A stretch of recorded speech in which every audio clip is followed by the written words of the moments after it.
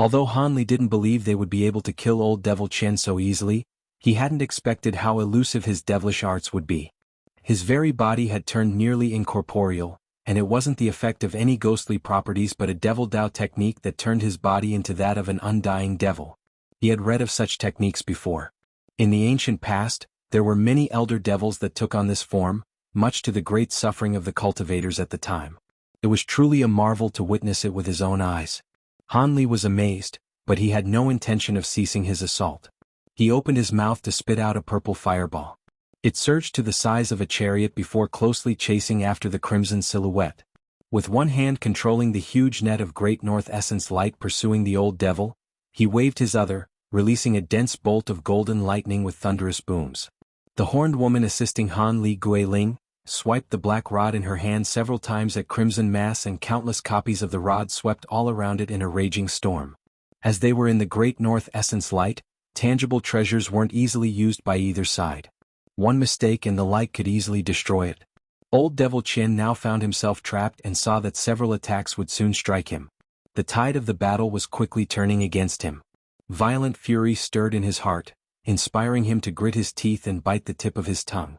He spit out a ball of gray light wrapped in crimson threads to block the bolt of lightning.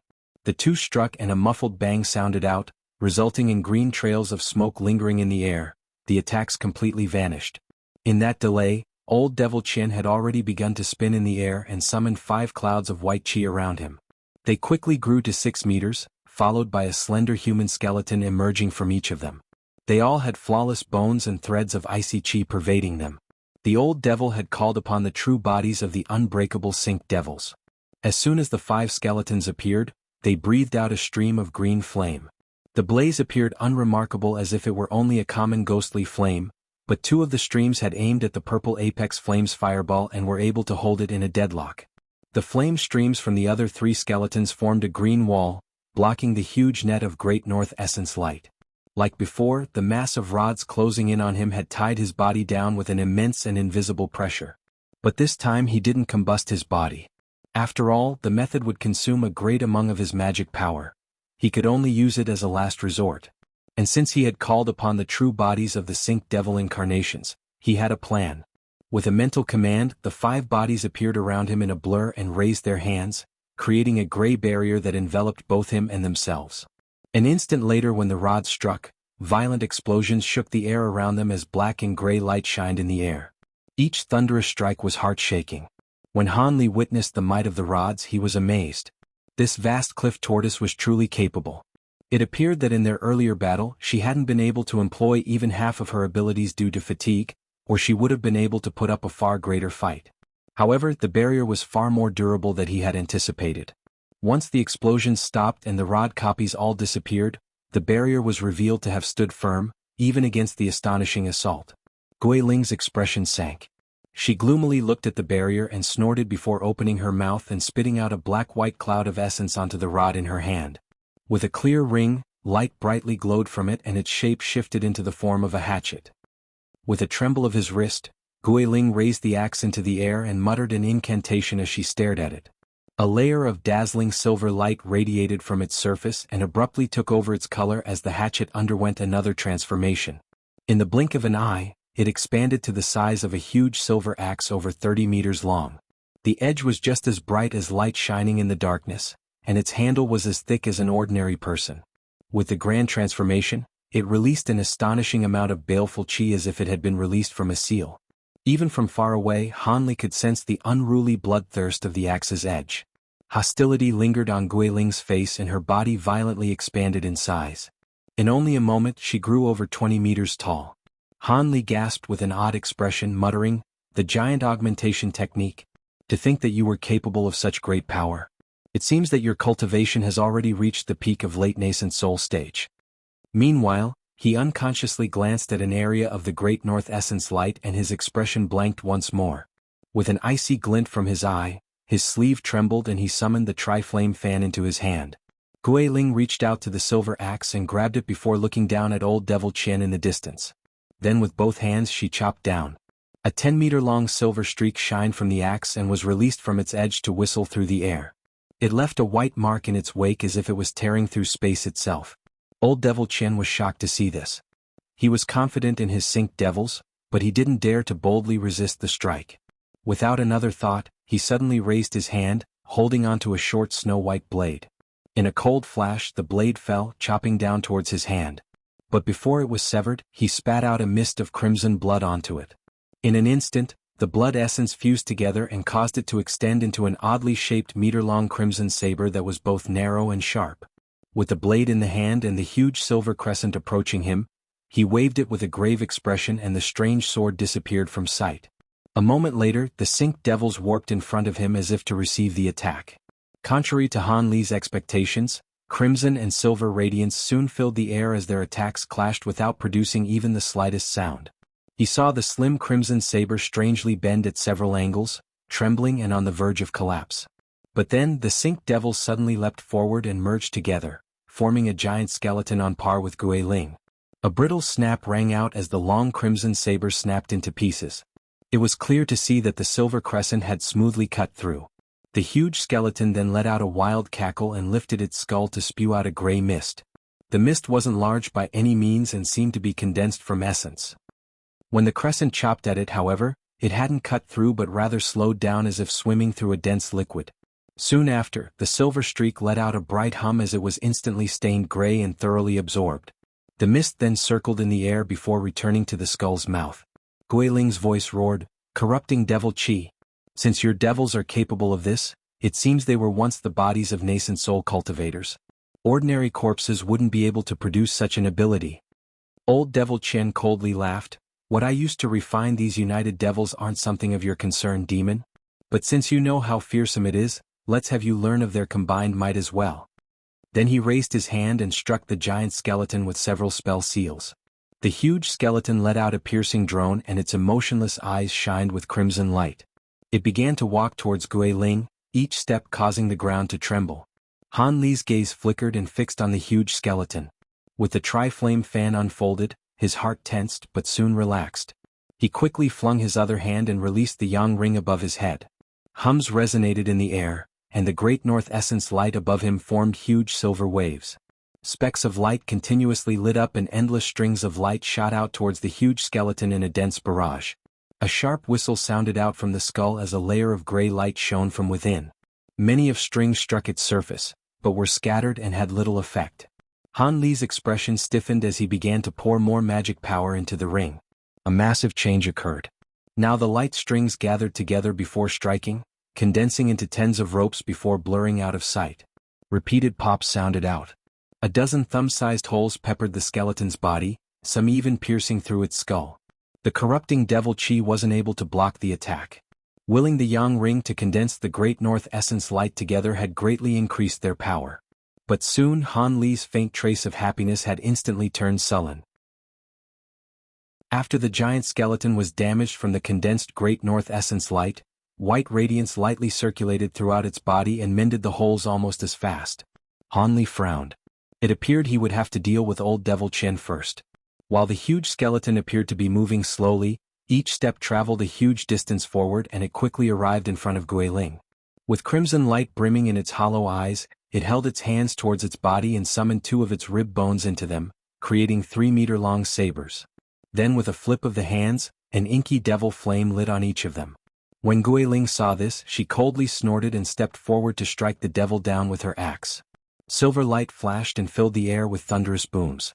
The bone sabers immediately surged several times in size as they moved to block the axe in a cross, stopping it from cleaving down on its skull. Gui Ling wasn't very surprised by this, rather, a vicious intent soon lit up in her eyes. "Tiger, devour." Light flared from her weapon once more, and a giant beast's head suddenly emerged from it, appearing to be that of a single-horned white tiger. The beast gaped its mouth open and quickly lunged forward, biting down on the skeleton's skull. It clearly devoured the head and the tiger immediately withdrew. The silver axe not only had a fearsome blade, but an artifact spirit as well. Gui Ling pressed the attack and spun the axe like a wheel of death as she slowly ground down the skeleton with cold light. Torn apart from the immense force, bone fragments rained freely around them. Soon into her assault, she stilled her axe and breathed out yellow flames onto the ground, intending on dealing the finishing blow to the Sink Devils. Contrary to the situation, however, Old Devil Chen's alarm had disappeared when he saw that the horned woman planned on using demon flame to destroy his devils. He simply muttered an incantation and activated a devilish technique. An icy wind immediately brushed past the raging yellow flames and restrained them. Then, 5 crystalline black strings emerged from the yellow demon flames and shot out from them, leaving an explosion over 30 meters wide in its wake.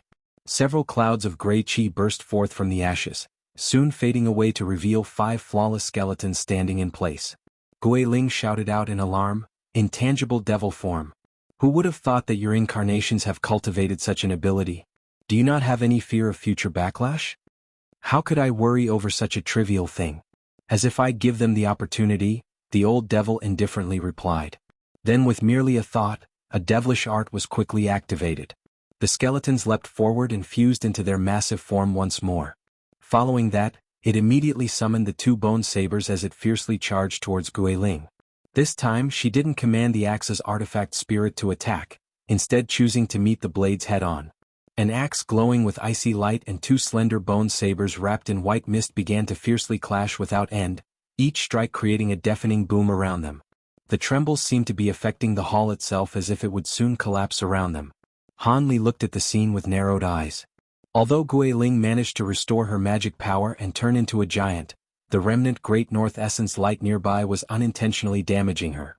No matter how durable her crimson armor may be, she wouldn't be able to hold out against the skeleton much longer within the light.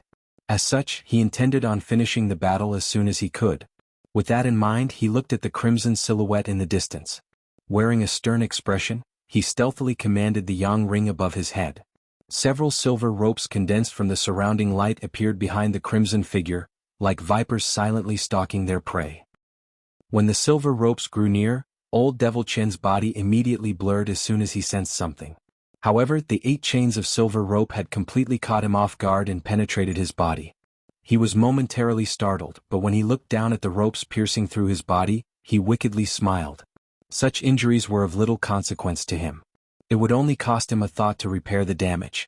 Soon, however, he discovered that there was something amiss and his expression slowly shifted downwards. The silver ropes hadn't disappeared.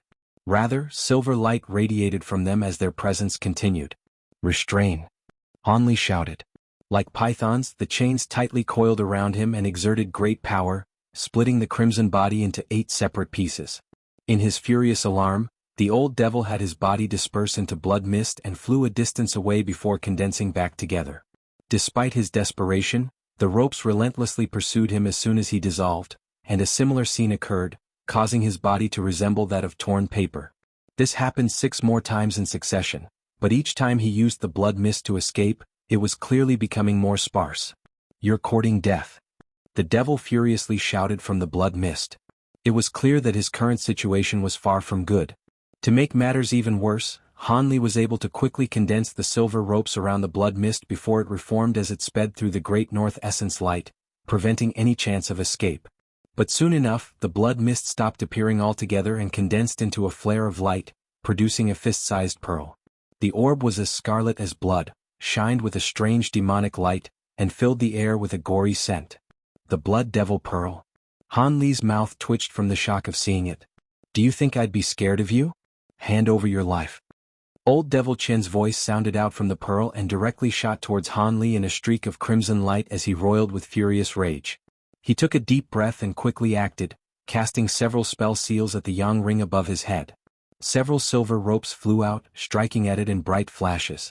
Despite its speed, many of the attacks had landed, but the pearl lit up a barrier with a hum, easily repelling these attacks with flashes of green. Betraying not a trace of emotion from his face, Han Li flipped his hand and summoned a ball of golden lightning in his palm and tightened his grasp of the tri-flame fan in the other. The old devil had stored his nascent soul into this blood devil pearl long ago. To kill him, one would have to destroy the pearl itself. The treasure was immensely famous amongst the devil Dao. It was akin to a second body when attached with a nascent soul.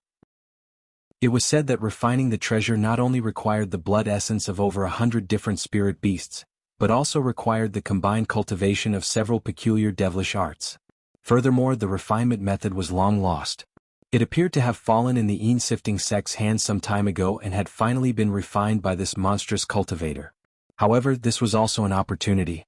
Once the pearl approached him, he would blast it with divine devilbane lightning and trap it within, then striking it with the tri-flame fan. Regardless of the treasure's abilities, it wasn't something that could withstand the fan's fury. With a plan in mind, he prepared to meet the old devil head-on, but the pearl came to a sudden stop along the way. A foot-tall crimson flame suddenly burst forth, causing the pearl to disappear without a trace. Han Li felt his heart tremble and he quickly released his spiritual sense, fearing that the old devil would attempt to ambush him. But a moment later he was stunned. The flaming blood devil pearl reappeared once more, but it wasn't by his side, it was at the edge of the area a distance away. Then old devil Qian let out a roaring laugh. "Youngster, do you believe me to be senile? Fighting here against two high-grade opponents is beyond foolish. I'll be sure to entertain you properly on the outside with some reinforcements." With that said, the blood devil pearl disappeared into the waves of silver light. By the time Han Li realized what had happened, it was too late to pursue. But in spite of his surprise, he hadn't displayed any panic. Instead, he turned his attention on Gui Ling's battle with the Sink Devils. His expression stirred and thunder rang out from his back as a pair of wings revealed themselves. Then in a flash, he appeared at the edge of the Great North Essence Light. Han Li coldly leered in the direction that the old devil has escaped from and raised the tri-flame fan, but a trace of hesitation appeared on his face. He then spat out a fist-sized object wrapped in azure light, the Heaven Void Cauldron. Having done that, he suddenly heard a huge bang, followed by old devil Qian's cursing. Then the light around them began to stir as a crimson streak and a silver light came into appearance. The crimson streak was the blood devil pearl, but the flame surrounding it had decreased by nearly half. As for the ball of blinding silver light across from it, it vaguely appeared to belong to a slim silhouette. When old devil Qian saw Han Li arrive before him, his heart trembled and the blood devil pearl came to an immediate stop. Then the silver silhouette behind the pearl began to take action. It raised a small bow in its hand and drew back a non-existent bowstring to release a dense barrage of red arrows.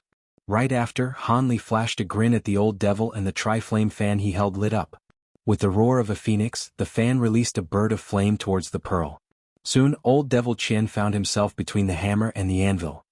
He was greatly troubled, having seen the might of the tri-flame fan once before.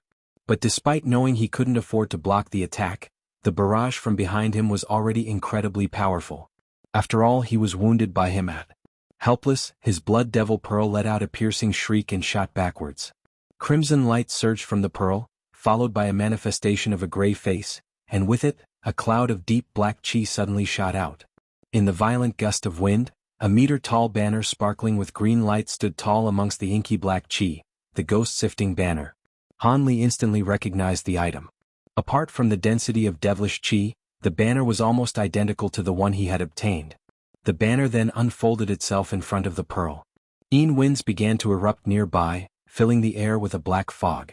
Malformed ghosts' heads emerged from them and spat wisps of flame at the approaching arrows. As they pierced into the yin qi, an eruption sounded out from within. With the given opportunity, old devil Qian concealed the blood devil pearl with the banner's power and the two treasures flew off.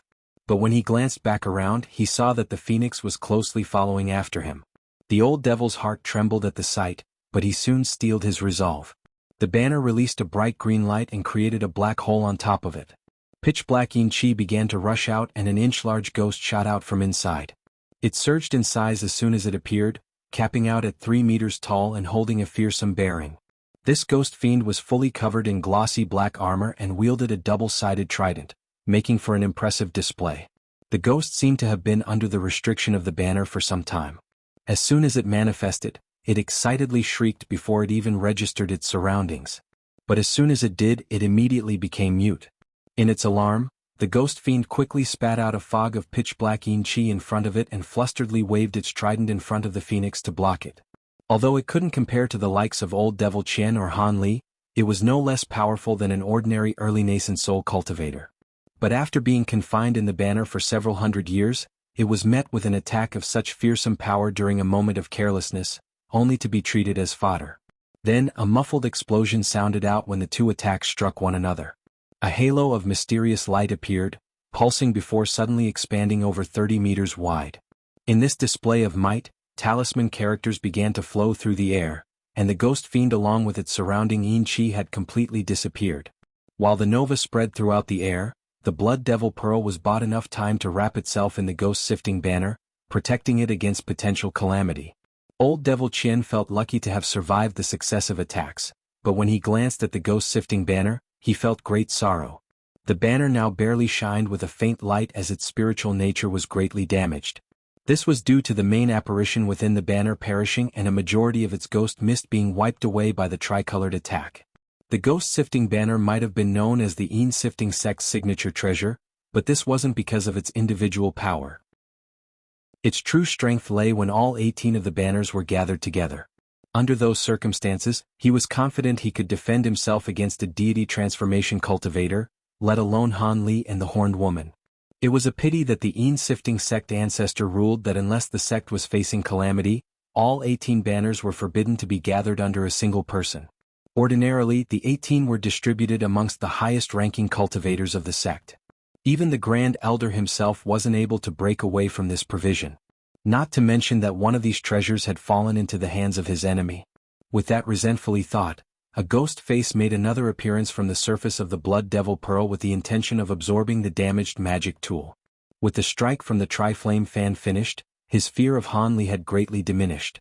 Using such a powerful treasure was certain to consume much magic power. Han Li had already used it once before as well. Having launched a second strike so soon after, he shouldn't be able to use the treasure again anytime soon. In any case, if Han Li was able to use the fan in rapid succession, he would have long perished from its might. But at that moment something strange happened. Thunder exploded from a distance away, and an emerald streak launched out from the cloaked argent silhouette. Not good. Fear was inspired in the old devil upon seeing this familiar scene. When he first escaped Han Li with the Blood Devil Pearl, he was caught off guard and ambushed by this emerald streak. Since it contained divine Devilbane lightning, it damaged much of the crimson blaze protecting him. Having suffered once before, he wasn't about to let this happen again. After the ghost face absorbed the banner, the pearl blurred and became vaguely shaped. 3 meters away, the green streak reappeared, its true form revealed to be an emerald arrow that was several inches long and arced with golden lightning. With a clap of thunder, the arrow eviscerated the image of the Blood Devil Pearl that had been left behind. To avoid another crisis, Old Devil Chin had used a secret technique to move the pearl a distance away, leaving only an illusion behind. 40 meters away, a cloud of blood flame burst and the pearl made a reappearance. But at that same moment, a flicker of black light appeared behind it, an inch-long saber shining like a jet-black crystal. In a flash, it flicked past the pearl in a black line, passing through its defenses as if they had never existed.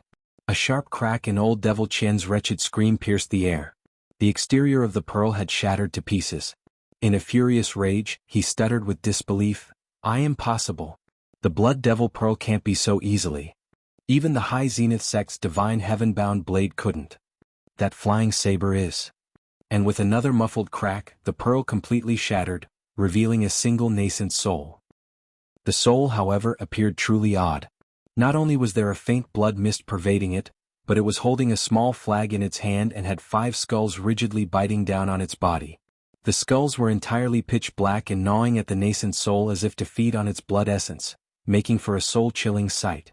Immediately after the pearl had disappeared, Old Devil Chin's nascent soul let out a piercing screech and wrapped itself in the ghost-sifting banner before flying off in a streak of black mist. As for the huge skeleton that was occupying Gui Ling's attention, it echoed the piercing shriek and its body dissolved after leaping into the air, forming 5 gray clouds that launched towards the old devil. Although the pearl was destroyed and Old Devil Chin was no longer able to form the crimson silhouette, he was able to still fuse with the Sync Devils and possess their body. Of course, Gui Ling wasn't about to allow them to easily escape. Her body instantly shrunk back to her original size as she chased after them. If his nascent soul was allowed to escape the Great North Essence lights, he would then be capable of instantaneous movement, allowing him to quickly arrive next to the Sync Devils and fuse together with them. But now that his movements were restricted to an ordinary speed, he had no way to outpace Han Li's thunderstorm wings. As expected, Han Li waved his wings and appeared in front of Old Devil Chin with a raised hand, releasing a net of golden lightning. The old devil instantly recognized this to be divine Devilbane lightning and spit out a blood mist in his panic to temporarily block the attack, then quickly changed his direction. But then another flash appeared in front of him, a silhouette in silver light. The light surrounding him soon faded away to reveal a middle-aged cultivator with a pale complexion.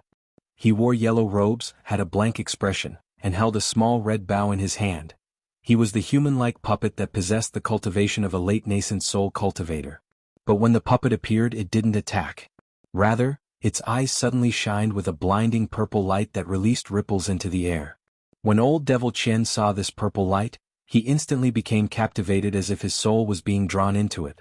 His body became warm and his mind grew blank. No. A bewitchment technique. Although he was now reduced to his nascent soul, his well-nurtured spiritual sense was able to quickly awaken. He rapidly turned his head, completely overwhelmed with shock, not daring to look into his eyes. Black chi surged from his body and he quickly took off in a different direction. However, he suddenly felt spiritual chi fluctuations above him and he couldn't help but to look up.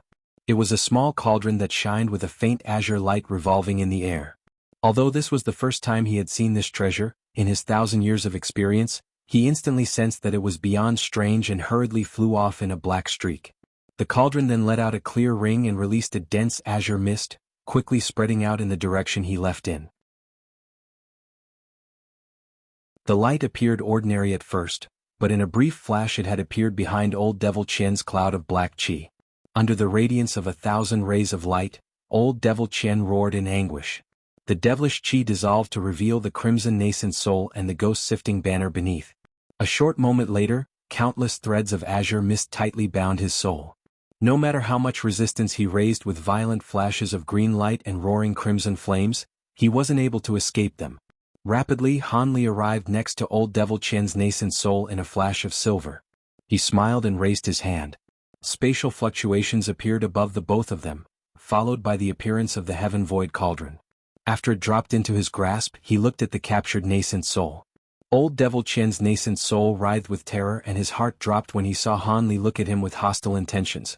But soon, a vicious resolve was born in his heart and he bit to the tip of his tongue with a grimace. Han Li's gaze turned cold. With 2 pops, talismans were stuck onto the soul's body, 1 gold and 1 silver, freezing his magic power and dissolving the suicidal attack he was about to launch. Right after, the yellow-robed middle-aged cultivator appeared behind Old Devil Chen in a flash of light. It was the late nascent soul puppet. It had silently arrived there at an unknown time. Han Li wore a mysterious smile following its appearance. At the start of the ambush, Han Li had the puppet conceal itself in the direction of the palace gates. If the old devil was truly as cunning as he believed, he would flee without a thought. And since the puppet wasn't alive, its aura was concealed with extreme ease. Apart from seeing it with one's own eyes, one would be incapable of detecting it. As a result, Old Devil Chen ended up ambushed by the arrow of golden lightning bamboo while he made his escape, and was forcibly pushed back deeper in the hall. But because Han Li needed to capture his nascent soul alive, he used divine Devilbane lightning to scare him away after he destroyed the Blood Devil Pearl using the dagger refined from the Devil Essence Diamond. Then as he fled in a panic, his puppet sneaked behind him and used its witch eyes refined from the brilliant glow gem to entrap him in a bewitchment technique. Having experienced the fearsome might of its witch eyes for himself, Han Li was confident it would be able to disable the old devil momentarily, no matter how powerful his spiritual sense may be.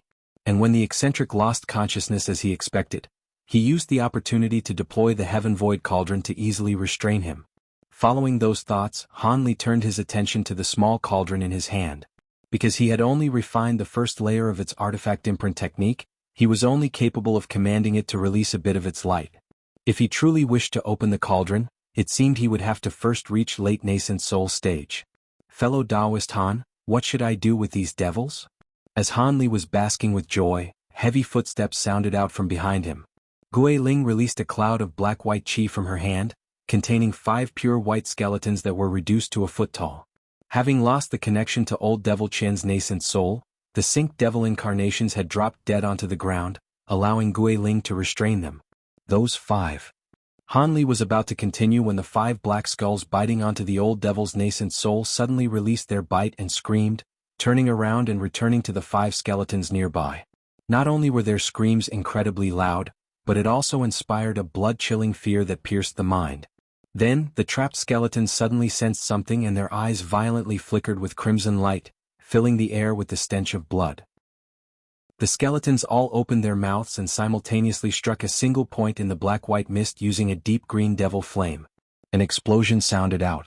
Caught off guard, Gui Ling's restriction had been destroyed. The five shot out in streaks of white chi towards their jet-black skulls, but when Han Li saw this, he coldly snorted and waved his hand at the small cauldron. The azure mist poured out from it and instantly formed a wall to block the five streaks.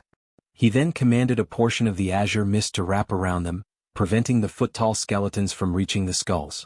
The skeletons were then thrown into a crazed frenzy. Although the threads held them firm, their limbs struggled with all their might. They relentlessly spat emerald flame wisps at the azure strings that bound them. When old Devil Chen's nascent soul saw this, a trace of fear plagued his face and he suddenly yelled, "No! You, quickly release them." When Han Li swept his gaze over across them, he felt somewhat baffled, but he wasn't about to listen to him. The result that followed astonished him. The skulls suddenly let out a sharp hiss and returned back towards old Devil Chen's nascent soul. Right after, the skulls didn't simply gnaw on the nascent soul, but their mouths began to bear down with strength, clearly intending on devouring him. Devil backlash. Han Li's heart jumped when he realized what was happening. Because old Devil Chen's magic power had greatly decreased, he had momentarily lost control and the obedient Sink Devils suddenly turned savage towards their master. However, Han Li had no intention of allowing him to perish. He waved his hand at the small cauldron without another thought. A series of clear rings rang out from within and countless azure threads shot out from the light covering its surface, firmly binding the skulls and forcibly dragged them away from the nascent soul. Even so, the skulls still bit at the air with wild strength born from insanity. He didn't pay the skulls any further heed and instead focused on the old devil's nascent soul. Although it had only taken a moment, the soul's body was reduced to less than half its original size and was on the verge of death. But in his gaze it made no difference so long as it was still present. Then with a deep breath, Han Li grabbed the ghost-sifting banner at the old devil's side and quickly examined it before placing it in his storage pouch. Soon after, he swept his gaze to a place in the distance. The human puppet stirred and flickered from sight before returning to Han Li with a black storage pouch in hand. It had dropped to the ground when old Devil Chen's blood devil pearl was destroyed.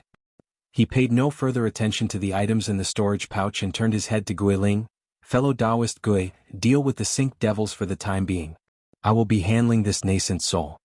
He didn't wish for any others to watch while he was in the process of soul extraction. "Please go ahead." "I'll deal with the Sink Devils," Guiling calmly replied. Then she opened her mouth and enveloped the skeletons and skulls in black and white mist, taking over Han Li's restrictions of them. He nodded and reached out to the azure mist, creating a large azure hand that grabbed the nascent soul. A streak of azure light then flew away and disappeared into the great north essence light nearby. As for the human puppet, it remained motionless. When Guiling saw him disappear, she began to examine the puppet for a long time. Then a trace of shock appeared on her face. If she hadn't personally seen Han Li summon it out from a storage pouch, she would have hardly believed that the cultivator before her was actually a puppet. Time slowly moved by and a quarter hour passed. The great north essence light stirred and parted way for Han Li to emerge. He revealed no emotion and old Devil Chen's nascent soul was nowhere to be seen. When he approached Guiling, she pointed to the 5 Sink Devils and asked, "How should we deal with them? To the best of my knowledge, there is no other way to vanish them from this world apart from slow refinement from great yang flames." "Refine?" Han Li paused for a moment. "There is no need for that. I have another use for them. I'll just seal them away for the time being." "Then so be it." Despite her surprise, she readily agreed. Han Li waved his sleeve, summoning a dense swarm of talismans from within and instantly covered the skeletons and skulls with various colored balls of light. He then clapped his hands together and flicked a finger, arcing lightning from his hand and weaving it together with golden strings layer upon layer around them. As light flashed, over 10 balls of golden light appeared before them. With an incantation gesture, Han Li released spell seals at the balls, quickly shrinking them to the size of a fist. When Han Li looked at them, he frowned when something came to mind. He opened his mouth and spat out a bubble that glowed with Buddhist light. It was the Vajra barrier that he had been nurturing his body with. He pointed to the item in his hand and a 7-colored radiance swept them all up, absorbing them into the golden orb. With divine Devilbane lightning and the Buddhist treasure suppressing it, no matter how vicious what lay ahead, they shouldn't have any way of escaping. He finally felt at ease and placed the Vajra barrier into a jade box before carefully putting it away. "Let's go.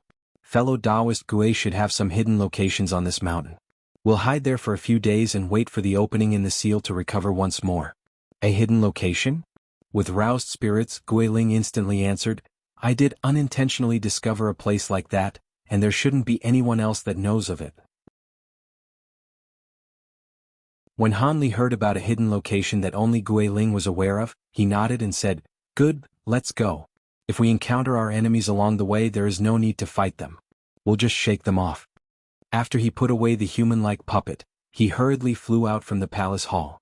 The two flew through the Great North Essence Light in the blink of an eye, but when the flight restrictions took effect once more, they could only drop to the floor and use body lightning techniques to conserve their magic power. He swept his spiritual sense into the distance and didn't see anyone on the exterior of the Great North Essence Light, much to his delight and surprise. He called out to Gui Ling and calmly emerged from the light with the Tailstar Essence shield and Tri-Flame fan in hand. After taking another careful look around, he slowly walked out from Kunwo Hall. It was deathly quiet on the outside, and when he had a clear view of the area, he felt a hint of surprise. In the large plaza past the felled gold-weight spirit trees, the ground was littered with holes and piles of rubble as if a grand battle occurred. When Gui Ling walked up behind him, she looked at the scene and paused. How curious could it be they fought amongst themselves? She puzzlingly mused. Han Li regained his composure and sullenly said, "I'm unsure. It is possible they encountered that first group of cultivators. Although I don't know their origins, since they were able to rend open the seal to Kunwo Mountain, their abilities should be great." Gui Ling sighed. That could be the case. When the seal was broken, I followed them from a distance and noticed that two of them had a similar cultivation to mine. Oh, do you remember their appearance? From the first wave here, he only knew about the square-faced middle-aged man. He had seen him use a powerful treasure to defend himself against old Devil Qian. Gui Ling shook her head. Since their strength was sure to be powerful, I didn't dare to approach. I only viewed them at a distance with my spiritual sense. Han Li was a little disappointed to hear this. He had wanted to know if the Elder Devil was among those here and if he should plan for an opportunity to seize back his two flying swords. But now with Gui Ling and the human-like puppet, he was confident that he would have more than a fighting chance against the Elder Devil and wouldn't need to flee. His gaze flickered as he pondered for a moment, then concluding, in any case, they shouldn't have been able to easily exterminate those here. They most likely chased them elsewhere.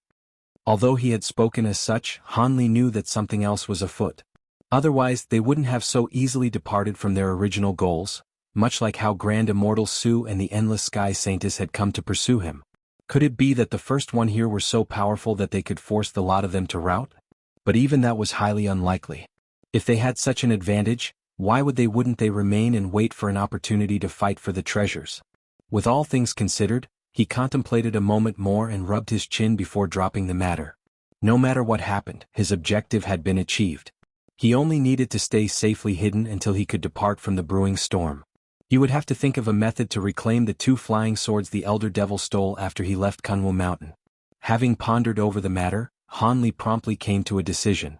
"Fellow Taoist Gui, let's first go to the secret place you spoke of. There is no need to follow them. In a few days there will be even more cultivators who will enter." Han Li then led the way down the stairs to the main plaza. Gui Ling wryly laughed and followed suit. Along the way they saw sword scars, scorch marks and other signs of battle. These cultivators had been pursued when they made their escape. This is... When a huge gorge suddenly appeared before them, Han Li approached and took a look before tensely frowning. The huge split was certain to have been created from the strike of a blade-type treasure. It had rent the stairs in two and created a gap over 300 meters wide and 100 meters deep. He even mused that if he made use of the full might of his giant sword technique, he wouldn't be capable of such a feat. Silvermoon's voice echoed from his mind. It seems those cultivators definitely encountered trouble, given the power of the abilities that had been displayed. The battle was much more intense than we imagined. Perhaps, but what does that have to do with us? Han Li casually replied. Soon after, he launched himself from the ground and floated across the ravine. Gui Ling moved closely behind. After he landed, his expression stirred and he glanced at one of the huge rocks in front of him with a cold gaze. Then Han Li's expression sank and he harshly yelled, "You come out from there." A cloud of black chi then shot out from the nearby. A nascent soul could be faintly seen within it. Since the cultivators on the mountain were more likely to be enemies than not, there was no need to be polite and let him slip away. Thunder rang out from his back and he suddenly disappeared from sight. A short moment later, he appeared in front of the black mass in a flash of silver light. He raised his hand and with a crackle, A massive blue hand appeared and closed its grip. With great alarm, black chi surged around the nascent soul in an attempt to flee. But since it had been greatly wounded in the fight before, it wasn't able to use instantaneous movement from the very start. And with Han Li's rich experience in dispersing nascent souls, he was also quite proficient in trapping them. He simply sneered in contempt when he saw the soul's attempt to escape. Golden lightning began to spark from the large azure hand and 5 bolts of thunder erupted from it, creating a large golden net to trap it. Then the nascent soul's body blurred, only to run headfirst in the net of lightning. A large explosion sounded out. The golden lightning had dispersed a majority of the black chi protecting the nascent soul's body. As for the soul itself, its body began to tremble as if it were on the verge of collapse. The large azure hand then swiftly grabbed a hold of the soul and brought it back to Han Li. He glanced at the terrified being and smiled. "It's him?" When Guiling saw the nascent soul, a trace of surprise appeared on her face. Although it had no body, its face clearly belonged to one of the 2 old Yin-sifting sect elders. He had lost his body at some point and his nascent soul had remained hidden behind the huge boulder ever since. With a terror-struck face, the soul pleaded, "We have no grudge between us, fellow Taoist Han. I had no hand in pursuing you." Han Li chuckled with a calm expression. "Why are you so scared? When did I say I was going to attack you? I only want to ask you what happened outside the hall. And you should have also seen 2 women leaving the hall along with 2 other demons." The nascent soul felt relief at his calm attitude and he quickly answered, "Not long after you entered the hall, the Yi clan cultivators had suddenly arrived with the Yi clan Grand Elder amongst them. When they saw us, they immediately attacked, and we had no choice but to fight under fellow Taoist Su's command. We were able to defend ourselves well enough, but then, the devil-suppressing pagoda suddenly began to quake and a majority of the mountain on that side sank as if it was entering the heart of the mountain. Furthermore." The nascent soul paused for a moment, but when Han Li's cold gaze pierced it, its heart trembled and it hastily continued, "Furthermore, a light suddenly flew out from the pagoda, followed by loud Buddhist chants that we could all clearly hear. Someone had yelled that it was a sign that a divine spirit treasure had arrived and soon after, they all gave up on the battle and flew in its direction. The Immortal Form sect elders and the 2 demons had emerged just as this occurred and traveled in the same direction. As for me, I had remained behind to inform the Grand Elder of this matter." "A divine spirit treasure truly appeared?" Han Li exclaimed. "I don't know if it truly is a divine spirit treasure, but changes in the sky to the likes of this couldn't be produced from an ordinary treasure. But since fellow Taoist Su and the Yi clan Grand Elder chased after it without another thought, it should be true." "And how did you die?" The nascent soul gritted its teeth. "That wretch Scatterwind had snuck up on me and used a crimson saber to strike down my body. The saber had completely absorbed my blood essence with the attack. If I hadn't resolved myself to abandon my body early, I fear my nascent soul wouldn't have been able to escape." Han Li raised his brow and doubtfully asked, "What blade could be so powerful?" The nascent soul paused for a moment before replying, "I'm not sure. It was the first time I had seen such a treasure. However, its appearance strongly resembled that of the Devil Dragon blade of legend, although its color was quite amiss. But if it was a true Devil Dragon blade, how could I have the opportunity to flee?" "The Devil Dragon blade." Han Li's expression changed at the mention of it. Devil blades forged from devil essence diamonds possessed a fearsome reputation. It was said that such blades possessed the vicious ability to kill by absorbing flesh and soul, and in turn refine them into power. The devil blade's might would then increase with the body count. Many believed that after a certain amount of time and honed with a continuous stream of kills, it would eventually rival a divine spirit treasure and be possible for the wielder to kill a deity transformation stage cultivator. Of course, divine spirit treasures and said blades in particular have long been extinct in the mortal world, so there was no such thing as a true comparison. But when the Yin-sifting sect elder suddenly mentioned this treasure, Han Li's expression turned unsightly. Guiling blinked and mused, "The blade can't have been a devil dragon blade, since his nascent soul was given the opportunity to escape. It should be a rare devil Dao treasure of another kind since the saber only bore a strong resemblance to the weapon." "That should be the case," Han Li nodded. Soon after, he looked in the direction of the devil-suppressing pagoda and saw that one of the peaks in the distance was gone. When he thought of the heaven-void cauldron in his hand, his heart stirred and he muttered, "Kunwu Mountain was known to be the center of human cultivation. It shouldn't be rare for a divine spirit treasure to be there." With Guiling's help and the human-like puppet, he now had a chance at acquiring the treasure. And with the 8 high-grade spirit stones he acquired from old Devil Chen's storage pouch, he could use his puppet quite freely. Silvermoon's voice suddenly spoke in his mind with hesitation. "Master, how about we take a look? For some reason, ever since I left the hall, something has been beckoning me towards there. It seems quite familiar. Perhaps there is something that is related to my lost memories." "There is something calling for you?" Hanli asked, startled. "That's right, I can faintly sense it. If we miss this opportunity, my memories may never be whole." Silvermoon spoke with an earnest tone. Hanli silently mused for a long while. Then he chuckled. "In that case, let's take a look. I'm also quite interested in this divine spirit treasure." When Silvermoon heard him, she happily replied, "Many thanks, master." Hanli then turned to the side and slowly said, "Fellow Taoist Gue, since a divine spirit treasure has emerged, it seems hiding away isn't an option anymore." Gue Ling gave a slight bow and answered, "You are my master. I will do what you bid." With the appearance of such a rare treasure, no cultivator could turn a blind eye. Gue Ling had already anticipated this and wasn't surprised by his change of mind. Then, the nascent soul trapped by the large azure hand shouted, "Could you agree to not harm me? I swear that everything I told you is true. I never mentioned sparing you, and you clearly understood that not speaking would only mean having your soul refined. You can only blame yourself for falling into my hands." With that said, Hanli opened his mouth and released a bolt of golden lightning. With a miserable scream, the large hand and the nascent soul disappeared in a flare of gold, only for a faint green banner to fall to the ground. Hanli's eyes lit up and he swept it up with a wave of his sleeve. He quickly glanced over it and found it to be another ghost-sifting banner. After using a soul-scouring technique on old Devil Chen, he came to understand that the banners were no trivial items. If all 18 were combined, they would have unimaginable power.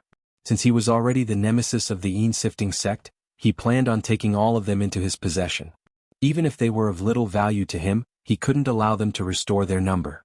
In the past, when one had been destroyed or lost, if the sect wasn't able to recover it, they refined a new one. However, this was only done a few times in the entire history of their sect.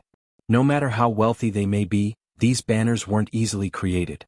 After refinement, it would take quite some time before they were powerful enough to be used. Hanli looked in the direction of the pagoda and muttered, "Let's hurry. We don't know if there are cultivators already fighting over the treasure." He then flew down the steps with Gue Ling closely behind. There were restrictions to either side of the stairway, preventing them from cutting through. Along the way he spotted no further signs of combat and soon, they returned to the main White Jade Plaza, then making their way up to the devil-suppressing pagoda. Farther down the path, there was an area reduced to a mess littered with rubble and holes. Hanli turned a blind eye to this and continued on his way. Gue Ling let out a gasp and looked at one of the piles of rubble. Surprised, he followed her gaze and found something strange. Below an unremarkable pile of debris, there was a small white object. It was clearly the bones belonging to an arm. He swept his sleeve and blew away the rubble in an azure wind, revealing a skeleton underneath. Shock appeared on Hanli's face. The hair and clothes draped on the skeleton belonged to Old Man Fu. The dark violet pearl was tightly held in his other hand, but it was mostly shattered. Hanli remained silent and began to look around. After a long while, he sighed, "To think you put all that effort into refining the nascent cultivating pill only for you to die here. The path of cultivation is truly perilous." Although he didn't consider them to be friends, his sudden death left a rather peculiar feeling in his heart. "Does fellow Taoist Han recognize this person?" Gue Ling asked. "His death is quite odd. The flesh had been stripped clean and there are no signs that his nascent soul had manifested. And there is only the mark of a single cut from his back. It appears like..." Hanli let out a long sigh. "This person died from the blade that the Yin-sifting sect elder described, right?" Gue Ling solemnly said, "Indeed, although there are other devilish techniques capable of stripping away flesh, they don't leave a mark like this. Additionally, the Yin-sifting sect elder's nascent soul was able to flee, but this person simply perished. Could it truly be a devil-dragon blade? How could we explain this difference in strength?" After some thought, Hanli shook his head and said, "I very much doubt that. The devil-dragon blade might have the power to increase its strength from consuming the souls and flesh of cultivators, but the process should take quite a bit of time. How could its power grow so rapidly?" "Yes, that does make sense," Gue Ling chimed with a sense of understanding. "More importantly, this Master Scatterwind has no fear of consequences. He dared to attack elders of both the Yin-sifting sect and the Nine Serenities sect. Furthermore, he hadn't destroyed their bodies after killing them. Doesn't he have any fear of the two sects joining together to take revenge? Han Li took another glance at the skeleton and puzzlement appeared on his face. Given that his storage pouch had disappeared, the nascent cultivating pill should have fallen into the hands of that character. As Gui Ling had just emerged from imprisonment, she had little understanding of the current cultivation world and thus little to add. Han Li pondered for a moment more and couldn't come up with an answer. Then he raised his hand and released a fireball, burning the skeleton to ash. Let's be careful. That blade will be stronger after consuming a nascent soul cultivator. We'd best not suffer in the same way. With those indifferent words, he led the way ahead but wore a much gloomier expression.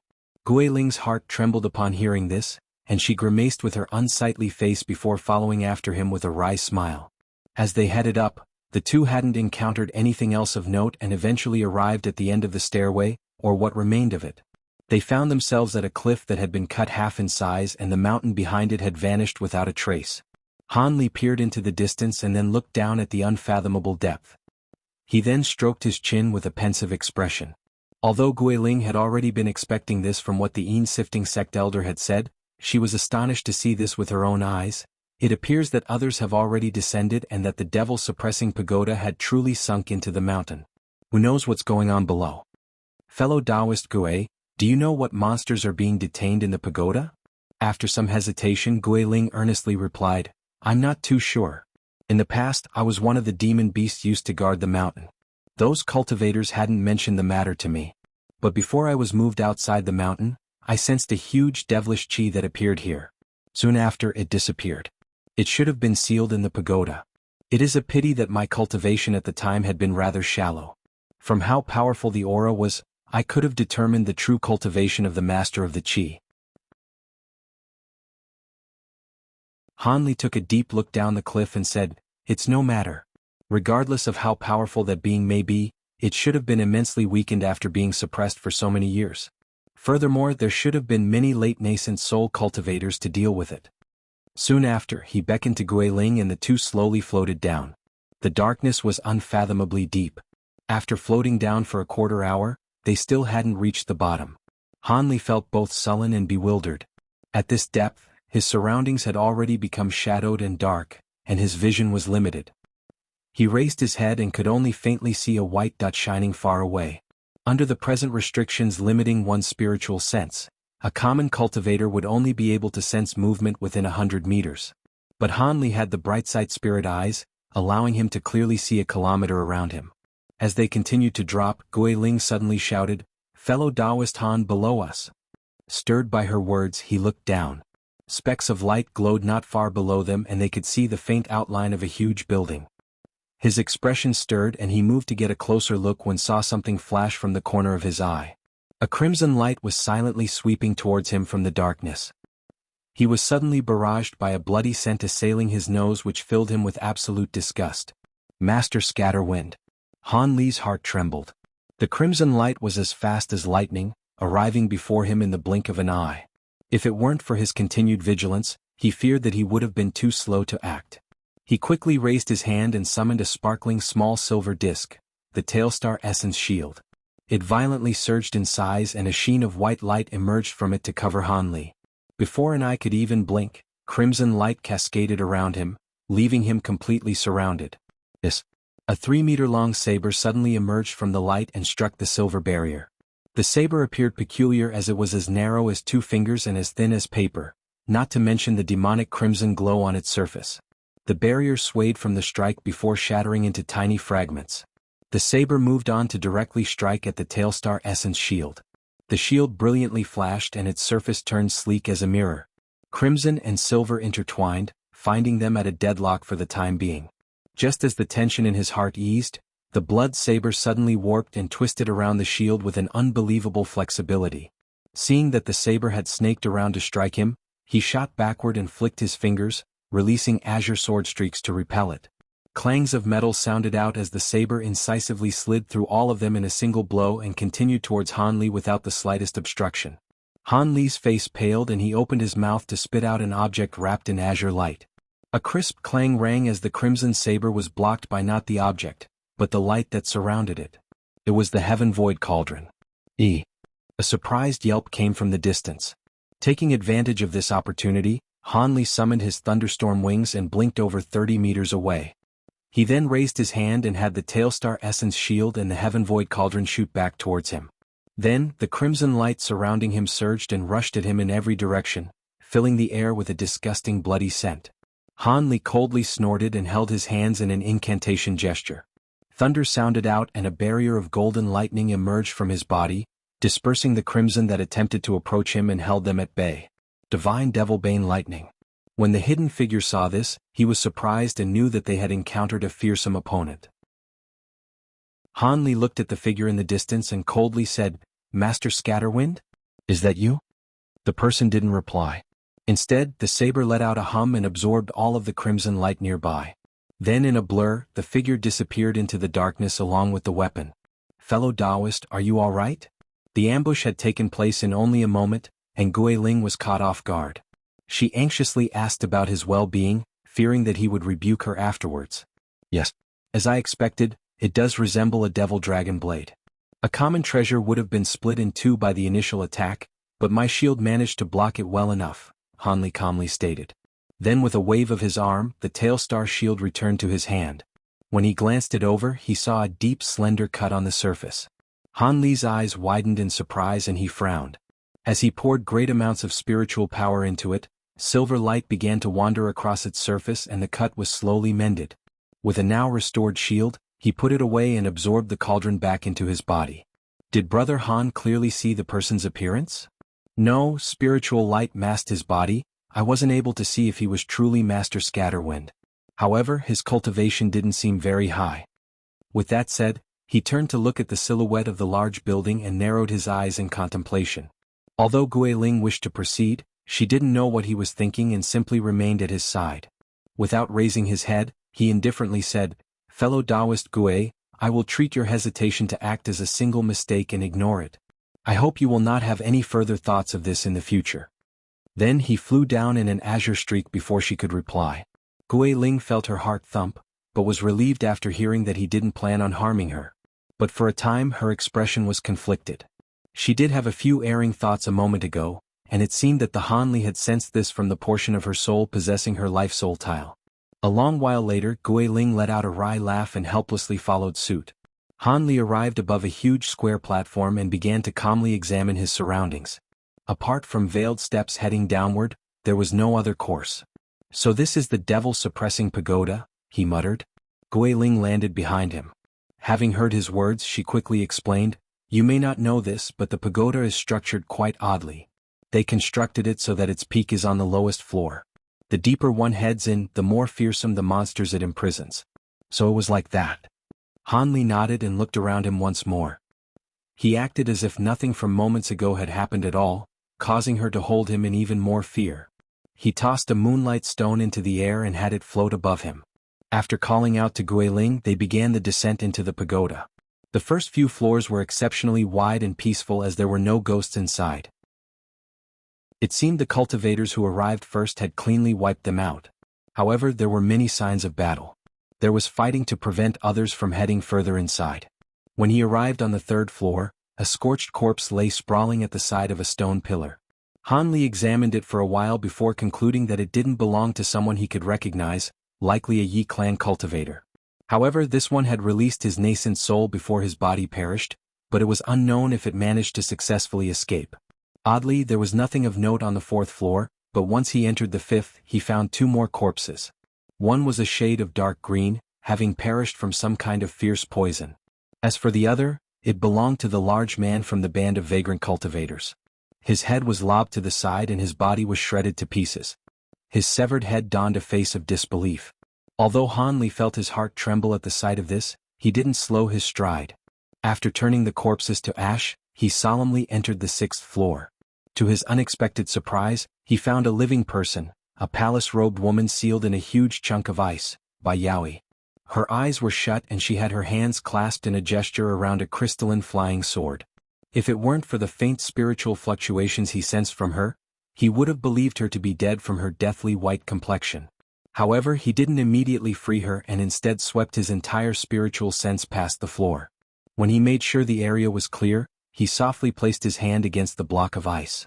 Then with a crackle, a layer of purple flames ignited from his palm and quickly ate away at the cold chi.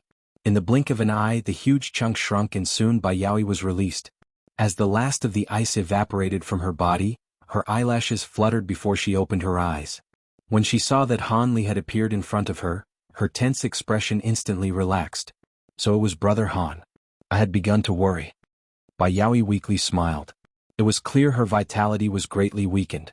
Han Li frowned and examined the woman's expression before slowly asking, "If I remember correctly, fellow Taoist, Bai cultivated an ice attribute technique. Could it be that you sealed yourself in the ice?" With a face still lingering with fear, Bai Yaoi slowly said, "I was heavily injured. In order to repel my enemies, I was forced to release the profound glacial chi I diligently cultivated within my flying sword for many years. At the time, the others were only thinking of entering the lower floors as soon as they could, and I managed to escape death through only luck." "Oh? From your words, you don't seem very familiar with the attackers." "It was someone from the group of cultivators that arrived before us. At the time, I was in a deadlock with someone when I was ambushed, forcing me to seal myself. The ice would have taken a long time to break unless a late nascent soul cultivator was personally bent on destroying it. But since I am heavily injured, I had no way to break free and had to trouble fellow Taoist Han to save me. Had I remained sealed for a long, I don't even want to think of the consequences.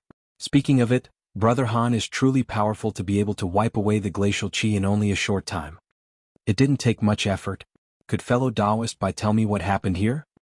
After fellow Taoist Fu and I departed, we searched a secret pavilion and acquired quite a few gains.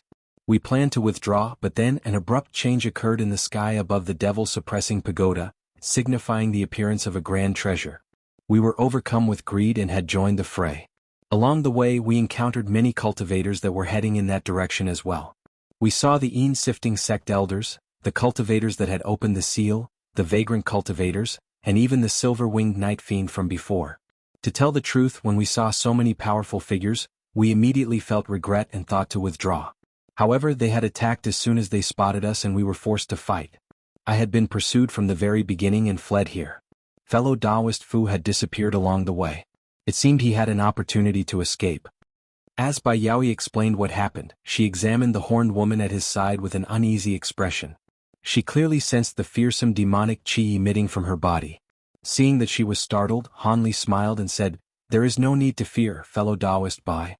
Fellow Taoist Guiling has agreed to join hands with me. I wouldn't have dared to come otherwise."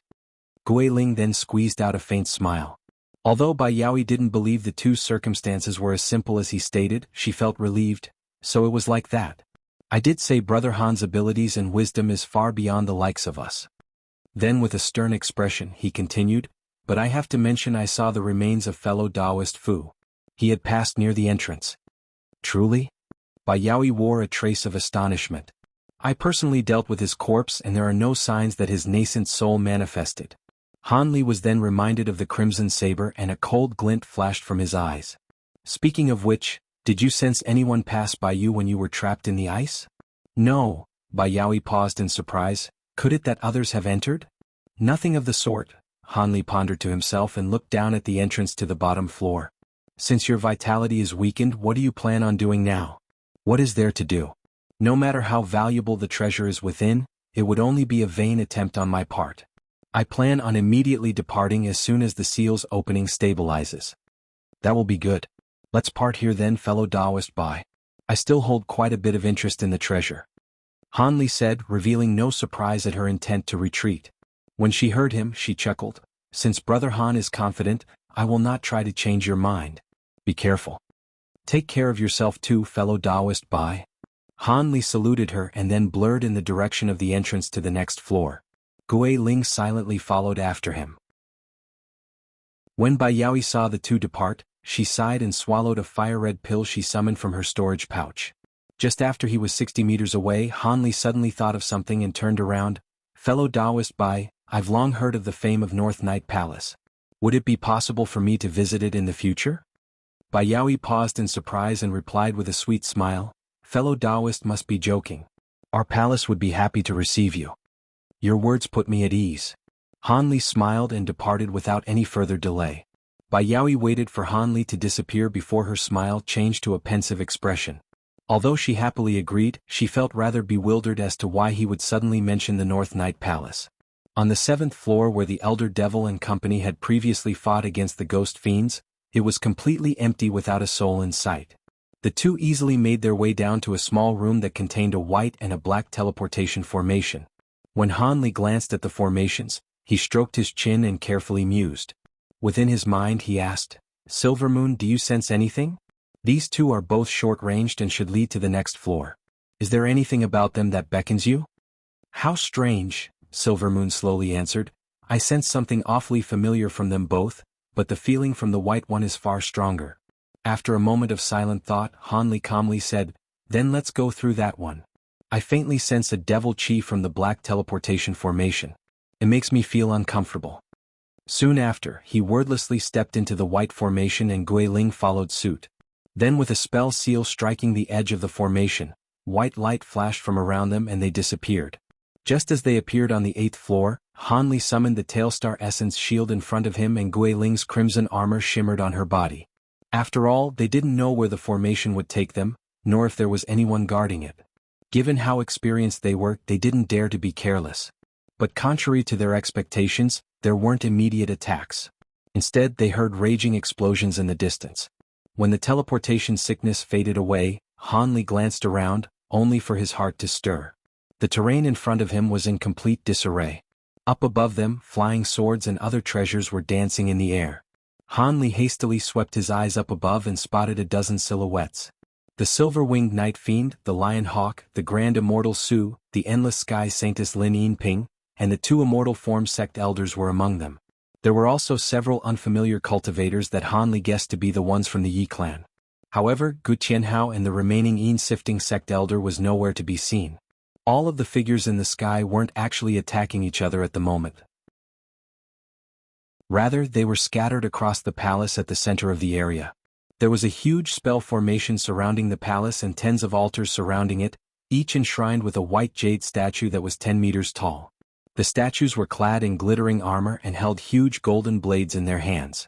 They had come to life and were working in conjunction with the restrictions of the giant spell formation. They faced off against the many high-grade opponents, releasing 10-meter-long sword lights in response to the cultivators' attacks. However, the cultivators weren't entirely focused on the statues. Quite a few would occasionally steal a glance at the palace in between their attacks. Over 30 meters in the air above the palace floated an emerald-green wooden ruler emitting a faint verdant glow. It was half a foot long and styled unoriginally. It only appeared to be a common treasure, however, because every time it flipped in the air, countless lotus flowers blossomed around it and slowly danced in the air. The images of 8 various spirit beasts would appear amongst them and roar at the ruler as if in a show of respect. A horned lion dragon, golden-scaled flood dragon, 8-corned deer. Han Li lost his breath as he named them all off. These spirit beasts were resoundingly famous during ancient times. In her shock, Gui Ling muttered, "The 8-spirit ruler. I didn't think that the 3 Kunwu elders would leave this treasure behind." "The 8-spirit ruler?" Han Li's expression stirred. Silvermoon slowly said, "The ruler is a divine spirit treasure. However, it was only used a handful during ancient times, and was lesser known as a result. Nevertheless, its power should be as expected." Han Li's frowned, having heard Silvermoon's voice turn strange. "Are you all right?" Not sure. I originally didn't recognize the treasure, but some detailed information on it had just appeared in my mind. It seems like this was what had summoned me. No, it's not the ruler. Someone close to me was beckoning. Wait, that's not right either. My other half is here." Han Li frowned, but just as he thought to inquire any further, the group of cultivators discovered Han Li and stared at him with bemused and hostile gazes. In his shock, Han Li dropped the matter with Silvermoon. He then walked out from the teleportation formation with a glint in his eye and floated to the sky. Grand Immortal Su coldly laughed and released a silver streak with a wave of his hand, shattering one of the statues. "I didn't expect that fellow Taoist Han would dare to follow us. I'm truly impressed." Soon after the statue's destruction, the altar flashed with white light, restoring it to its original form. Then it continued to wave its golden blade, releasing cuts of light into the air. Han Li calmly replied, "Why wouldn't I dare? A divine spirit treasure has appeared in front of us, And you still intend on starting trouble? When Lin Yinping heard this, hostility flared on her face, but just as she was about to speak, she was interrupted by the silver-winged night fiend. Don't forget that we have things to settle as well. Although there is a treasure in front of us, I wouldn't mind settling our debts first. The lion hawk next to him snarled in a clearly threatening gesture. Oh, is that so? Han Li replied with a smile. Gui Ling sighed, stepping forward to stand at his side. The night fiend's expression shifted upon seeing her. Fellow Taoist Gui, what are you doing? Why are you together with that human? An ominous glint flashed from her eye and she yelled, Do you truly not know, or are you playing the fool? After you made use of me, you only cared for your own life soul tiles and tossed me aside, leaving mine in his hands. If I want to preserve my life, I can only obey him. The cultivators were amazed to hear this. The night fiend wore slight embarrassment, and the roaring lion hawk immediately closed its mouth. The three had a friendship that spanned back many years.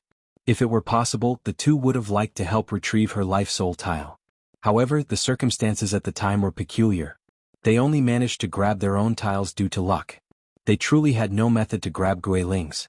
Furthermore, Han Li had been particularly cunning and immediately departed as soon as he grabbed the tile along with a few other treasures, making a clean escape while the rest had been trapped by the might of the Four Skies ruler.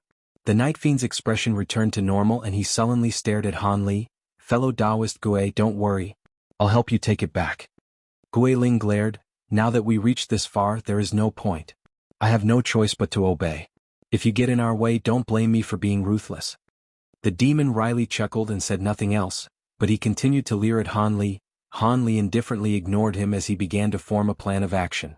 If the night fiend truly intended on finding trouble, he would have Gui Ling contest him. Lady Mu then sweetly smiled. Fellow Taoist Han, how did you battle against old devil Chen Fair? Since he's yet to appear, could it be that he's met his end at your hands? The words came as a shock to everyone present. Han Li raised his brow at her provocation, and turned to look at her and the beautiful young woman at her side. So you were the one who spied on our battle. I've yet to have the pleasure of knowing your name. Since you don't know who we are, you must be fellow Taoist Han. We are from the Nanjiang's immortal form sect. We can be considered half of the masters of this place. Brother Han's face is quite unfamiliar. Could it be you aren't from the Great Jin? Lady Mu had a well-bestowed body and a face of ordinary beauty. As she spoke flirtatiously, an icy coldness seeped out from deep in her eyes. My origins have nothing to do with our current affairs. As for my battle with old devil Qian, we merely sparred for a bit before eventually parting ways. Has that old devil still not appeared? It seems I have arrived first. Han Li spoke without a change in expression. At his side, Gui Ling rolled her eyes but remained silent. Lady Mu was doubtful of his words, but she also couldn't believe that he was capable of killing such a famed figure. As such, she silently smiled when she heard his unfriendly reply. The Yi clan cultivators now looked at Han Li with newfound importance considering this new information and exchanged a glance with one another. They then withdrew and stopped attacking the stone puppets in the spell formation for the time being. The white-robed late nascent soul stage scholar blinked and sent Han Li a voice transmission. Fellow Taoist, it seems there are grudges between you and them. I am the Yi clan Grand Elder, the commanding power of the Great Jin's imperial family. Would you be interested in joining hands? We only need the 8 spirit ruler. All the other treasures in the hall will be yours. What do you say? Han Li was stunned to hear this, but maintained a face of indifference and didn't reply. Seeing that Han Li possessed great power and controlled the high-grade spirit beast Gui Ling, he continued, Fellow Taoist, don't think that we're being greedy. If you manage to somehow acquire that treasure, you won't be able to last long by yourself. Han Li frowned and eventually replied through voice transmission. Your Yi clan is the greatest noble house in the Great Jin. Why do you need the help of an outsider like me? Didn't you have 2 great cultivators when entering this place? Where is the other one? His expression stirred and began to look around at the faces of these unfamiliar cultivators. He felt a bit of relief now seeing that the elder devil wasn't counted among their numbers, but trepidation still lingered in his heart. The scholar's heart trembled and chuckled a bit. I didn't expect that Brother Han would know of that person. To tell you the truth, he should be within this pagoda. Although I have no contact with him, I'm sure he'll come to aid us during our time of need. Perhaps he's already entered the palace. Han Li paused for a moment and replied, Is that so? But if there is nothing else in the palace, I would only be fanning resentment with these people for nothing. Seeing that Han Li was somewhat tempted, the Yi clan Grand Elder hurriedly pushed, That's a simple matter to resolve. We've already searched through other areas of the mountain and acquired many powerful treasures in passing. If you gain nothing from the palace, I am willing to hand them all over to you. If you fear that they would take revenge in the future, we can have you become a guest elder of the clan, or even pay you a sum of 1,000,000 spirit stones. Because the large-headed eccentric and some others had disappeared, the scholar felt great apprehension moving forward now that their current situation had fallen out of control. As such, he spared no effort to rope in Hanli swiftly. After a moment's thought, Hanli chuckled and agreed. I will take the offer of 1,000,000 spirit stones. If worst to worst, I will just depart from the great Jin. Most excellent. Then the matter is settled. Fellow Taoist can act according to his discretion, the scholar said with an exceedingly happy tone. As the artifact spirit linked to his soul-joined magic treasure, Silvermoon was able to clearly listen in on the deal. She couldn't help but ask, "What?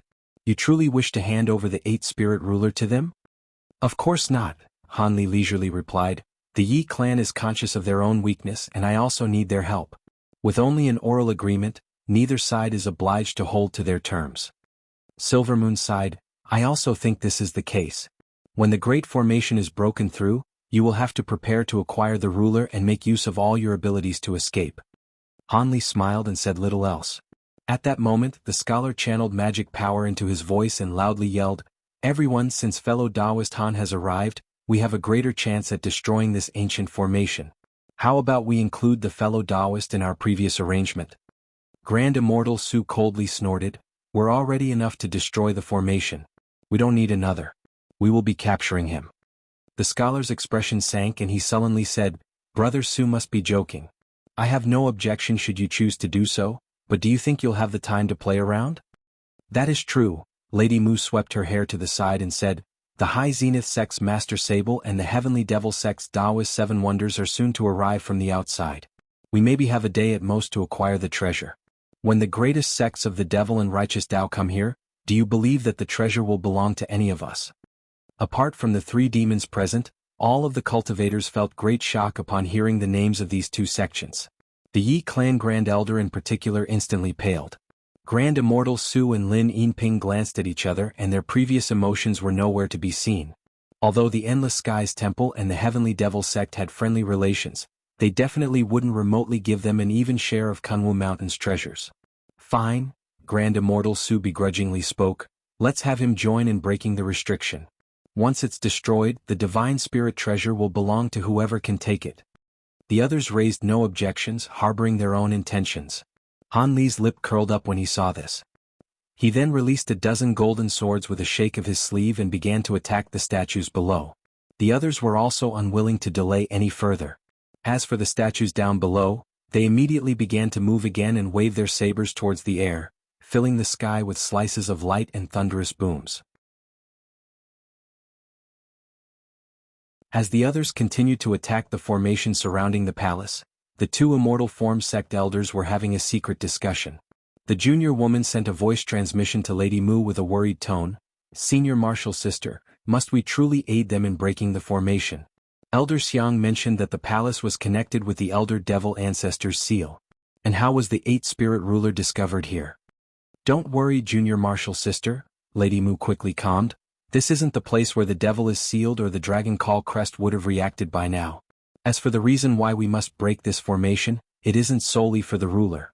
We must reach the 9th floor of the devil-suppressing pagoda to re-strengthen the seal as it has the core of the formation. However, there is no opening to the next floor, leaving the palace as the only place it could be. I should have explained sooner. So it was like that. I was wondering why Senior Martial Sister had dragged me here. But the ruler..." Lady Mu interrupted. "The 8th Spirit Ruler is a treasure that the ancestors of our sect had left behind. It is only proper for us to acquire it." "That is true, but I fear it would be difficult for us to fight for it." The beautiful woman glanced at the cultivators and the demons around them and wore a hesitant expression. "Perhaps, but don't forget that you have the 4 Skies Ruler, a replica of that very divine spirit treasure. When the fight for the ruler occurs, activate it and see if it has any impact. Even if it isn't effective, Elder Xiang could come at any moment, and they will be forced to hand it over to him. He has a deep relationship with our sect. If we plead with him, he will be certain to give us some benefits even if he doesn't directly hand the 8th Spirit Ruler over to us." A cunning glint shone from Lady Mu's eyes. That's also true, the beautiful woman then paused in thought and worriedly asked, but what about that black formation from the room that we came from? Could it be that is where the elder devil is sealed? It is unfortunate that it had lost its effect, or we could have taken a look at it first. It's possible. Our sect records don't mention any specific information on the elder devil's seal. As the two were continuing their secret conversation, the elder devil's sacred ancestor was attempting to break free of its constraints in a hidden space nearby. The black mirror, the jade lotus, the ring, the authority token, and the small black bottle was floating above the huge two-headed wolf, each releasing a black beam of light down below into its body.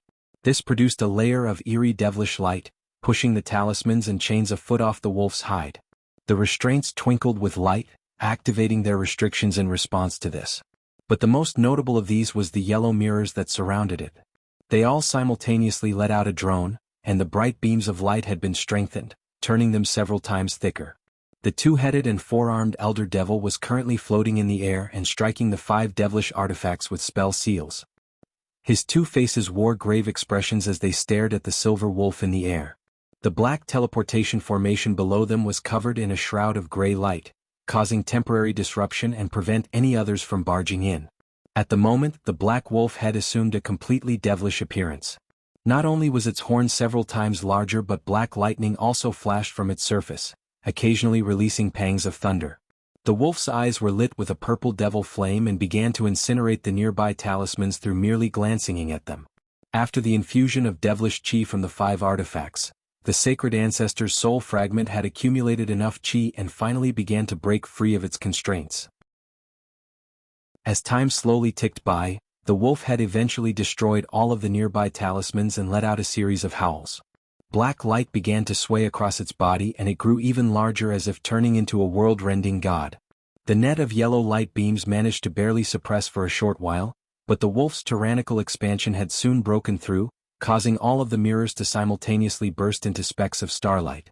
The originally unremarkable heavenly star chains, however, brightly glowed and expanded, remaining tightly wrapped around the huge wolf without even a second's pause. Furthermore, the chains had white flame ignite across its length. The smell of scorched flesh instantly filled the air as the holy inferno burned through the wolf's pelt, disregarding the devilish light that surrounded it. The wolf head grimaced in agony as it felt the white flames burn it, and a trace of fear even appeared on its face. She quickly muttered, "Pure young bone fire. I didn't think that those cultivators were actually capable of fusing this demonic flame with the chains. This will be troublesome." Then, the black wolf head suddenly raised its head and deafeningly howled.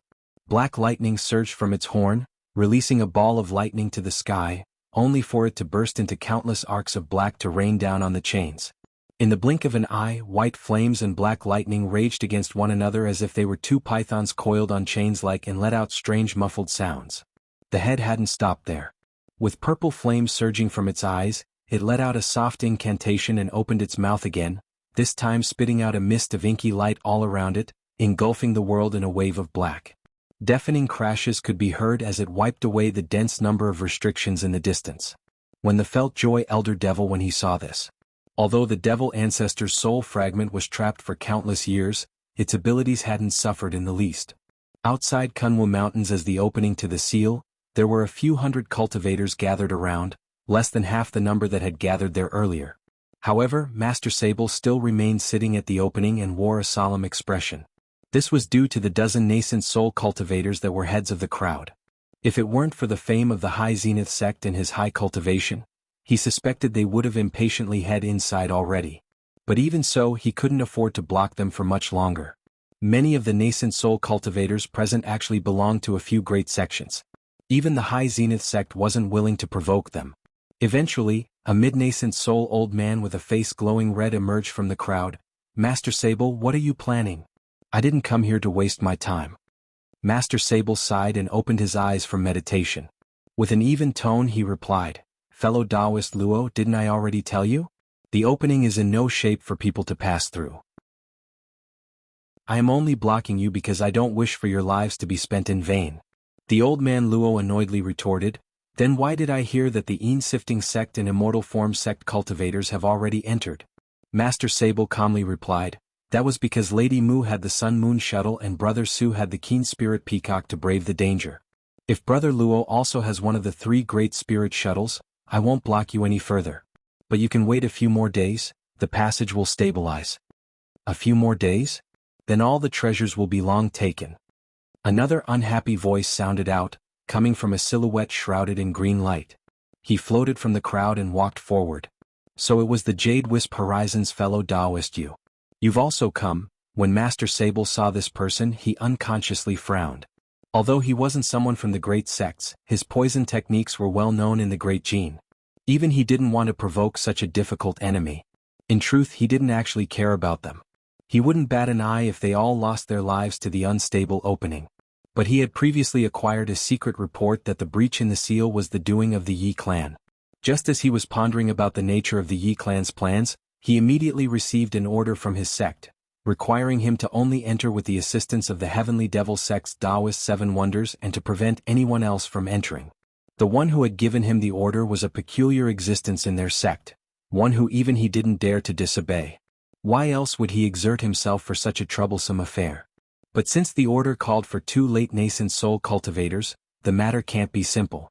As he had expected, he soon acquired a jade slip not long after he was guarding the opening, detailing the information of what lay inside. When the old man read through it, he felt greatly startled and couldn't help but regret ever allowing old Devil Qian and the others to enter first. But now that matters have reached this stage, he didn't dare to have any more enter the seal as well. If this number of people all entered, who knew what problems they could stir? If the sealed entity was released, nobody in the mortal world could hope to stand against it. Furthermore, there were divine spirit treasures that couldn't be allowed to fall into the hands of others. Confronted against the 2 impatient cultivators, Master Sable dryly coughed. As he considered what to say to pacify them, a cold voice chimed from the distance. What? Do you plan on charging through even with both the Heavenly Devil sect and High Zenith sect blocking you? Suddenly, Old Man Luo's expression vastly changed. A black light shot before them from the distant horizon. It faded to reveal a hook-nosed middle-aged man in black scholar robes. As soon as he appeared, the old man's bearing turned completely gloomy. Taoist 7 wonders. He coldly gasped. It wasn't to say that 7 wonders was superior to Master Sable, but that he was notorious for his extremely cruel acts as the Heavenly Devil sect's enforcement elder. As Old Man Luo was only a mid-nascent soul cultivator, he was entirely unwilling to upset him. Fellow Taoist 7 wonders must be joking.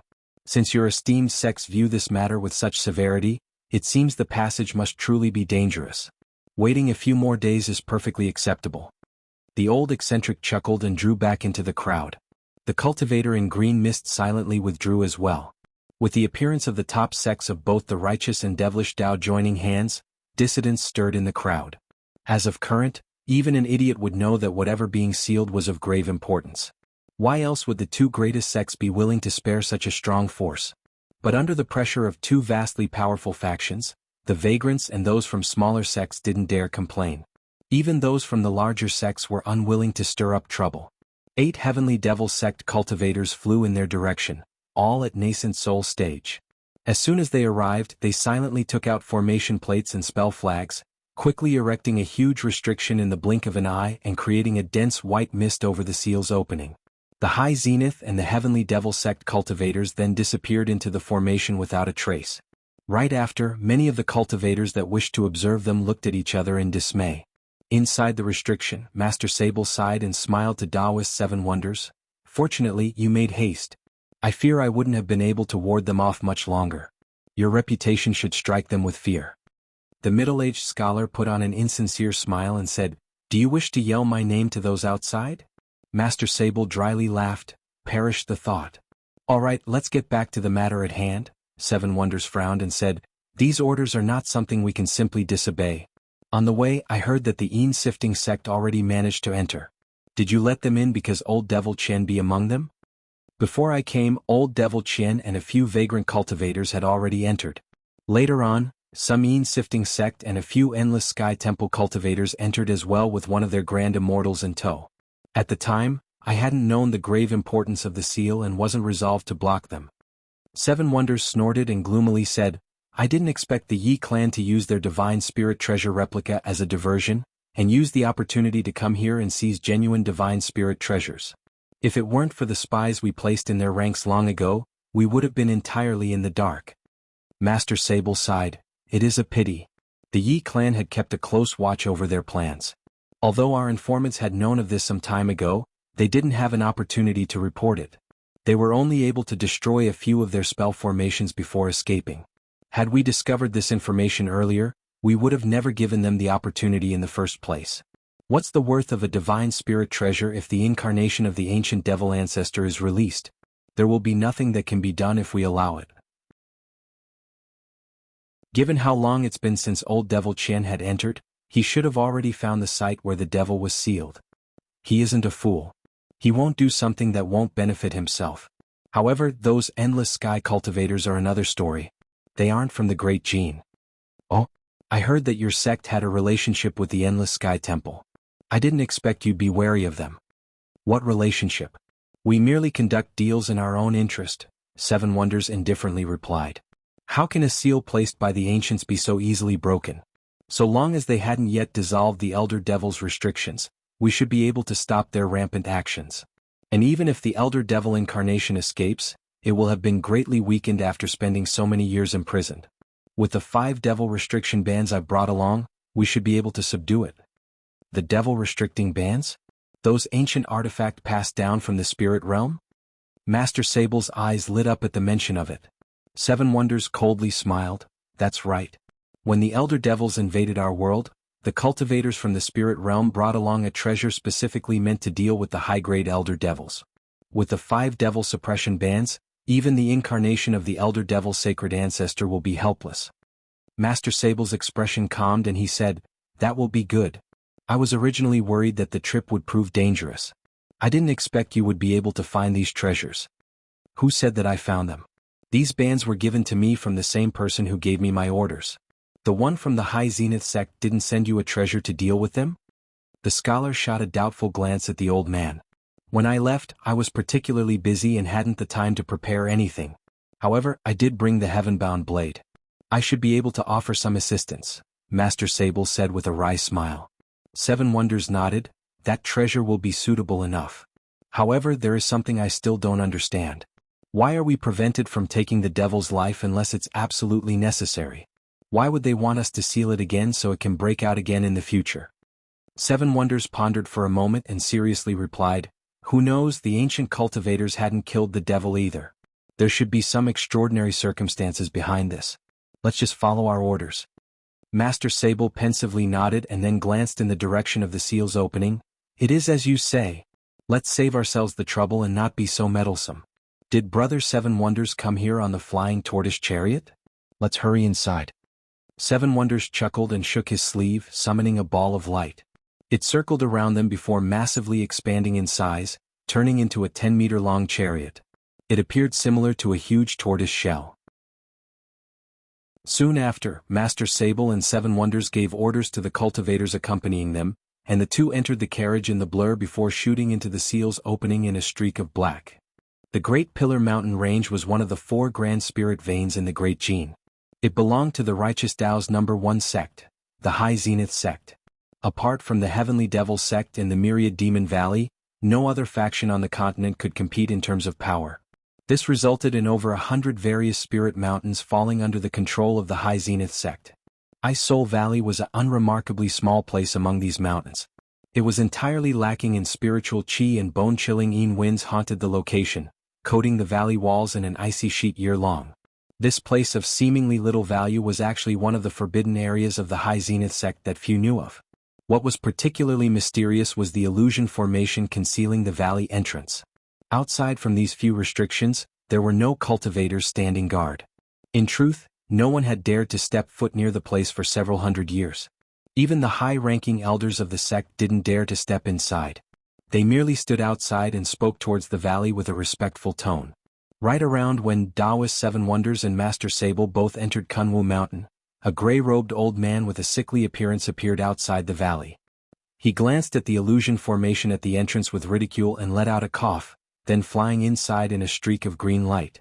A short moment later, he appeared at the end of the valley and coldly looked at the huge ice wall in front of him with his face sank. He spoke with a soft cold voice, "Old Ghost Bai, I know you're here." There is no need to hide from visitors in your coffin. Soon, his words were repeated with deafening echoes throughout the valley. The ice walls quaked without end as if they were on the verge of collapse. The gray-robed old man didn't seem perturbed by this and narrowed his eyes as he stood in front of the ice wall. A long sigh was carried by the wind, echoing throughout the deep ice walls. Fellow Taoist who, I don't remember inviting you here. Weren't you cultivating at Devil Cliff Mountain? Just what are you doing at Ice Soul Valley? The old gray-robed old man snorted and unhappily said, You think I want to be here? It's about Kunwu Mountain. A neutral voice echoed back, Oh, Kunwu Mountain. Didn't we already leave this matter to our disciples? What's left to talk about it? The gray-robed old man sullenly said, If only it were so simple. You might not know this, but that old ghost Xian had met mishap on the mountain. Old ghost Xian? Are you sure? Of all the old coots left, he was the strongest among us. The voice shouted with disbelief. The gray-robed old man coldly answered, I'm not too sure myself, but old eccentric Feng personally reported it to me with his flying sword. You should understand that he had always been good friends with that old ghost and that they exchanged primal soul pearls. Recently, Kunwu Mountain made an appearance into the world, and old ghost Xiang happened to be nearby, but not long after he entered, his primal soul pearl fell dim. If he isn't grievously injured, then he must be trapped in a restriction of some kind. In any case, he isn't in a good spot. After a short pause, he continued, and just as it so happens, a great problem has come to find old eccentric Feng and he isn't able to personally go and assist. As such, he's requested that we go take a look. He said he's willing to give us 2 blood chi pills as compensation. 2? How generous. That pill will lengthen our lifespan for tens of years. But how did eccentric Feng know that ghost Xiang entered the mountain? The voice asked with a cautious tone. That old ghost has always been cunning.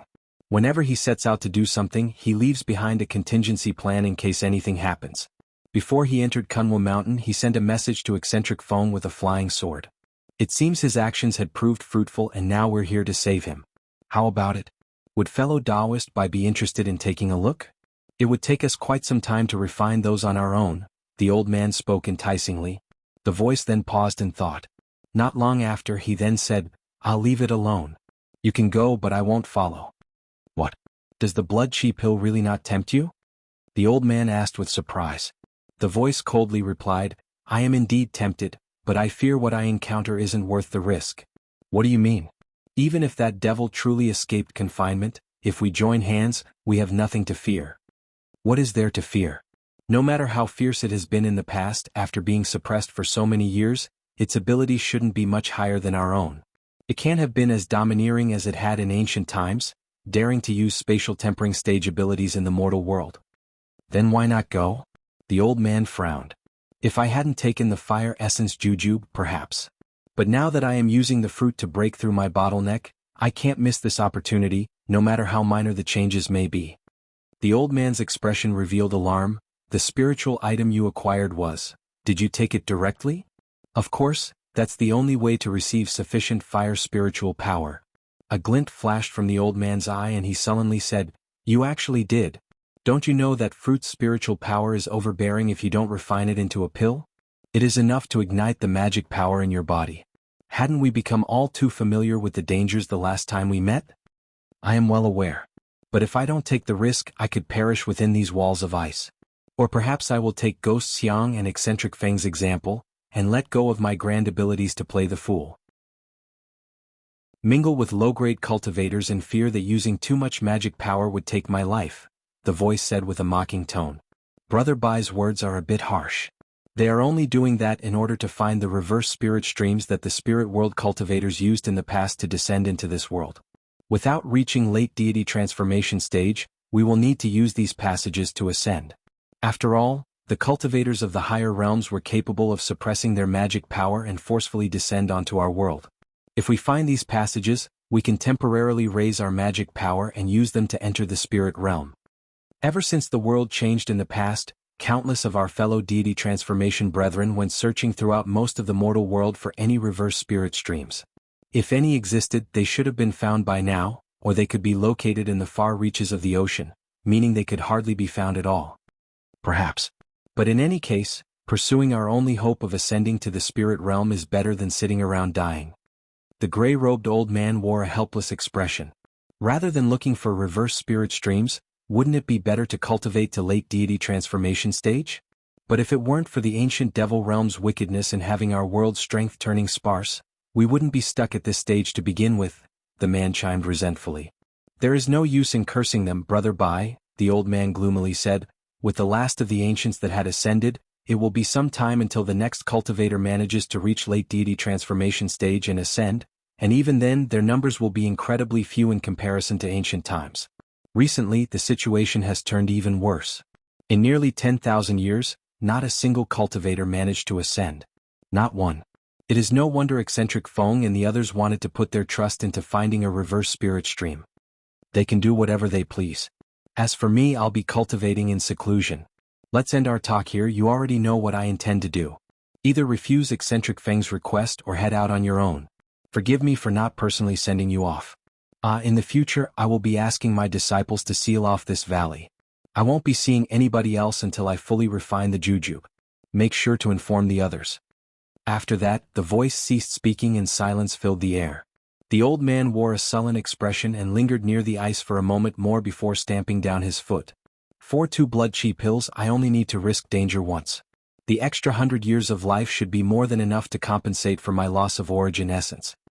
With that muttered, his body glowed in green light and he shot out from the ice valley. In front of the palace on the 8th floor of the devil-suppressing pagoda, Han Li expressionlessly held his hands in an incantation gesture and combined a dozen of his flying swords as they let out a resounding hum, instantly turning them into a 10-meter-long cleaver that flashed down at the palace in golden light. With a huge boom, the sword cleaved through a white jade statue and shattered it to dust. Its remains faintly shook before ultimately lying still. Han Li faintly nodded, then commanding his sword to return. This was the 4th statue that he had thoroughly destroyed.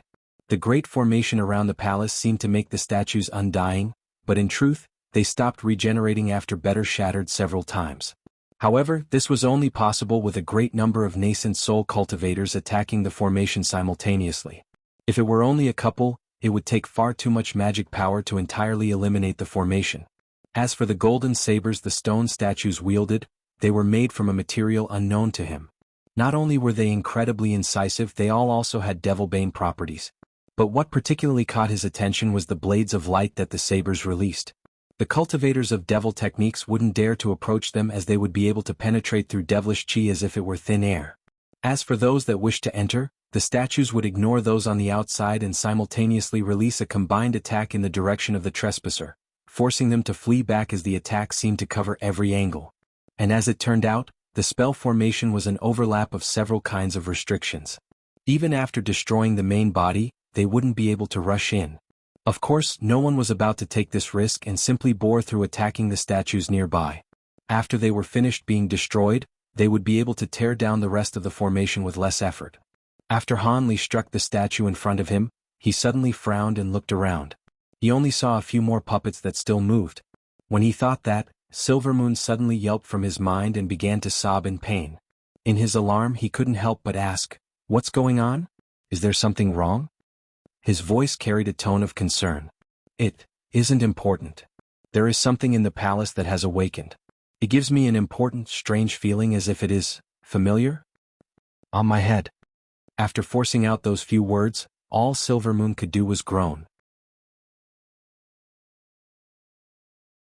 When Han Li heard this, his heart trembled and he hastily looked at the palace's spell formation center. The building appeared exactly the same as it had before. Confused, he thought to ask Silvermoon another question when an enormous pressure surged from the palace hall, followed by a heart-rattling explosion.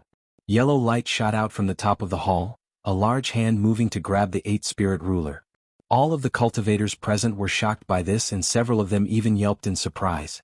At that moment, a sweet playful laugh echoed from the palace.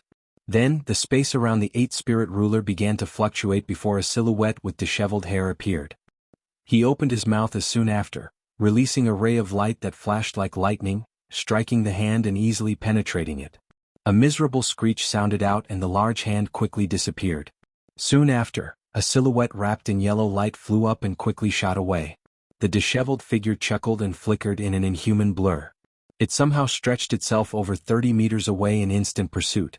The person in yellow light was greatly alarmed and he released a crimson arrow from his mouth. This was an attack formed from blood essence and was incredibly fast, but the other person simply blurred from sight and the arrow passed through its body as if it were an illusion. A miserable scream immediately called from the yellow silhouette and soon, he employed an unknown secret technique, scattering himself into mist before condensing back together a distance away. At that moment, his complexion was deathly pale and body blood-stained. There were several long claw marks raking his body and one of his arms was a bloody stump. Seventh uncle. The Yi clan elders shouted out with disbelief at his appearance. This sorry figure was the large-headed eccentric. The Yi clan's grand elder was particularly shocked by his sudden appearance. Although Han Li and the others didn't know the identity of this person, a sweep of their spiritual sense revealed that he was a late nascent soul cultivator. As a result, their shock was no lesser than the others. As for the disheveled figure that chased after him, his hair covered his face, but from his appearance, it vaguely matched that of the grand elder of the sacred poison sect, Hua Tianqi. However, the words that left his mouth spoke with the charming voice of a young woman. If it weren't for the vast abilities of those gathered and the presence of the eight-spirit ruler, Han Li would have fled. When the other cultivators saw that something was amiss, they all looked at the disheveled man with baffled gazes. He was able to reduce a late nascent soul cultivator to such a miserable state. Could he be a deity transformation cultivator? As the thought flashed through their minds, they felt their hearts drop. But when this mysterious figure noticed that the large-headed eccentric escaped, he let out a cold chuckle and pursued him no further and instead turned his attention to the others outside of the spell formation. His gaze was as cold as a sharp blade, inspiring a fearsome awe in their souls as it swept past them. The weakest amongst them swayed and was staggered a few steps back before managing to regain their balance. Han Li inwardly cursed as blue light shined from his eyes, hastily channeling the bright sight spirit eyes to block the effect. But when the man's gaze swept past him, Han Li felt as if was immersed in ice and his complexion paled. You are. A woman's voice yelped from the mysterious figure and his gaze focused on Han Li. He seemed to be looking at him in disbelief.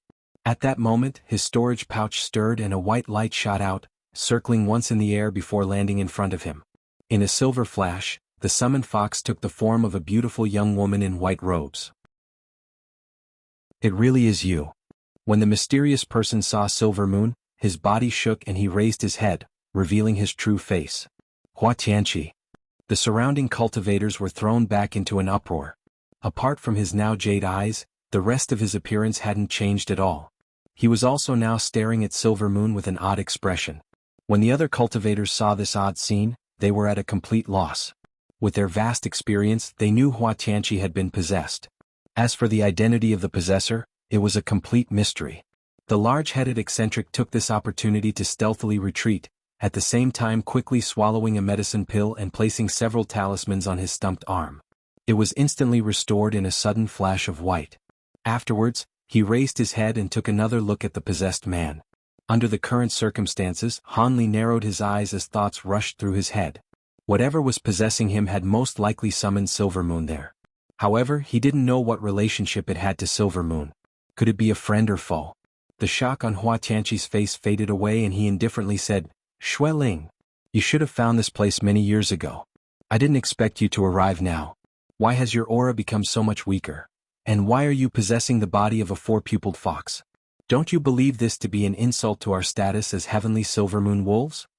Silver Moon brushed away the hair from her face and remained silent for a long while before doubtfully saying, Are you Ling Long? When the person heard this, a strange expression appeared on his face. He stared at Silver Moon for a moment more before letting out a soft and sweet laugh. I didn't expect that the greatest beauty of our race, the beloved concubine of the divine wolf Tian Kuei, had lost her memory. I should have guessed as much. Sacred ancestor Yuan Cha's incarnation had forced your soul from our body at the time. It is no surprise it hadn't come out entirely intact. My fine little sister, I'm not Ling Long, I'm Long Meng. When this sweet and charming voice spoke from what appeared to be a man, it gave an odd dissonance. Han Li frowned and had a faint feeling that things would develop poorly. Although he didn't know what relation Silver Moon had with this woman, he faintly heard a trace of schadenfreude directed at her.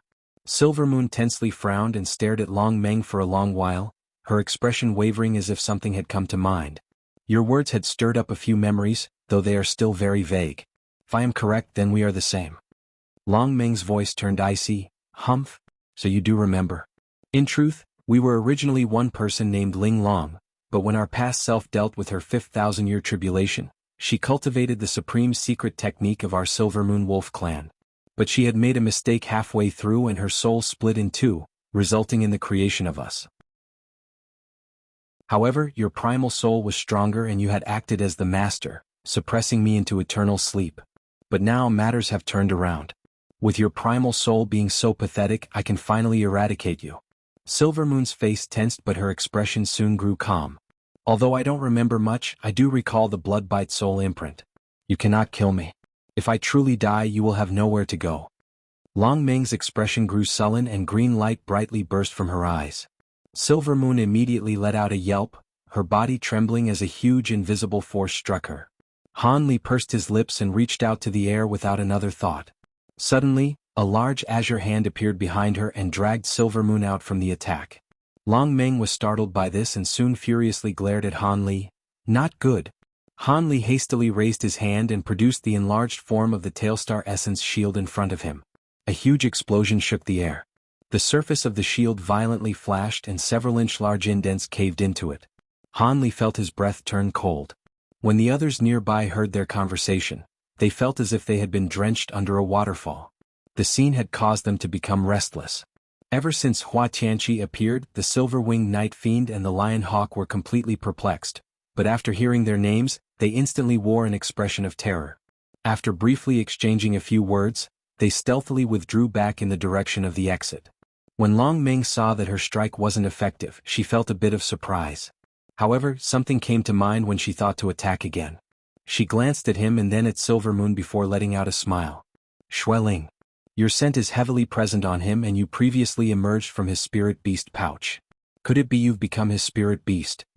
And so what if I did? Silver Moon coldly replied. A dark expression momentarily appeared on her face. Long Meng let out a fit of sweet laughter and sinisterly said, if that's the case, I must congratulate this person. Even the 3 emperors of the spirit realm wouldn't dare to think of having the beloved concubine of Demon King Tian Kuei become their spirit beast. Silver Moon's figure stood rigid and her complexion turned pale, but after taking another glance at Long Meng, her lips curled in a sneer. You are me and I am you. If you let the others know, you won't be any better off. And that person may have married Ling Long, but he favored me most of all. Did you already forget who had helped me suppress you and forced you to eternally sleep in the body? When Long Meng heard this, the smile on her face faded with every word to be replaced with a malevolent gaze. She coldly chuckled and pressed her hand onto the spell formation. A huge explosion shook the air. The white teleportation formation that brought the cultivators there had collapsed into the ground, leaving behind a 3-meter-deep hole. Having just made their way to the teleportation formation, the Silver-Winged Night Fiend and the Lion Hawk were appalled and stopped in their tracks. Long Meng coldly glanced at them. Where do you think you're going? You look exactly like that pill scholar Kong Xian, but your body is consumed by corpse qi. And your form has changed, but you should be the Lion Hawk that Kong Xian raised. If I remember correctly, Kong Xian should have died long before I was sealed. It seems the body he left behind gained consciousness and cultivated until it became a Silver-Winged Night Fiend. The Night Fiend's expression wavered before letting out a wry chuckle. I didn't expect that Fairy Ling Long would so easily see through our identities. In the past I had seen you several times. Don't say, it was not you but your previous incarnation. I must congratulate the Lion Hawk however. It was originally only a grade 7 demon beast. Now it was able to ascend to grade 10. If it managed to return to the spirit realm, it would gain quite some influence. The Night Fiend then regained his calm and said, no matter how it is spoken, I do remember your breathtaking beauty at the time. Why did you destroy the teleportation formation? Isn't rude to leave so quickly after coming here. Perhaps I'll need to draw on your strength. The Night Fiend's expression turned gloomy. Although he didn't wish to remain, he wouldn't be able to find another way out with the formation in ruins. He simply turned his gaze away and remained silent for the time being. Long Meng paid no further attention to the 2 demons when she saw this and instead turned her gaze on Grand Immortal Su and the rest of the Yi clan elders. She sneered and said, good, very good. I didn't expect there would be so many cultivators present, and their cultivation isn't weak either. The Yi clan Grand Elder then took the initiative to step forward and respectfully said, Regardless, Senior must be a character of exceptional standing in the spirit realm, and you possessed fellow Daoist Hua's body. Our Yi clan has opened Kunwu Mountain's seal for the purpose of the divine spirit treasure. So long as Senior agrees to hand over the 8 spirit ruler to us, our Yi clan will be certain to assist you in your escape. How curious. I was going to make the offer first. Grand Immortal Su chuckled with a false grin. The two were both cunning. Seeing that Long Meng was an opponent they wouldn't be able to fight, they intended on winning her over. Long Meng blinked and indifferently said, "The 8 spirit ruler? If you have the ability, then go ahead and take it. I won't stop you." The words shocked the two out of their planning, and they couldn't help but exchange a bewildered look.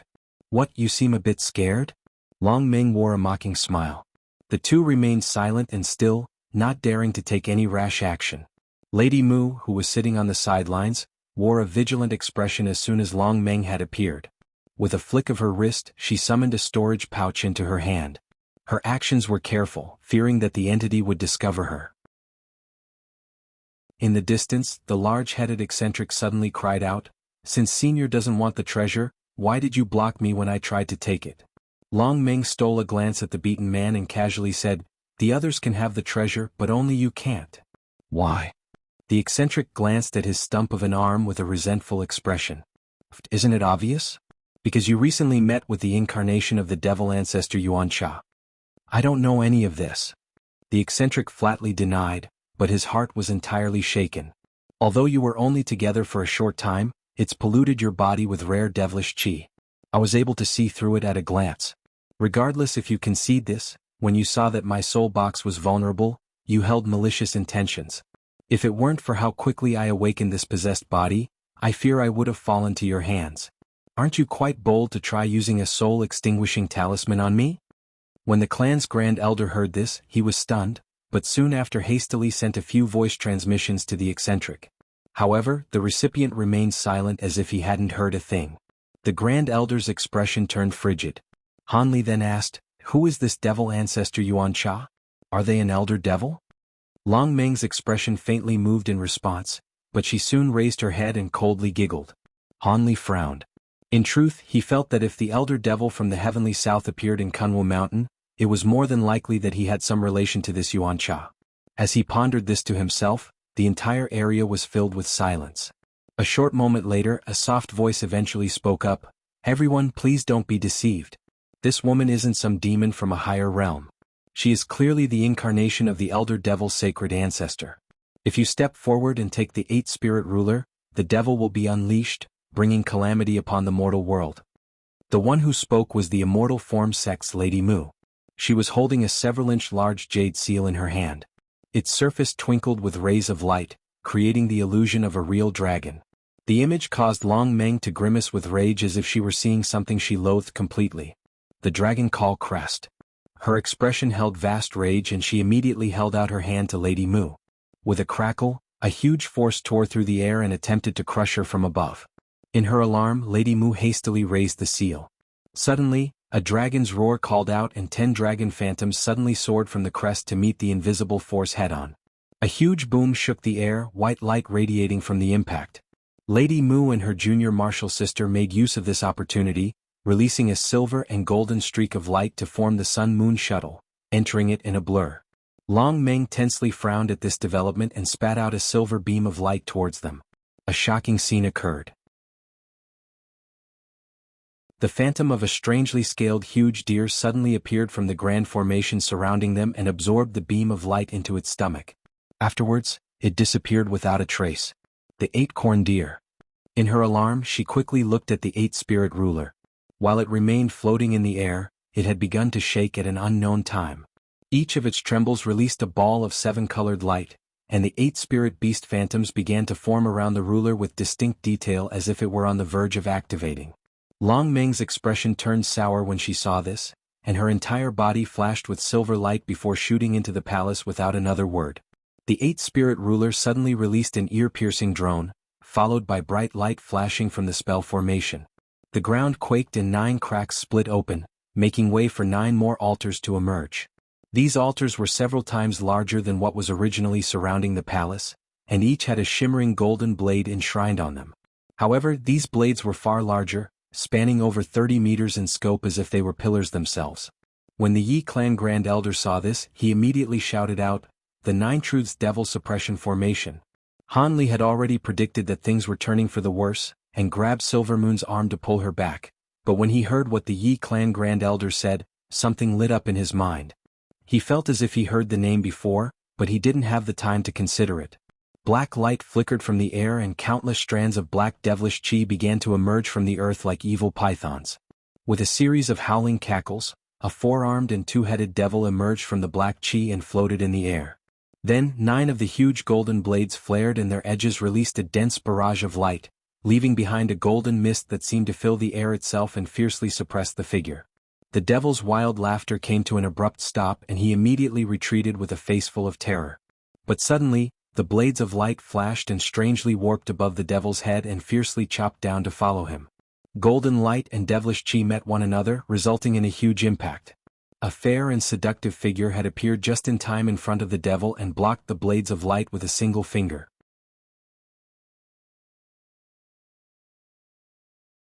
A deafening clang sounded out as the blades of golden light was repelled by the flick of a single finger belonging to a black-robed woman of incredible allure. When Silvermoon saw her face, her body trembled and complexion paled. Han Li's attention was first caught by the two-headed four-armed devil. The bamboo cloud's warm swords within his body let out a series of cries, sensing the 2 flying swords that had been taken away. He should be the elder devil from the Devilfall Valley. Then he looked at the gorgeous woman standing in front of it, and couldn't sense even the faintest trace of magic power from her body, clearly indicating that her cultivation was on another realm entirely. Han Li felt his blood run cold. His body blurred several times away, bringing Silvermoon to the edge of the Nine Truths Devil Suppression Formation before releasing her. Guiling had been silently following after him as well and couldn't help but take several odd glances at his spirit beast. Silvermoon glanced at Han Li with a conflicted expression on her face and softly muttered, "Many thanks, Master. Be careful." Han Li frowned, now knowing that her identity was by no means simple. Silvermoon nodded and turned to look at the beautiful woman with a sad expression. Grand Immortal Su and the Yi clan elders had also fled to the edge of the formation. Although they were wary of each other, they were mostly bewildered by what was happening to the ground.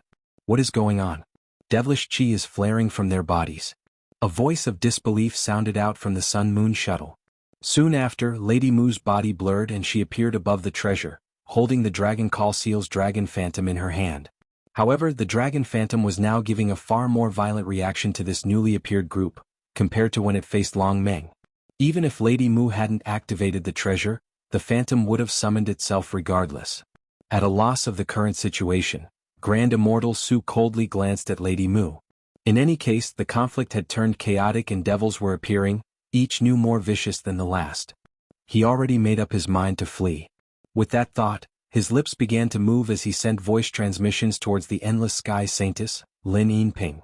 She tightly frowned and nodded, and Grand Immortal Su began to float erratically in the air as he began to look around him. In addition, the Yi clan elders were also alarmed by the appearance of the new devils and let go of any intention of acquiring the treasure.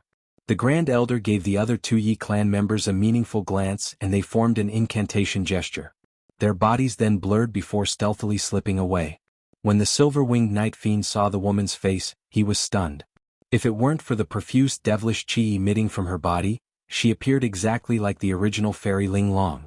However, Silvermoon herself was at Han Li's side and her counterpart was possessing Hua Tianqi. Just who was the person before them? The night fiend grew apprehensive and his eyes darted around, trying desperately to come up with some plans.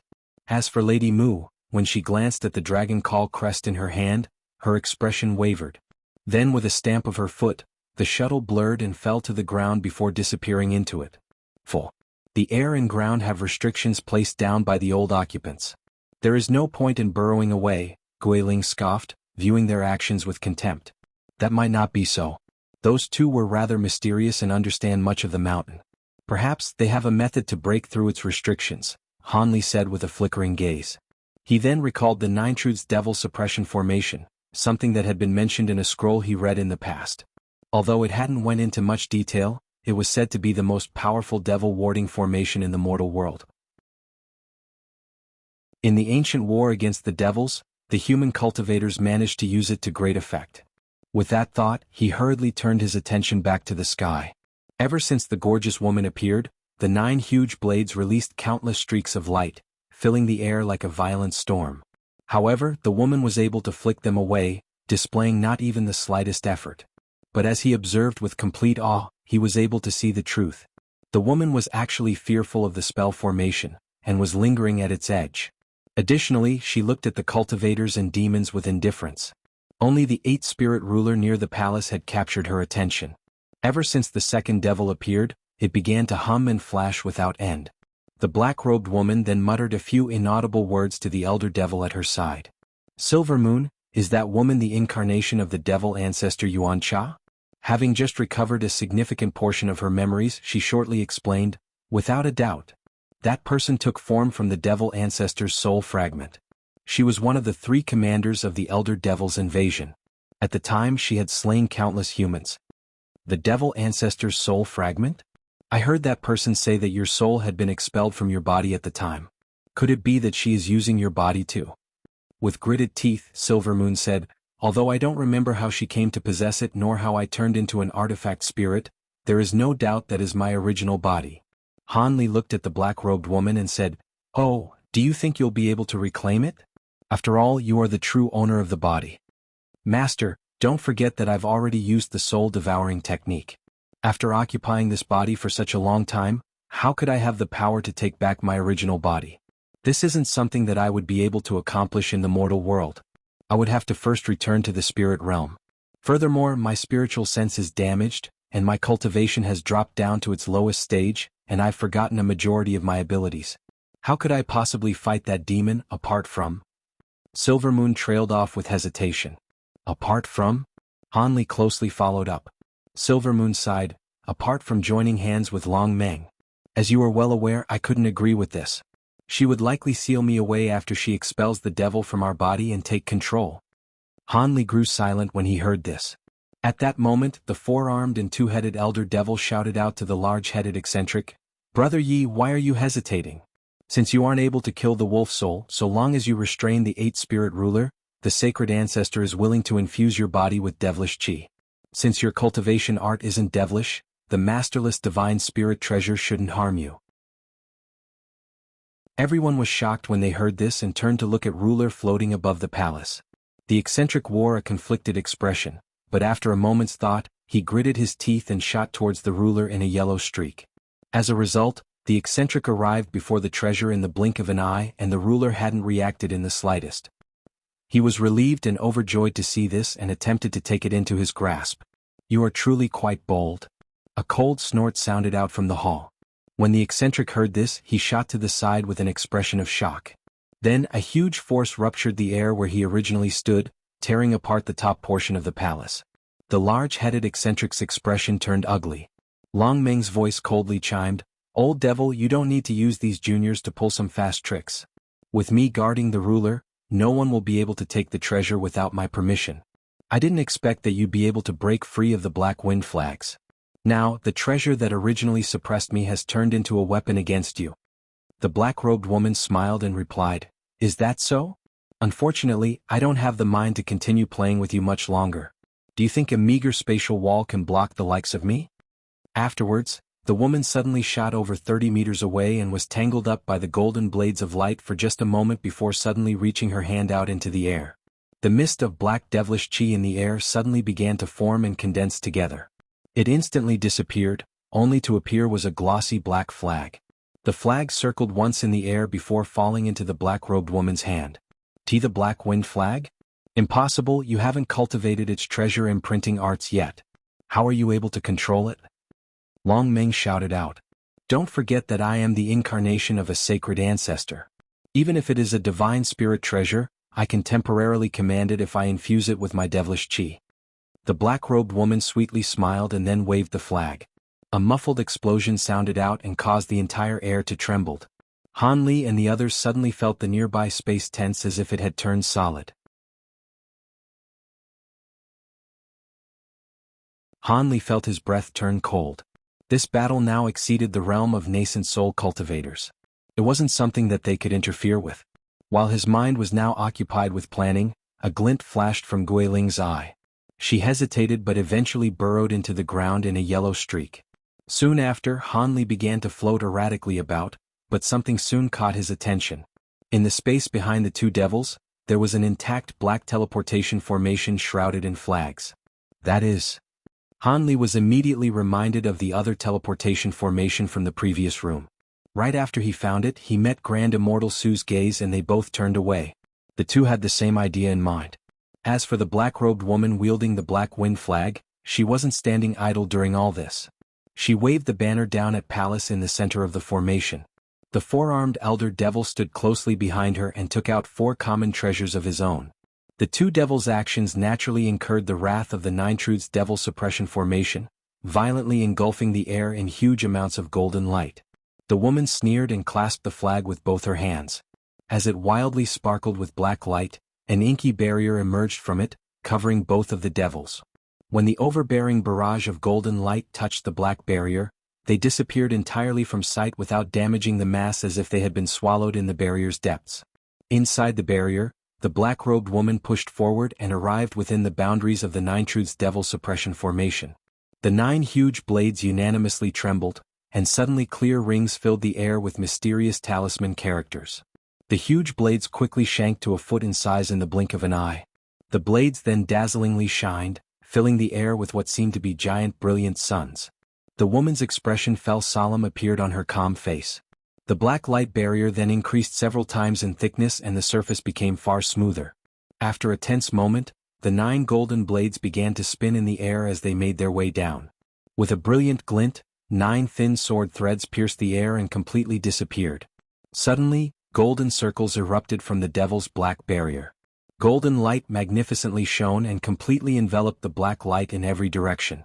But what was most astonishing was that everything happened in complete silence. Hanli took advantage of this chaos to observe at the others. Seeing that everyone was focused on what was happening, an odd expression momentarily appeared on his face and he secretly slid a pouch into his sleeve. He held his hands behind his back as golden glitters fell down his sleeve and sank into the ground.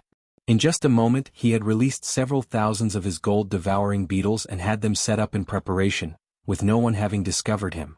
He then felt some small relief. Back at the scene, the black-robed woman spoke with an indifferent tone, "Collect." A 3-meter-wide black void appeared at the center of the golden lights. When the anomaly appeared, the light poured into it like streams to a lake and none of it remained. Then with a soft sigh, the void trembled out of existence, revealing the two devils once again. The woman was holding the black wind flag with a single hand. When she saw the golden sabers flash again in the distance to launch another attack, she spoke in the direction of the palace with a raised brow. "Fellow Taoist Long Meng, it's foolish to think that the Nine Truths formation will exhaust my spiritual qi. You should know that the black wind flag is a rare spatial-type divine spirit treasure. No matter how vicious the attacks may be, if they don't have the power to tear through space, you won't even touch me. If you are wise, then obediently come out. If you force me to charge in after you, you will not be let off lightly." Long Meng's sweet laughter chimed out from the palace. "What will you do then? Could it be you've changed your mind and would like us to become one?" "That's right. In truth, I wish to fuse back our souls." Long Meng scoffed. "What did you say? Devil, do you think that I'll believe you like some naive child?" "Of course it wouldn't be the same as before," the black-robed woman said indifferently. "I'll first be placing you under a few restrictions, guaranteeing that I will be the main soul." Then, she gently waved the flag, effortlessly creating a huge black circular void and devouring the attacks that the golden swords launched at her. However, she was forced to stop her advance for the time being to prevent any further restrictions from activating the golden sabers. "Are you dreaming? How could I agree to something so foolish? You think I'll come out to have you be the main soul, after you've already taken hold of my body? What are you scheming? Say it." Long Meng bewilderedly shouted. The black-robed woman coldly explained, "Since we've fused souls several times, you should know the truth. Regardless if I am the master of this body, I won't be able to display its great powers.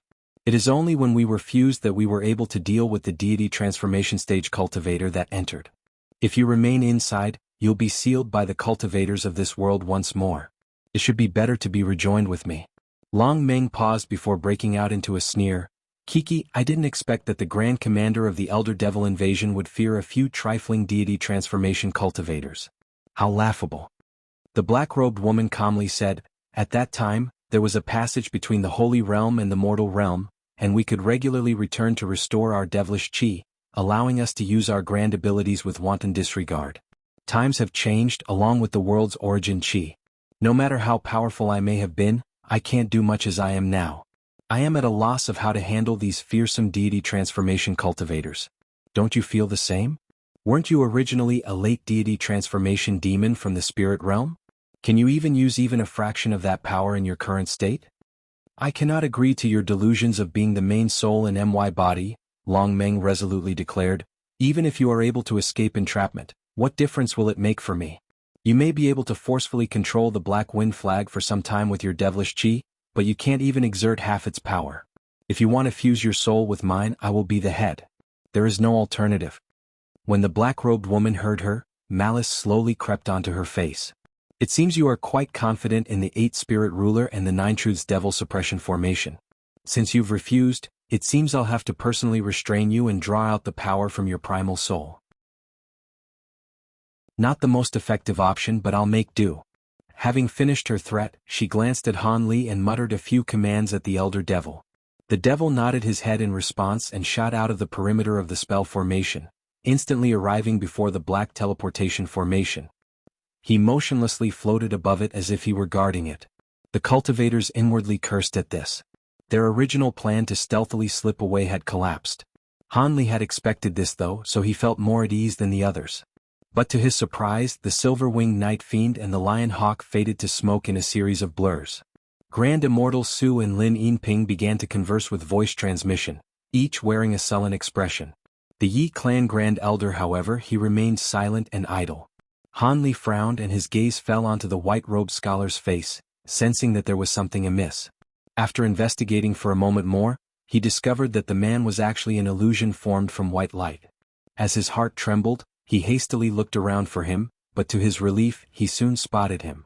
At the same time, the black-robed woman began to resist the onslaught of golden sword threads, then fully unfolding the Black Wind Flag and tossing it high into the air. With her hands clutched in an incantation gesture, she began to utter an extremely strange spell. A huge explosion sounded out, followed by the appearance of a ball of black wind. The wind wildly expanded and coiled, turning into huge tornadoes reminiscent of the pillars of heaven itself. At the same time, countless dark yellow clouds began to coalesce in the sky. Bolts of lightning leapt across the clouds and soon struck down to the ground below. The black tornadoes then roared as countless wind blades condensed together, filling the entire sky with scattered sand and stone. Blinding azure light coated his body in a dense barrier, protecting both Silvermoon and himself, but when the strange yellow winds blew past him, his protections began to violently shake like a small boat in a raging storm. Han Li tightly shut his mouth and his complexion blanched. Under the control of the black-robed woman, the Black Wind Flag's fearsome power was unfolding. Han Li now witnessed winds as fierce as blades overturning both heaven and earth. Although this was only a fraction of what the Black Wind Flag was capable of, his senses were completely overwhelmed. All he could hear were whistling shrieks, his vision was flooded with yellow mist, his spiritual sense couldn't see a half-foot past him. All that was between him and evisceration was a single barrier. The Tri-Flame Fan was modeled after one of the weakest divine spirit treasures, but was still capable of display 40% of the 7 Flame Fan's power. However, the power that the Black Wind Flag displayed was immensely different. Fortunately, with his bright-sight spirit eyes, he was able to grasp a vague image of his surroundings 30 meters around him. He had no idea how the 9 Truths Devil Suppression Formation was dealing with this massive attack. He could only see various tremors and sense an intense struggle taking place. When he raised his head to the sky, all he saw were overwhelming chaotic winds that blinded him. The barrier protecting him then began to hum even louder, forcing a pained expression from him. It was taking even more magic power to sustain. The might of the Black Wind Flag actually increased as time passed. Han Li took a deep breath and began to look down below him as if he were considering burrowing in the ground. But just as the idea sprang in his mind, a foot-wide pillar of black wind suddenly surged forth from below, spinning with ceaseless momentum. With the sudden appearance of this huge attractive force, Han Li was quickly devoured by it. Frightened, he quickly condensed the magic power in his body and his barrier grew even brighter, forcibly halting the absorption for the time being. Soon after, a dozen golden sword lights shot out from the barrier and spiraled around the newly formed pillar of wind, breaking it apart into black chi. However, it immediately condensed back together in a spiral and reformed the tornado in the blink of an eye. He could only sullenly call out to Silvermoon and fly backwards. It seemed these wind pillars were truly nefarious. He wouldn't even be safe if he burrowed underground. After the two carefully avoided several tornadoes, they arrived at the edge of the area, to find a dim gray barrier. As he had expected, he found some brief respite. The winds were far weaker here, much to their relief. However, the seriousness on his face had yet to disappear, and he looked in the direction of the palace hall for a moment before a glint flashed from his eye. He shook his hand and a foot-long golden blade cleaved through the gray wall. A crackle resulted from the impact along with a meter-deep slash into the wall, but in a twinkle of white light, the damage was mended as fast as it was dealt. The barrier didn't appear very sturdy and was easily cut by his flying sword. But it was unknown how thick it was or if it was able to mend damage inexhaustibly. If he couldn't break through in a single strike, he wouldn't be able to escape. With that thought, Hanli began to move his arm and pressed it against his storage pouch. In a flash of light, the tri-flame fan appeared in his hand. As he carefully channeled spiritual power into it, the fan emitted a halo of tricolored light. He took a deep breath, then gently waved it towards the wall with a single hand. A cloud of tricolored flame rushed out from the fan and silently melted the wall, leaving a deep meter-wide hole. However, his expression was far from happy. Although the strike cut over 30 meters deep, the flames had been extinguished and the entirety of the damage had been mended just as fast as before. While he hadn't made use of the full power of the tri-flame fan, the thickness of the wall caused him to pause. Despite the attack's power, the strike had little effect. Even with a stronger ability, he doubted it would be able to break through the wall. The full power of the tri-flame fan would likely cause a great scene and attract the attention of those ancient monsters. And if that still didn't break through the wall, he would find himself in a perilous situation. Furthermore, he suspected it contained other restrictions lying in wait. If he were to break through and other restrictions were to lash out, he might as well have died right now. With those considerations, Hanli relaxed his grip on the fan and his expression wavered. Having remained somewhat dazed after seeing Long Meng, Silvermoon finally collected herself and said, "This place isn't so simple. It'd be best if Master didn't take such risks." Hanli smiled and moved to ask her something when his expression suddenly sank. He quickly turned around to face the raging winds and coldly said, "What are you doing sneaking around? Don't blame me if I decide to attack." With that said, he tightened his grasp on the tri-flame fan and a glowing light began to crawl across its surface. "Fellow Taoist Han, please wait. I know of your fan's power and I don't wish to receive such a strike without reason." A man's voice sounded out and two white silhouettes appeared from the raging yellow winds. Grand Immortal Su and Endless Sky Saintess Lin Yinping. Hanli raised his brow and made no effort to conceal his surprise. But with an apathetic tone he said, "Oh? You want me to believe that you didn't come here with the intent of pursuing me?" With that said, he took a casual glance in the direction of the palace. Storms of wind and black tornadoes had gathered around there, but there were cracks of thunder that could be faintly heard amidst the howling wind. Golden flashes also occasionally broke through the yellow winds. It seemed the Nine Truths Devil Suppression Formation was as formidable as one would expect. Even under the relentless assault of the Black Wind Flag, it still managed to persevere. It was also unknown if the Eight Spirit Ruler would participate in the battle. But when he saw that the black-robed woman wasn't looking in their direction, he felt somewhat more at ease and turned his attention back to the two in front of him. Having already anticipated his hostility, she opened a soundproofing barrier and calmly stated, "There is no need to be like this. We didn't come here this time to find trouble, but to discuss a plan for survival." "What's your plan?" Han Li's heart stirred, but his face remained blank. Why ask a question you already know the answer to? That flag isn't something that we would be able to compete with even if we all joined hands. Wouldn't it be better for us to escape while they're distracted? Because time was short, Lin Yinping cut to the chase. Han Li narrowed his eyes. "So you don't intend on acquiring that divine spirit treasure? You must be joking." Grand Immortal Su firmly stated, "What's the worth of a treasure if you don't have a body to use it? The Elder Devil's sacred ancestor has been trapped in the pagoda for countless years and it should be weakened from captivity. Our nascent souls will be the ideal treat for restoring its strength. With only a casual attack she will capture us without fail. Then what do you suggest?" Han Li had a faint guess on what they were going to say. Grand Immortal Su bluntly said, "We will join hands of course and ambush the elder devil guarding the teleportation formation. Then we will make our escape. With just us." Han Li scoffed, "Do you know how fearsome that two-headed elder devil is?" Lin Yinping smiled in surprise and asked, "Could it be that we won't be enough to take the devil down?" Stroking the fan in his hand, Han Li slowly said, "In the past, 3 grand cultivators and a dozen more nascent soul cultivators pursued it, and it still managed to escape. Are you still confident after hearing that?" "This elder devil was the one that escaped from your heavenly south?" Grand Immortal Su spoke with alarm. "That's correct." Grand Immortal Su and Lin Yinping exchanged a glance before sharing a trace of hesitation. "Then we will join in. That should be enough to push that devil back." A cold voice suddenly spoke from above them and the three's expressions vastly changed.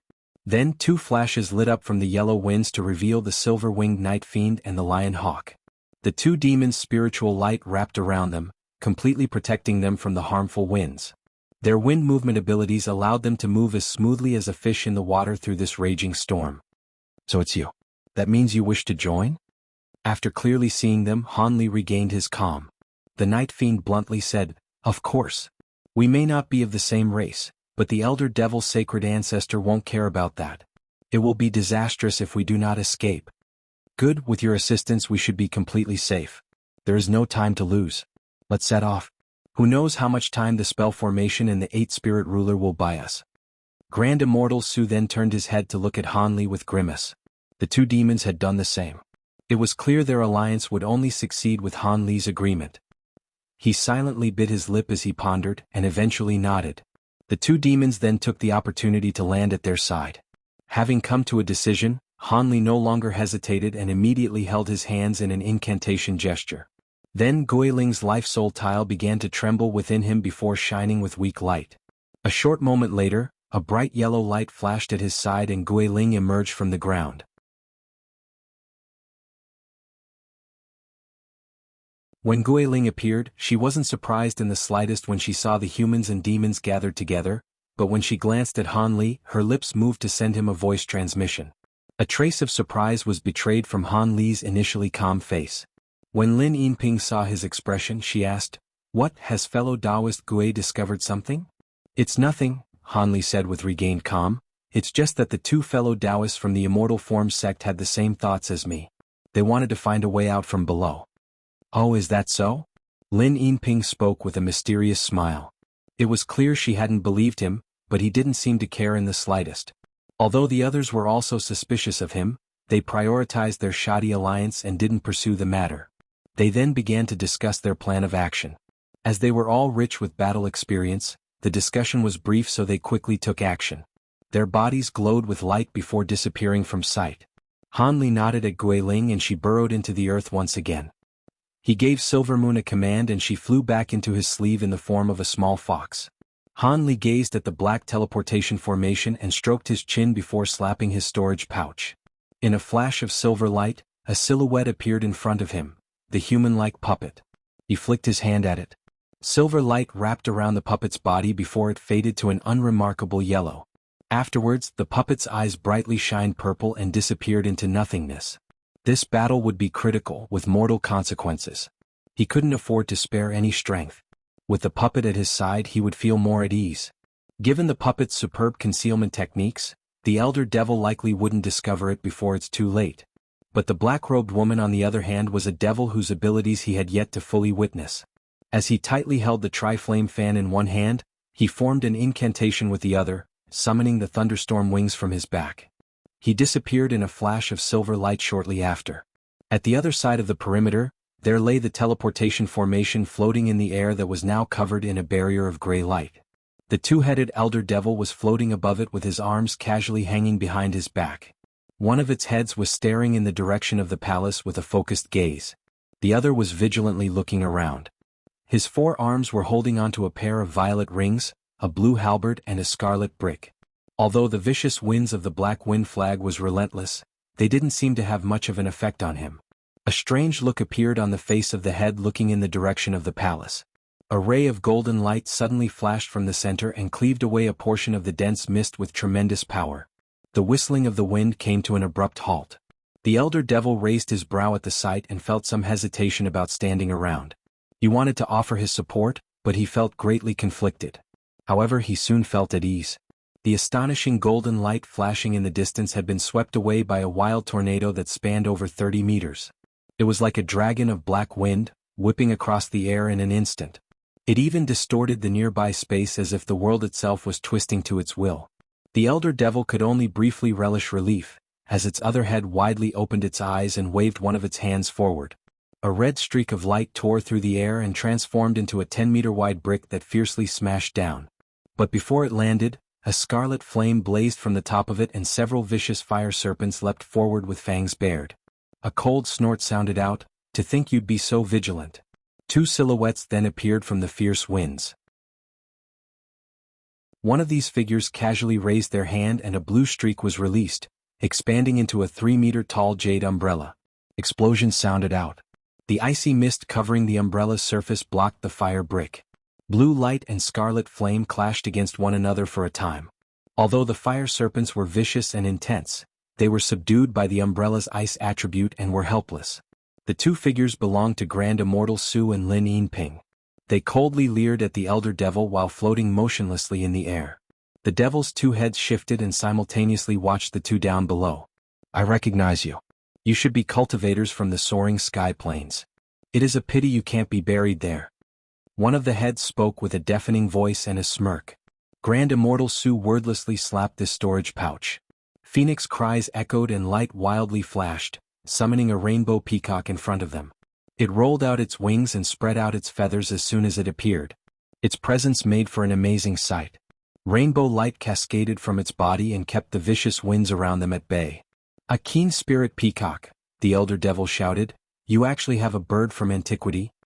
But its skills are far too shallow. Were it older, I might actually be afraid." "Is that so? Then let's have you first test the viciousness of its rainbow light." Grand Immortal Su then let out a whistle and the peacock raised its head before spanning its wings. Brilliant radiance surged out. The elder devil coldly snorted. He clapped together the two hands holding the purple rings and to produce a deafening drone that dazed one's spiritual sense. Soon after, the two rings shot out and blurred, leaving behind copies of itself in its wake and filling the nearby air with tension. The devil then held a hand in an incantation gesture and covered its body in black devilish chi, as if preparing for an attack. In response, Grand Immortal Su and Endless Sky Saintess Lin Yinping each summoned a magic treasure of their own and raised their hand. A ball of azure light smashed down, and a scarf with an embroidered silver silkworm released countless silver strings. At that same moment, purple and azure mist emerged from the wind and silently arrived above the elder devil. The movements lacked any presence, a clear showing of superb concealment techniques. The purple ring's illusion and the rainbow light collided, producing dazzling embers across the air. Several pythons condensed from the devilish chi in an instant, launching forward as a counterattack. Meanwhile, a blinding light suddenly erupted from the azure and purple mist, and two silhouettes suddenly leapt down, arriving right above the devil with two sharp talons and a cloud of gray threads. At nearly the same instant, the magic treasures that Grand Immortal Su and Lin Yinping released were just about to arrive in front of the elder devil. The timing of the attacks had practiced precision.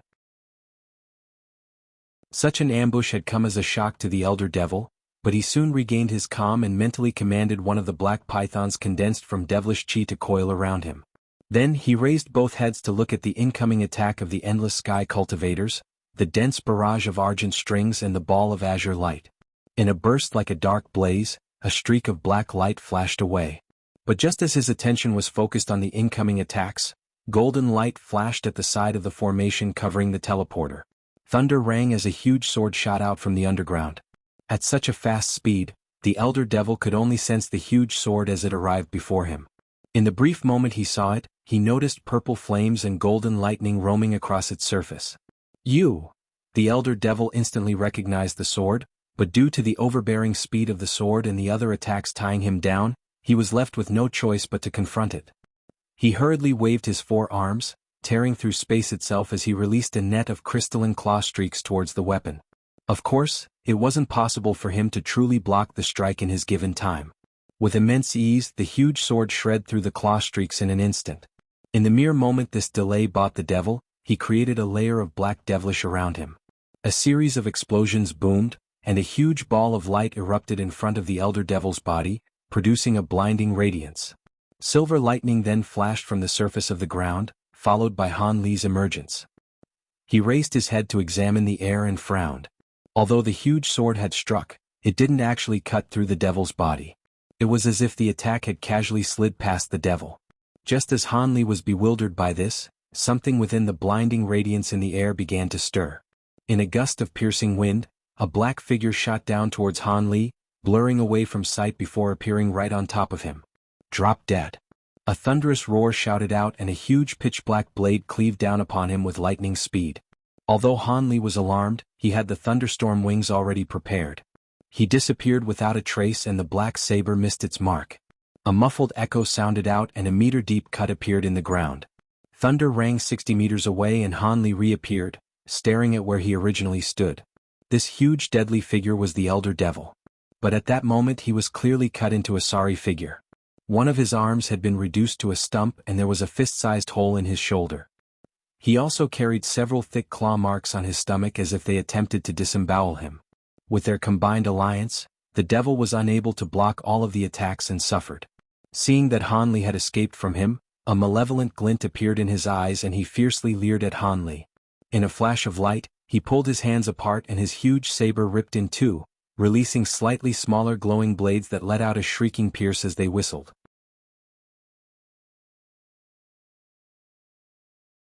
The Elder Devil swung his newly split sabers and released countless palm-sized black crescents in a dense barrage towards Han Li. He took no notice of the other cultivators and was hell-bent on pursuing him alone. This came as no surprise. Among the enemies that faced him, Han Li and Lin Yinping were the easiest to eliminate, but the Endless Sky Saintess Lin Yinping had Grand Immortal Su with her. Of course, the Elder Devil only concluded this because he never had an opportunity to fight Han Li at full strength. When Han Li saw the devil's overbearing assault, he maintained complete calm and waved his sleeve. Out produced a small shield that moved in front of him, quickly expanding to protect his front. He then glanced at the devil and let out a sigh. The Elder Devil looked at his expression from a distance and shortly paused in surprise at his reaction, but then he immediately sensed a strange spiritual pressure from underneath him. Before he could glance down, he heard a slash and a silhouette wrapped in yellow made an abrupt appearance from the ground 10 meters behind him. Soon after, the figure let out a shout and swung down the huge silver axe she held in her hands. This was the horned woman Guiling who had remained hidden underneath where Han Li originally stood.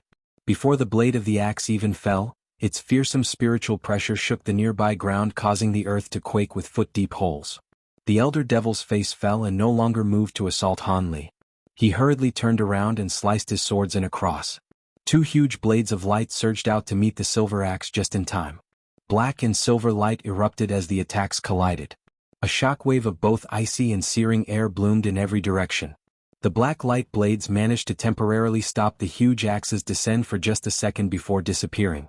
During that delay, the Elder Devil clasped two of his hands in an incantation gesture. With the sounds of cracking bone, his body surged in size. His clothes tore away to reveal a layer of sleek armor made from foot-wide black scales. Inky devilish chi covered his wounds and his flesh squirmed beneath, quickly healing itself. After turning in the air, an ominous glint flashed in his eyes and he took a deep breath. He opened his mouth to release a wide shockwave at the axe. When they collided against the huge silver axe, the sound seemed to become solid and blocked the axe from falling any further. The devil suddenly let out an ancient incantation and the black scales covering his body brightened, igniting in a dense layer of impressive black-purple flames. Guiling's heart trembled at the sight and she jumped back. With a loud shout, her body ferociously expanded and a layer of green armor fitted around her. The silver axe grew alongside her, glistening with a brilliant glow. She chopped down with even greater strength. Her sudden growth had surprised the devil. Although his own form was larger than hers, he had no choice but to stop his incantation as he raised his blades to meet the axe. Upon impact, both weapons let out a resounding boom, shaking the air around them.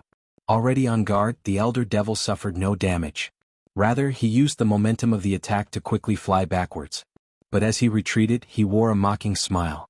The azure halberd in one of his hands lit up with black flames and he launched it towards Guiling's body. It traveled with an immense speed matched only by a shooting star. In the blink of an eye, it struck Guiling's armor and flashed. Before the Elder Devil regained stable ground, He began his incantation once more in preparation to employ even more vastly powerful techniques. The halberd alone wouldn't be enough to exterminate that tenacious horned woman.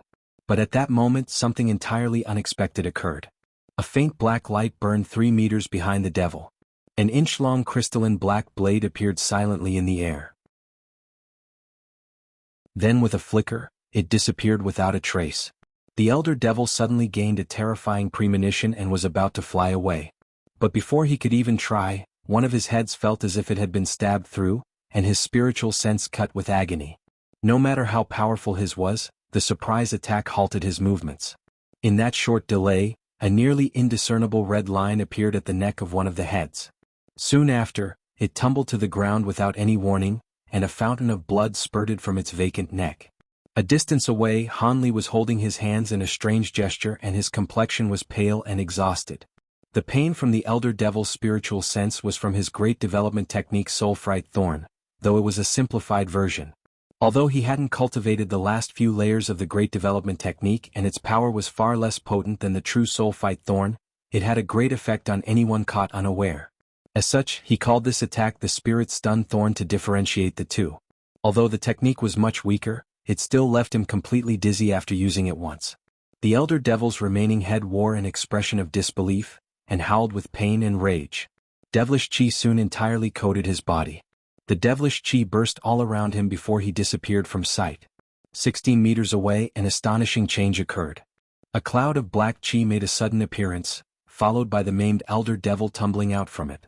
Although the loss of one of his heads hadn't killed him, it severely injured him. Gui Ling swinging down her axe, the beheading of the elder devil, his escape afterwards, all occurred in the blink of an eye. The scene left the others completely dumbstruck. Things had gone vastly awry to their original plan. They had intended on only distracting the devil so they could wait for an opportunity to use the teleportation formation to escape. The thought of killing the devil hadn't even occurred in their minds. But now that it was a distinct possibility, how will their plan change? In truth, Hanli actually planned on slaying the devil all along. As for the strange blade that beheaded the devil, the cultivators up above hadn't detected any signs of its appearance. When they wondered if the same could happen to them, they felt their hearts drop. But in any case, the elder devil was out of luck. With so many cultivators attacking him at once, he had no opportunity to reprieve and was unable to make use of any of his greater abilities. Bafflingly enough, he was also gravely injured.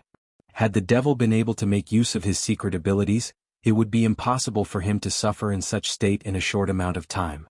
The elder devil shot a hateful glance at Hanli on the sidelines before fleeing in the direction of the black-robed woman in a surge of black chi. Under his current conditions, he had no further intention to risk his life to continuing the battle. Hanli had different plans though, and a trace of derision smeared on his face. A ball of silver light flared near the elder devil, followed by the sudden appearance of a silhouette. Greatly frightened, the devil recoiled and prepared for the worst, binding himself in layers of boiling devilish chi. But when he met the gaze of the newly appeared cultivator, his body was enveloped in an entirely different world. He could sense nothing else apart from a pair of attractive purple eyes. A bewitchment technique. With a spiritual sense comparable to a peak late nascent soul cultivator, he was able to quickly recover. However, it wasn't nearly fast enough, because an emerald streak suddenly appeared in front of him in a roll of thunder. He could clearly see golden lightning flashing from it too. Divine Devilbane lightning, the elder devil cried out. Had he not been injured, he would have been able to deal with it well enough, but he could no longer afford to confront such an attack. The devil waved his hand and devilish chi condensed in front of him. Very rapidly, a small black shield moved forward to block the green streak as he blurred away, intending on arriving 10 meters away. But on the way, thunder called from his side. Not good. The devil's heart trembled. Before he could take action, Hanli appeared in a spark of silver lightning. He waved his sleeve and released dozens of small golden swords and a purple flood dragon at the devil. The timing of Hanli's attack was superb. The devil wasn't able to dodge in the slightest. Helpless, the devil's head strangely twisted around in Hanli's direction. Then he opened his mouth and released a surging black shockwave. 2 devil arms blurred, bringing forth his black blades to meet Hanli's attack. But when the devil least expected it, a small black dagger appeared in front of where he originally faced and flickered out of sight.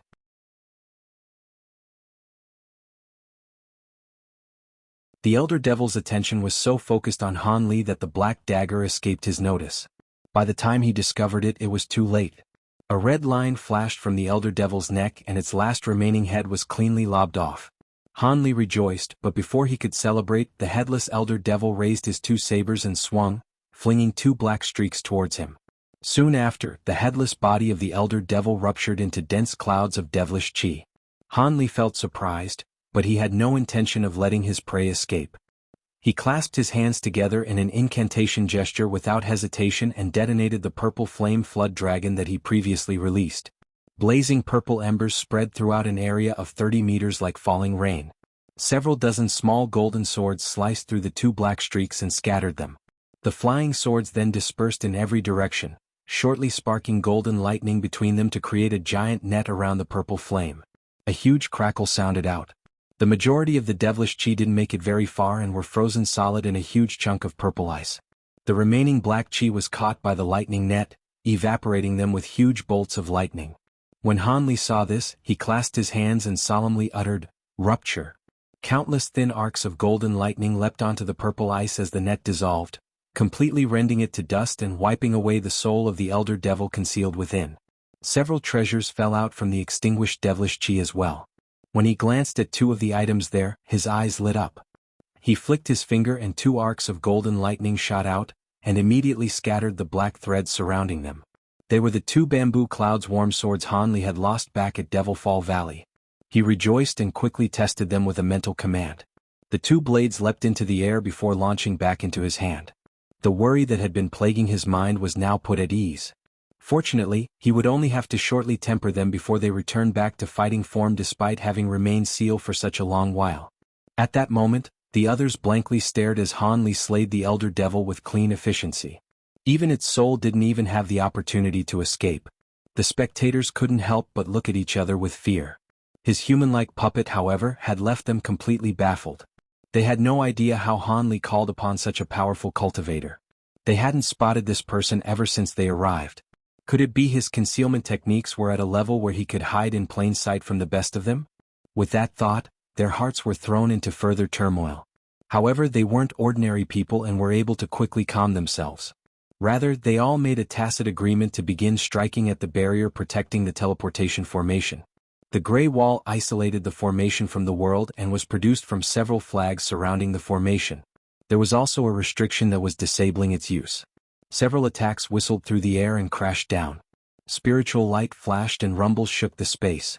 Much against their expectations, the barrier held firm against the assault. Be it the demon's fierce attacks or Grand Immortal Su, their strikes had only caused faint ripples. They naively believed that they would be able to immediately leave following the Elder Devi's defeat, but now their hearts tensed.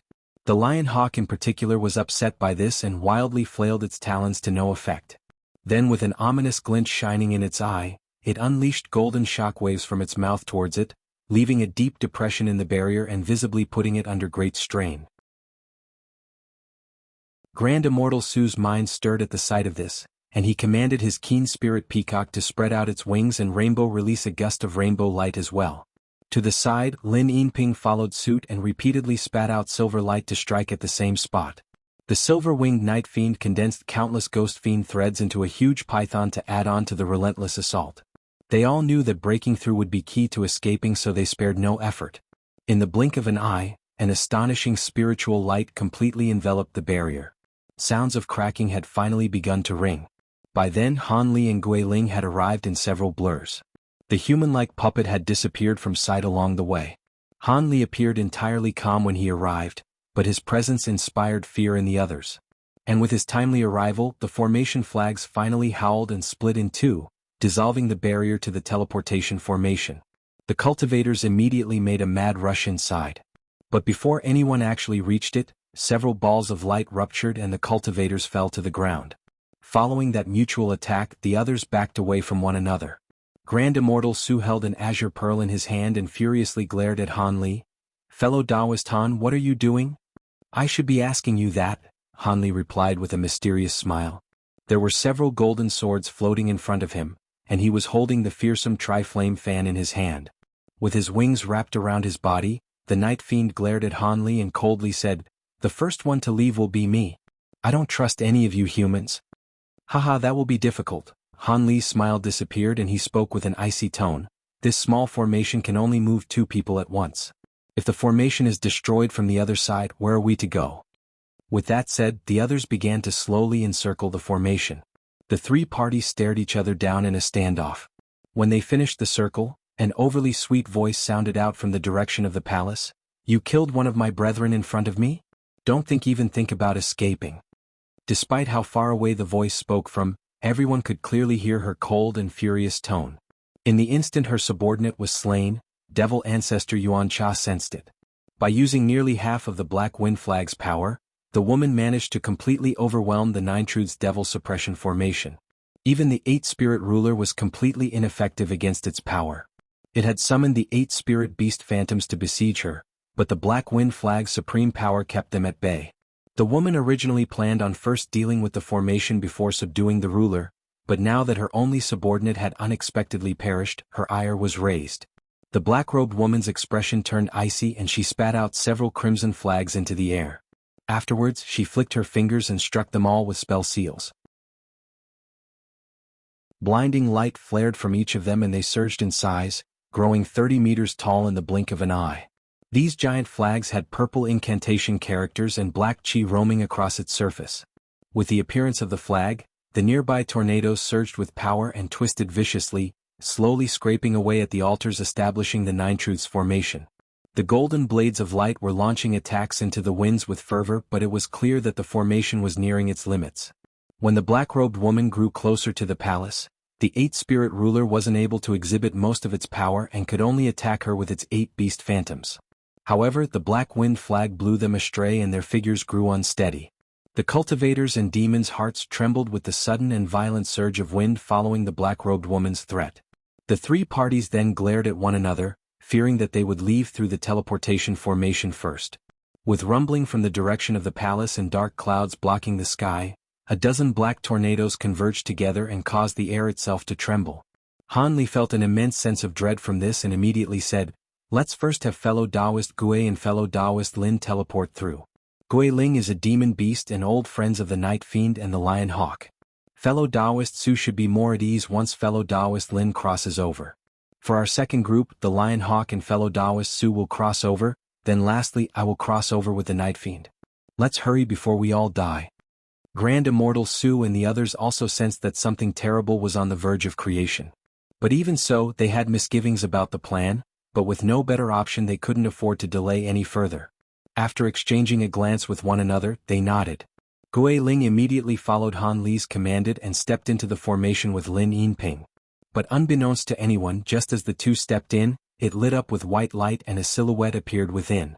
The others were left completely baffled. At that moment, the black-robed woman's cold voice sounded out, "Primal chaos rend the heavens." A pillar of pitch-black light erupted from a distance, but soon it came to a sudden stop midair and split the sky into 2. One half was completely clear and shining with sunlight. The other was engulfed in a curtain of black and soon grew to cover the entire sky. In nearly an instant, it spread above Han Li and company.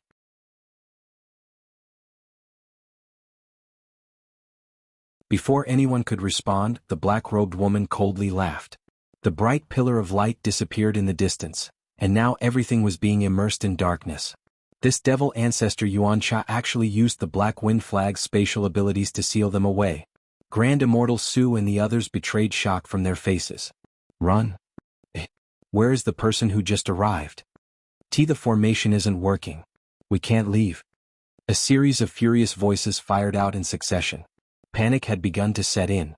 Han Li felt his heart sank.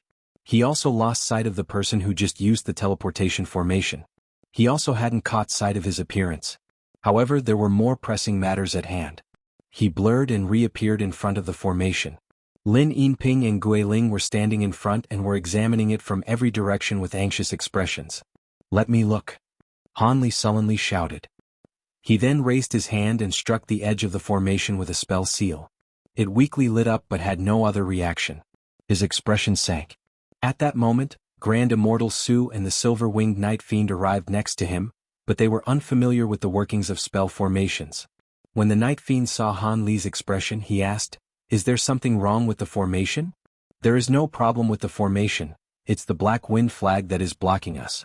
Unless the seal goes away, neither will we. How exactly can we manage that? Do you want us to kill that devil ancestor Yuan Cha? If we had such abilities, why would we bother to leave? The Night Fiend shouted. Han Li glared back at him and bluntly retorted, why bother asking? You should keep your complaints to yourself. Fortunately, the devil is currently focused on dealing with the person inside the palace. Now that she's trapped us, she won't be paying us any heed for some time. Let us take this time to come up with a new plan. Angered, the Night Fiend wore a hostile expression on his face, but something soon came to mind and he suppressed his anger with a snort. Then, his eyes wandered as he brooded. To the side, Grand Immortal Su was lost in his thoughts as well. Lin Yinping and Gui Ling both tightly frowned in disappointment at failing to leave. But just as Han Li and the others found themselves helpless in the face of crisis, outside the formation, the black-robed woman was enveloping herself in a black tornado and looked at the huge flag with a sneer on her face. Apart from the several tornadoes at her side, the violent winds had gradually begun to still, making the carnage visible. Although maintaining the spatial seal used up by the black wind flag's capacity, the Nine Truths Devil Suppression Formation is now completely destroyed, and now she only had to deal with the masterless Eight-Spirit Ruler. Although it was immensely powerful, it couldn't command many of its own abilities using what intelligence it had. With that thought, she began to glance around her.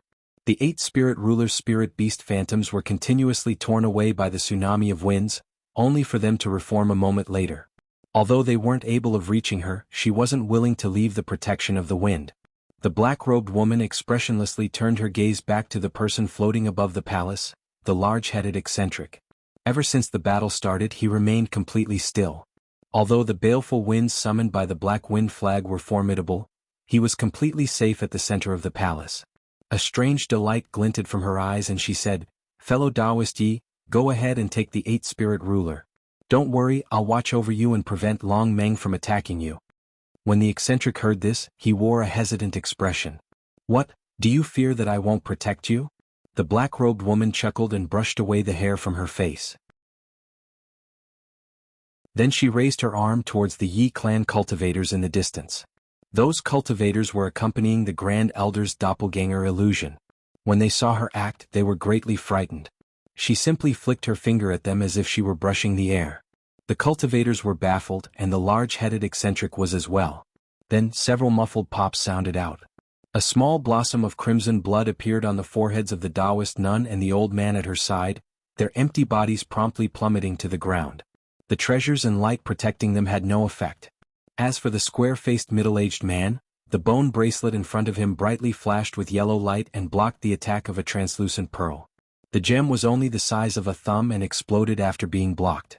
The mirage of the Yi clan Grand Elder had its forehead struck and the pearl disappeared without a trace. Huh? The shining moon band? No, a replica. The black-robed woman muttered with a trace of surprise. "Sacred Ancestor, what are you doing?" The eccentric wore a gloomy expression. "What? Since you don't trust me, I needed to let you witness my abilities." She shot a glance at him and casually asked, "Could it be you still have a relationship to those people?" The eccentric snorted and felt somewhat annoyed, but he didn't air it. Instead, he looked at the mirage of the Yi clan Grand Elder with a bewildered expression. At that same time, the two Yi clan cultivators' corpses ruptured forth and two nascent souls flew out towards the square-faced cultivator in a panic. With an icy expression on his face, the square-faced man briefly put away the bone bracelet and allowed the two souls to enter his sleeve before he released it once more. As this happened, he was staring at the black-robed woman in fear that she would attack him. Feeling it beneath her dignity to launch another attack and believing that she had already displayed the might of her abilities to the eccentric, she paid no further attention to the square-faced cultivator. Instead, she turned to the eccentric and said, "So long as you help me in taking away the Eight-Spirit Ruler, I will consider your task fulfilled.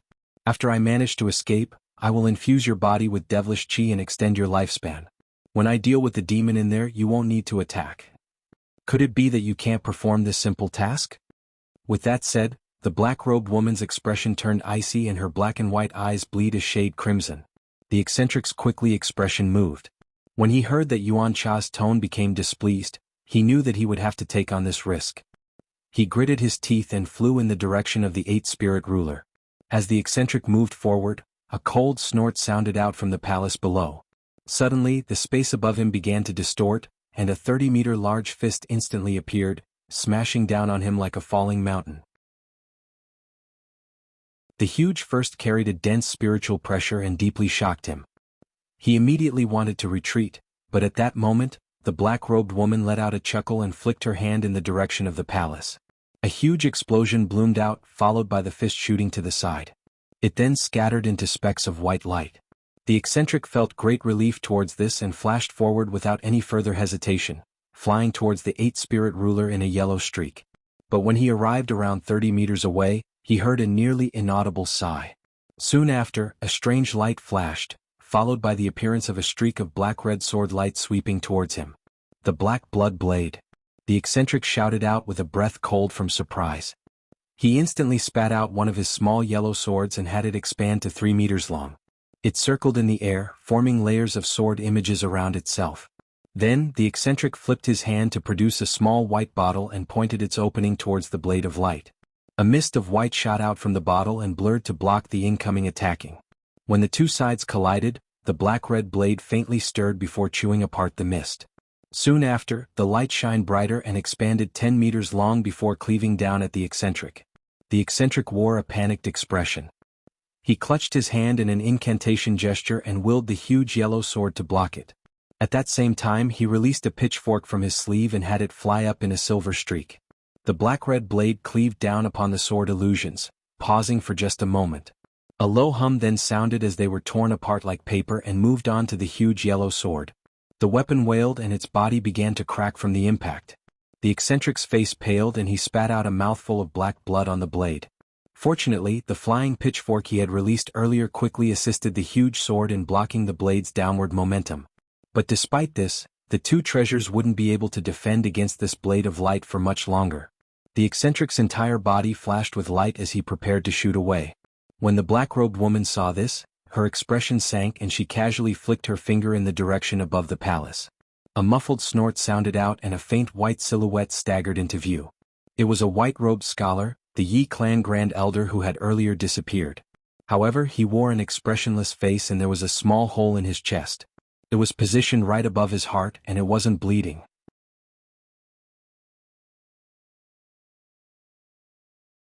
At the same time the Yi clan Grand Elder was forced to appear, the black-red blade of light was weakened. With a flash, it dimmed and exerted less force, allowing the large-headed eccentric to block both the huge sword and the silver pitchfork. He used this opportunity to fly out of the range of the blade's attacks. Paying no attention to the wound on his chest, he glared at the eccentric and sternly said, "Where do you think you're going? The black blood blade is the legacy treasure of the Yi clan, used to execute traitors. Since you've colluded with this elder devil and abandoned our clan, don't blame me for being ruthless." When the eccentric heard him speak, his complexion turned red, then white, and soon he simply sneered. He didn't appear to take his words to heart. Resentment was clearly visible on the scholar's tense frown. The sheer hostility of his appearance made for a stark contrast to his originally elegant bearing. The black-robed woman felt somewhat surprised that her earlier attack hadn't killed the man. Now seeing where the scholar firmly stood, she frowned and grabbed at the air. This indifferent action was performed without the slightest effort. A crackle snapped through the air. 5 half-foot-long crystalline beams shot out from her hand and streaked towards the scholar at an immense speed. The Yi clan Grand Elder narrowed his eyes, but strangely enough he didn't make any attempt to dodge. Instead, he spat out a fire-red disc that swiveled in the air and immersed him in blinding red light. The 5 claw streaks were intercepted by a large white hand that appeared in front of him nearly instantly, capturing the streaks in its grasp and crushing them into non-existence. The black-robed woman could only watch with a solemn expression. Long Meng's cold laughter danced from the palace. "Yuan Cha, if you can make alliances with the humans, then so can I. Did you think that you will so easily break the 8 spirit rulers' restriction? I want to see those devil abilities that dominated the mortal world in the past. How will they fare against one Buddhist attribute ruler? And even if you somehow manage that, I still have a bit of residual devilish chi I can make use of." The black-robed woman's face fell hearing the jeers and her gaze grew cold. "No matter how much devilish chi you have, you are still a soul without a body. My victory is all but assured. And with the many spiritual medicines on this mountain, using a little bit of power is of no consequence." "Spiritual medicines?" Long Meng paused and then her tone of voice changed. Old devil, you think dash. Before she could finish, the woman strangely smiled and flicked at the huge form of the black wind flag in the air, striking it with a green spell seal. The flag trembled and the tip of it fluttered with black light wildly shining from its surface. A pillar of wind shot out from the banner and disappeared without a trace. A moment later, it appeared in front of the square-faced cultivator. Bits of black light scattered around and the pillar of wind engulfed him without a moment of delay, catching the cultivator off guard. The funnel howled loudly and released countless blades of black wind, violently chopping at everything within it. The square-faced man was greatly alarmed by the ambush and began to pour his body's spiritual power in the bone bracelet without any restraint. The bone bracelet quickly formed a layer of dazzling yellow light around him, but there were too many attacks, and they seemed to possess strange abilities. When each wind blade struck true, they completely disappeared, only for palm-sized openings to later appear in the barrier, emerging one after another until the shield completely disappeared. Against such strange attacks, the durable and tenacious light barrier completely scattered. Soon after, the man wore an expression of great disbelief as the black windstorm grew even more intense. The bone bracelet attempted to maintain its protective barrier against the endless horde, and the bracelet began to crack. The square-faced cultivator had turned completely pale, but he soon gritted his teeth and spat out an azure sword. He yelled and flew out right after, riding on the sword. The bracelet was left behind as it was clearly already on the verge of destruction. He understood that it would be a death wish to remain. He could only take the risk. No. When the Yi clan elder saw this, he shouted in a panic but was already too late. As soon as the person entered the black windstorm, the azure light protecting him began to violently flash, only for it to rupture and a miserable scream to sound out. His body was immediately ripped to shreds. With the bits of his body scattering in the wind, 3 balls of various colored light were left behind, inch-large nascent souls. The 3 were joined together and flew off in the same direction, fearing for their life. However, the wind surrounded them and they weren't able to escape. Just as the blades were about to shred them apart, a black light flashed from the wind pillar and the black blades came to a sudden stop. The 3 nascent souls immediately rejoiced and resumed their attempt to escape, but the black-robed woman sneered when she saw this. She flicked her fingers and slowly reached out to the gusts of wind. White light suddenly lit up around the nascent souls and solidified until they were rendered completely immobile. At that same time, countless specks of black light gathered around them, completely sweeping them into 3 small balls. With her hands grasped in an incantation gesture, she then began to chant cryptic words. Black light flashed and the balls disappeared without a trace. A moment later, they fantastically came into existence in front of her. Devil, stop whatever you're doing. When the Yi clan Grand Elder saw this, he quickly pointed to the black blood blade and had it immediately sweep towards her. It's already too late. Long Meng uttered. As soon as she said that, crimson light flared from the woman's eyes and she engulfed the nascent soul in the same wave of light. The nascent souls wore terrified expressions on their faces and their bodies quickly shrank.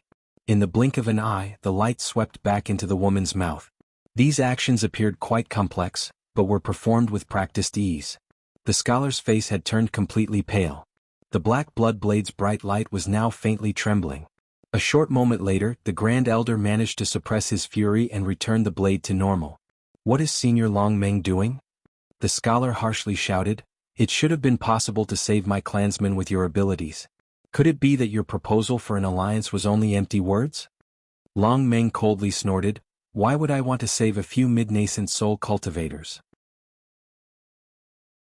Although they had a spirit treasure replica on them, its power was pathetic and couldn't even produce 1/10 of the originals. And don't be mistaken, I didn't make an alliance with your clan, I made it with you. Even so, aren't you afraid of the devil recovering her strength after she's consumed the nascent souls?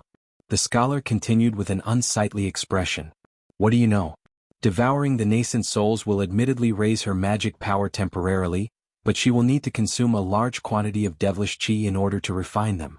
It appears she plans on using the abilities of my body as a silver moon wolf instead of her own. Isn't that right, Yuan Cha? Absolutely. You of all people should know your body's great power. Originally, I thought of preserving a bit of strength to destroy the 8 spirit rulers' restrictions, but that would have taken far too long. To avoid anything unexpected, I will be using your late deity transformation stage abilities and do my utmost to destroy you all. Yuan Cha sighed and clasped her hands in an incantation gesture. Silver light wrapped around her and flared, turning into a small silver sun. Within the light, the wolf howls continuously sounded out, and soon after, an astonishing pressure descended onto the world. Under the strain of this sudden weight, the world began to violently tremble as if would soon crack. The silver light then pulsed and wildly expanded, disappearing to reveal a huge two-headed wolf the size of a mountain. There was a silver head that had its eyes shut, but the black one raised its head with gritted teeth and possessed fury in its eyes. The wolf's claws appeared incredibly incisive and its heads were the size of small buildings. But the sheer gargantuan mass and spiritual pressure caused everyone who glanced upon it to feel their blood run cold.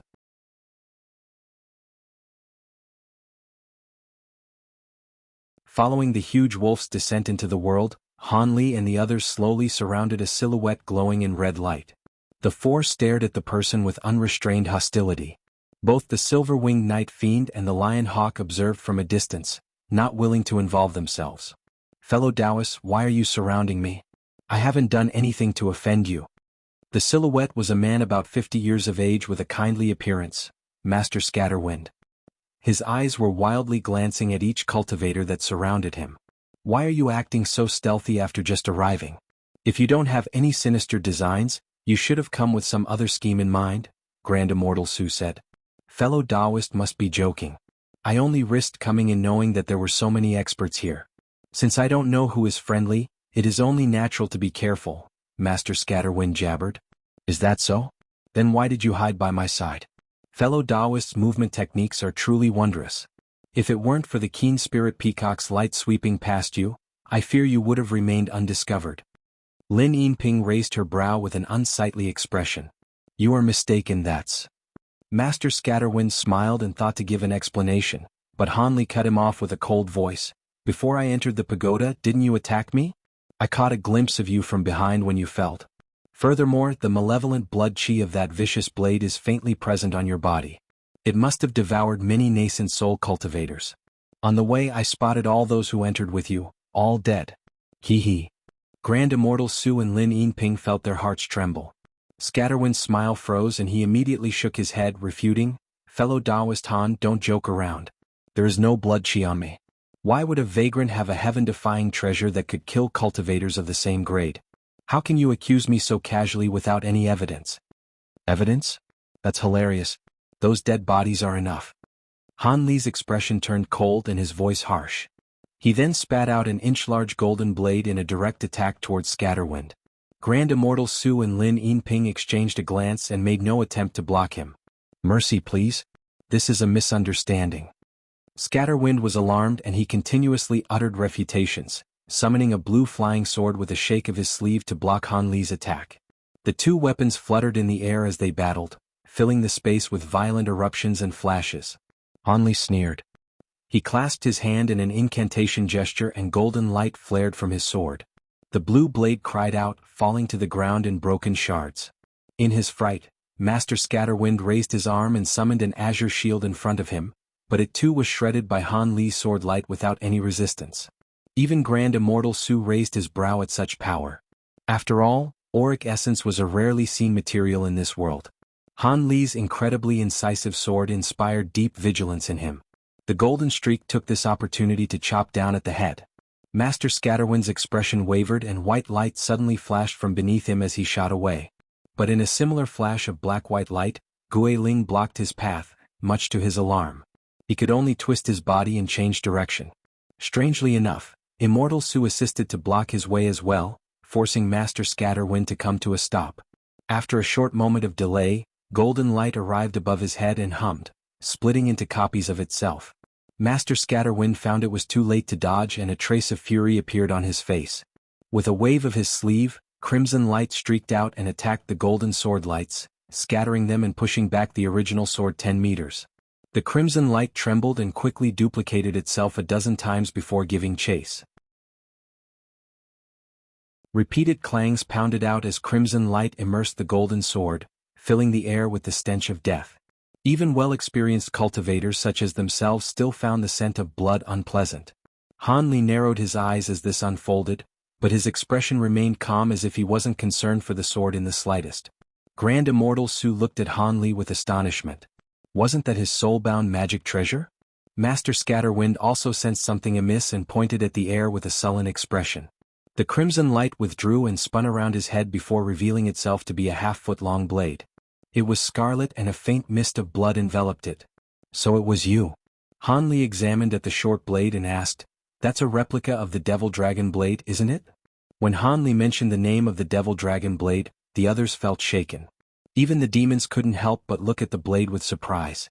Master Scatterwind didn't reply and instead looked at Han Li's golden sword with amazement. Although Han Li's sword endured so many strikes, not even a single mark scarred its surface, much to the astonishment of Scatterwind. "Don't waste your breath. My flying sword is quite special. Even if your blade were stronger, destroying it is an impossible task." Han Li faintly smiled and raised his hand in the air, recalling it back towards him. "You don't intend on killing me?" Master Scatterwind was utterly bewildered when he saw this. "Kill you? Why would I do that?" Han Li grimly smiled. "You haven't killed anyone I was close to, and I don't intend on taking revenge on behalf of the others. If you truly aren't the person I suspect, there is no point. Rather, since you possess such a powerful treasure, we can form an alliance." Fellow Taoist Han means. Grand Immortal Su stirred as he faintly guessed Han Li's intentions. "If we want to leave, we'll have no choice but to rely on brute force," Han Li sullenly said. "Although the Black Wind Flag is a genuine divine spirit treasure, the Devil Ancestor is distracted and incapable of using its full power. If we forcefully attack a single point in the seal, we should have an opportunity to shatter it." After experiencing entrapment in the Spirit Ether Garden after the events of Devilfall Valley, he had some grasp of their situation. However, his proposal would only work if he could find a weak point, but on the other hand, there were many nascent soul cultivators trapped together. If they joined hands, it should be possible to break the seal without a weak point. After a moment of thought, Grand Immortal Su said, "Fellow Taoist Han's words are reasonable. What does Night Fiend think?" The silver-winged Night Fiend looked at Master Scatterwind for a time and an odd expression appeared in his eyes. "This cultivator's blade does appear quite powerful. If it can break us out from here, then let's at least give it a try." Han Li faintly nodded and turned to Master Scatterwind. "You heard us. We still don't have your stance on the matter. If you help us in breaking the seal, you'll be helping yourself as well. You don't want that devil to consume your nascent soul after all." Master Scatterwind's expression remained calm, but his eyes stirred as he considered Han Li's proposal. Eventually Master Scatterwind asked, "After we depart, we'll head on our own way, right? You won't use this opportunity to settle accounts?" Grand Immortal Su coldly snorted and disdainfully said, "In the past, we've suffered much at the hands of the righteous Tao. So long as you don't intend on acting against us, who would bother to find trouble with you?" Master Scatterwind smiled. "Agreed. If those fellows from the High Zenith sect were here, I'd hesitate, but I have no reason to refuse now." Han Li felt somewhat surprised that they had come to an agreement so quickly. Then they promptly discussed their plan of action. In order to eliminate the seal trapping them in, they would need to produce the greatest amount of attack power, but this didn't mean a simultaneous attack. After all, with their various types of attacks muddling together, it could produce an opposite result. After the discussion went on for a moment, Immortal Su turned to Han Li and said, "Fellow Taoist Han, I recall that you have an ally hidden nearby. Won't you have him join us in our talks? His flying saber is quite powerful." The Night Fiend and others turned to look at him. Han Li inwardly cursed at that clever Immortal Su, but maintained a calm exterior and coldly replied, "Don't worry. That Taoist will naturally help us. It is too late to call him out. Because of his techniques, it is inconvenient for him to make an appearance." Grand Immortal Su was displeased by his reply, but after he saw Han Li exterminate the two-headed Elder Devil with his bizarre abilities, he didn't dare to force the issue. He could only end the matter with an annoyed snort. Master Scatterwind wore a giggling smile ever since he agreed to the plan. But when he saw that Han Li and Grand Immortal Su had many disagreements, a cold glint shone from his eyes. At that moment, his expression faintly changed before he slowly lowered his head to hide his face as if he were pondering about something. In truth, Master Scatterwind's lips were faintly stirring as he sent voice transmissions to another person present. A short moment later, he raised his head to the sky and wore a beaming smile, but no one seemed to notice. He then stretched his hand behind him and grew dense several-inch-long white fur from it, each one as hard as a needle.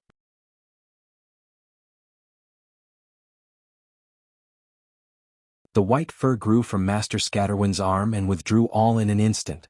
Afterwards, he continued his discussion with the others as if nothing had happened, mostly everyone ignorant of what had happened. Meanwhile, none had noticed Han Li sending a thread of spiritual sense into one of his spirit beast pouches. As he calmed his riled soul-weeping beast, thoughts quickly churned through his mind, but he still maintained his bearing and calm voice. In the time it took to finish a cup of tea, Han Li and the others finished discussing their plan of action. Then they blurred quickly and set off, taking out their own sets of formation tools, and setting down spell formations to boost their offensive potential. Han Li and Grand Immortal Su were simultaneously setting down a grand attack formation known as the Windfire Dragon formation. Although it can't compare to other grand formations, it was the most powerful offensive type they could place down on short notice. It was said once the formation was activated, it could produce attacks on the level of a full-powered strike of a late-nascent soul cultivator using a common magic treasure. A half-hour later, the formations were finished being placed down one after another, and they began to take charge over them. Han Li and the Grand Immortal Su decided to take joint charge of the Wind Flame Dragon formation. It was a laughable situation. The two were irreconcilable enemies, but they were quickly forced into such a ragtag alliance. Grand Immortal Su stared at the gray mist barrier sealing them and raised his hand, releasing a ball of white light and pounding against the wall. However, the ball didn't rupture. It simply floated in the air and sparkled, indicating a clear marker. He then bluntly said, "In a moment, everyone will attack this point." The others remained silent in tacit agreement. Grand Immortal Su then shot a glance at Han Li and nodded. He gave a faint smile in response and cast an incantation gesture without another word. He flicked his fingers around him and began to launch spell seals. In the blink of an eye, several tens of spell formations began to light up and hum. Grand Immortal Su took a shallow breath and a fire-red light sparked from his hand. He pressed it against the ground and in the glow of red light, he activated a few formation plates buried deep into the ground. The space suddenly trembled before a dozen pillars of crimson flame shot up from the ground. Each pillar was a foot thick and emitted a scorching heat as if the very air was being lit aflame. At the same time, Han Li flipped his hand and produced a faint azure formation plate. He slapped his other hand on top of it and it began to flicker with light. The spell formation immediately glittered, releasing hums as a dozen flood dragons condensed from the blue winds inside. Following an incantation, they all charged towards a different pillar of flame. Wind and fire merged together to form a dozen wind flame flood dragons, combining the intensity of fire and momentum of wind. As soon as the dragons took form, Grand Immortal Su's face lit up and he harshly shouted, "Attack!" Then he spat out an azure pearl, and the keen spirit peacock circling above its head flapped its wings, releasing a wave of rainbow light, bursting with astonishing speed. The others then activated their contributing spell formations and released their own abilities and attacks in an unreadable sequence. World-shaking explosions shattered without end. Bursts of light repeatedly flared with gigantic momentum, causing the entire space to tremble. Han Li flung his sleeve and released several tens of flying swords into the air. Soon after, they duplicated themselves to create a swarm of several hundred sword lights. When the others saw the force that they carried, they were reminded of the sharpness his swords originally carried, and their expressions faintly shifted. Their fear towards him had grown a tad heavier. Not caring of what the others thought, Han Li commanded the sword lights with a spell seal and they instantly condensed into a huge sword that was over 30 meters long. After it was struck with another spell seal, a layer of golden lightning arced from its surface and thunder rang out. Despite the huge sword's completion, Han Li didn't immediately set off on his attack. With a soft shout, he flung the formation plate up into the air. He clasped his hands in an incantation gesture and then pointed at several different spots on the plate, causing it to tremble each time before rapidly eroding in a muffled burst, raining down azure light that was quickly absorbed by the formation. With the newfound power, the spell flags flared blindingly, and the dozen huge wind flame flood dragons began to rage. With roaring cries, the dragons surged several times in size and charged forward with brandished claws and fangs. The wind flame flood dragons arranged themselves in a line during the charge and struck the seal wall in succession. This time, the gray mist violently quivered from the attacks and soon began to warp. When the last wind flame dragon exploded against the wall, the residual energy of the attacks concentrated into a huge ball of wind and fire. In a crimson flash, it was stained red and transformed into a huge blade slicing at the same location. The brittle sound of breaking glass filled the air. A 3-meter-long crack appeared in the wall that was a foot deep. But with its appearance, black light flashed from the wall intent on mending itself. When the other cultivators saw this, they immediately rained down a mad barrage of attacks, forcefully slowing down the rate of the wall's recovery. It was then that Han Li took action. The huge golden sword struck down at the crack as a bolt of lightning. Golden light ruptured from the breach as if a golden sun had been born within it. The fissure instantly expanded and sank several times deeper. The strike of this single attack produced several times more power than all their previous strikes combined. Even Han Li was stunned by the outcome. It appeared that the divine Devilbane lightning was able to restrain the wall for the moment. Could it be that the Black Wind flag was a Devil Dao spirit treasure? Although Han Li felt apprehensive, the light faded away to reveal a thin barrier of white light past the seal. When they saw this, they rejoiced, but before anyone could launch an attack, an inch-large blade silently appeared in front of the crack and blurred out of sight. With one final bang, the thin white wall flickered with black light and shattered to pieces, producing a 10-meter-large hole that led to a familiar scene. They felt instant relief at the sight, and in a silver flash, a silhouette appeared in front of the opening in a strange fashion and passed through it first. It was Han Li's human-like puppet. The others that were originally hesitant turned flustered by this. Without much more thought, they used their various teleportation techniques to follow through. A pair of silver wings also appeared behind Han Li, but he didn't immediately follow through. Instead, a strange expression momentarily flashed from his face and his lips stirred. Gui Ling came to a sudden stop with a bewildered expression on her face when she saw this. She had already arrived in front of the opening in a white-black streak. In that short moment of delay, Grand Immortal Su and the others rushed through. However, a crimson light suddenly flared from outside, and countless black threads ripped through the air as they tore into the opening. Grand Immortal Su and Lin Yinping let out deafening shouts in their alarm. In a loud and abrupt explosion, dense blood chi suddenly surrounded Master Scatterwind, who was now wearing a sinister smile. "Go!" Han Li shouted without any hesitation and directly shot through the opening in a spark of silver lightning. Gui Ling felt complete bewilderment but quickly followed him out regardless. As soon as he appeared outside the seal, his surroundings were completely engulfed in blood chi, but as he was already prepared for this, arcs of golden lightning from his body kept the blood chi at bay. He then stopped and looked in the direction of the opening with a raised brow. The breach in the seal was quickly shrinking, and there was a sea of dense blood chi roiling around it, filling the air with a sour stench. There were also a few figures floating in the air above the seal: the silver-winged night fiend, the lion hawk, and a giant white-furred monster. The monster wore the same clothes as Master Scatterwind, and his body stank of profuse corpse chi. He turned his head to reveal eyes lit with a green blaze, sharp fangs, and a shriveled face covered in white fur. At that moment, the monster was controlling the blood sea and his crimson blade to suppress a single person from escaping. This person's body had lost one of his arms and legs, and was desperately using an azure pearl and silver hook to block the crimson light and corrosive blood chi surrounding him. He was Grand Immortal Su, who now wore a hateful expression. Not far from him was the keen spirit peacock. It was trapped by a purple mist that was rigidly produced by the lion hawk. It was fully occupied with preserving its own life. As for Lin Yinping, she was caught in a barrage of countless ghost fiend threads by the night fiend. Were it not for the grand abilities of her embroidered silkworm scarf, matching thread for thread, she would have long been captured.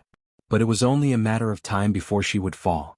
Because of Han Li's warning, Gui Ling also managed to make it out. Then, her eyes focused on the white-furred monster and astonishedly shouted, "It's him!"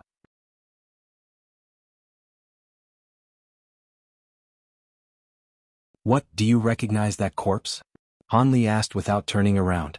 After a moment of deliberation, Gui Ling sincerely replied, "For the time being, I do." Han Li then cocked his head around and asked, "The time being?" "Before he turned into a refined corpse, he was a spirit beast," Gui Ling explained.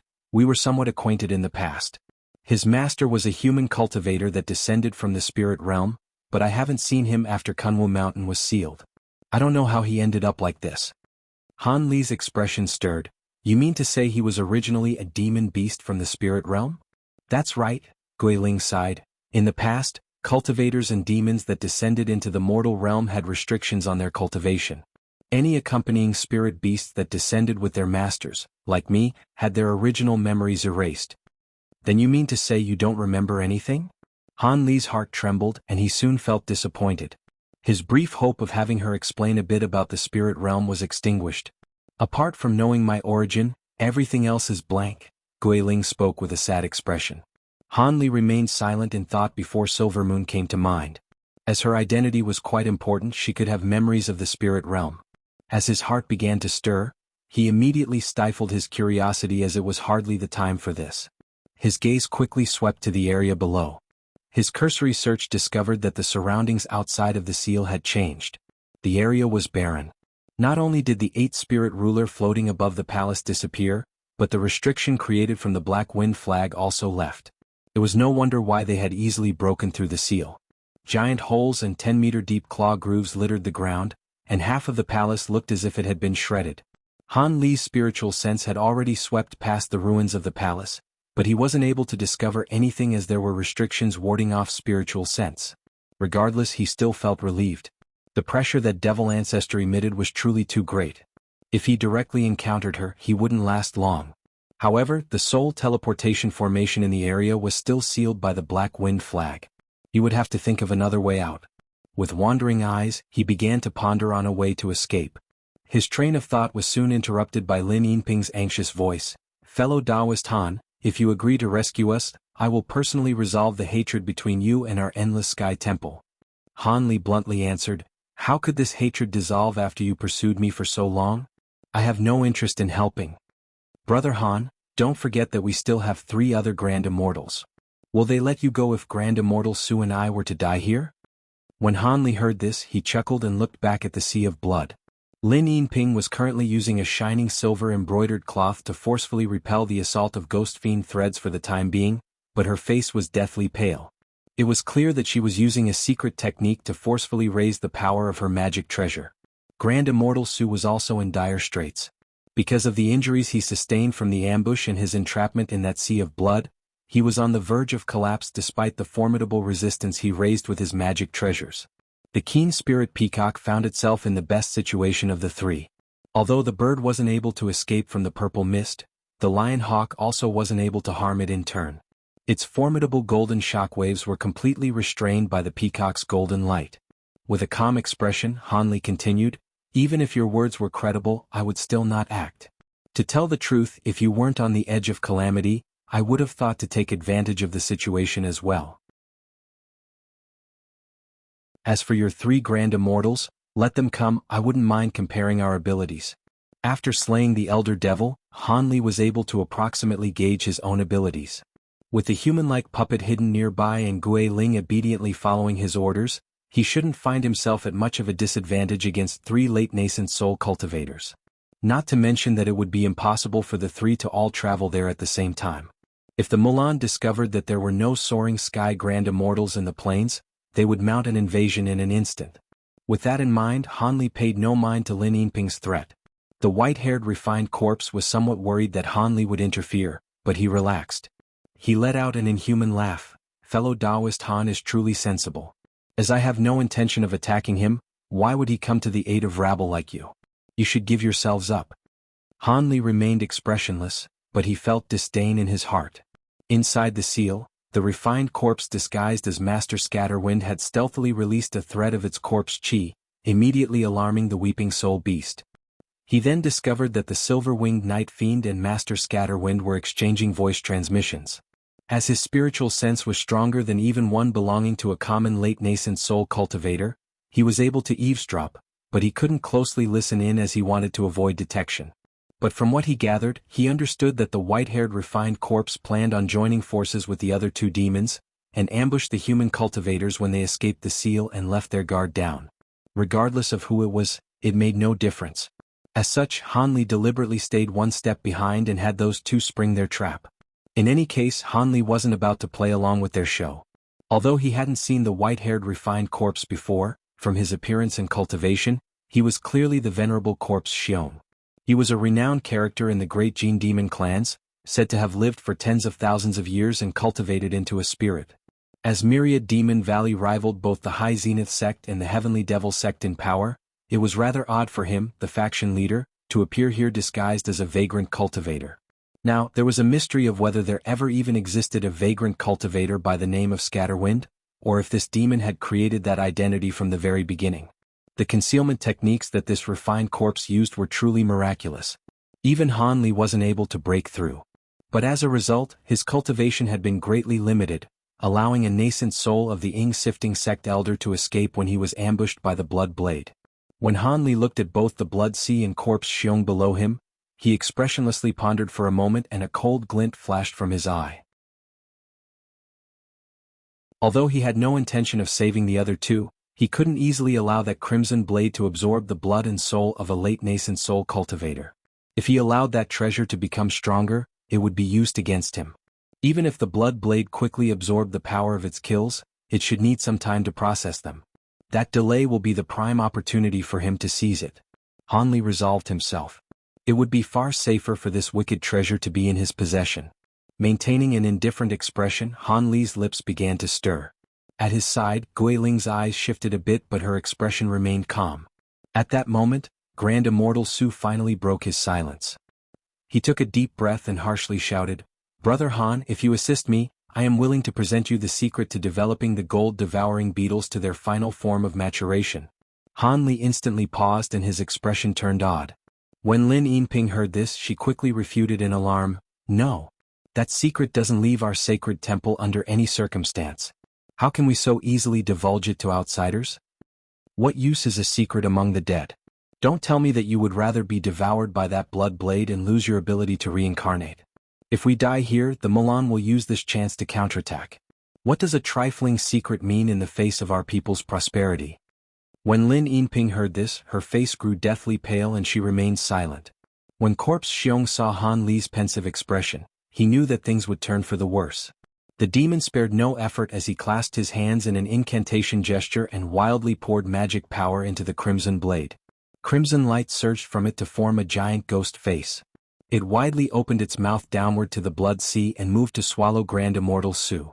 Meanwhile, the blood sea surged all around and the repeated waves of crimson collapsed against one another to create a whirlpool of blood, forcefully sweeping Grand Immortal Su into it and leaving no path of escape. In Grand Immortal Su's alarm, he inwardly cursed and could only wield his azure pearl and silver hook to strike at the ghost face in desperation. But crimson light flashed from its mouth and a crimson thread shone out, firmly binding the two treasures in the blink of an eye, much to his shock. The ghost face opened its mouth once more, this time revealing its fangs as it sinisterly laughed and it plunged its head into the sea of blood.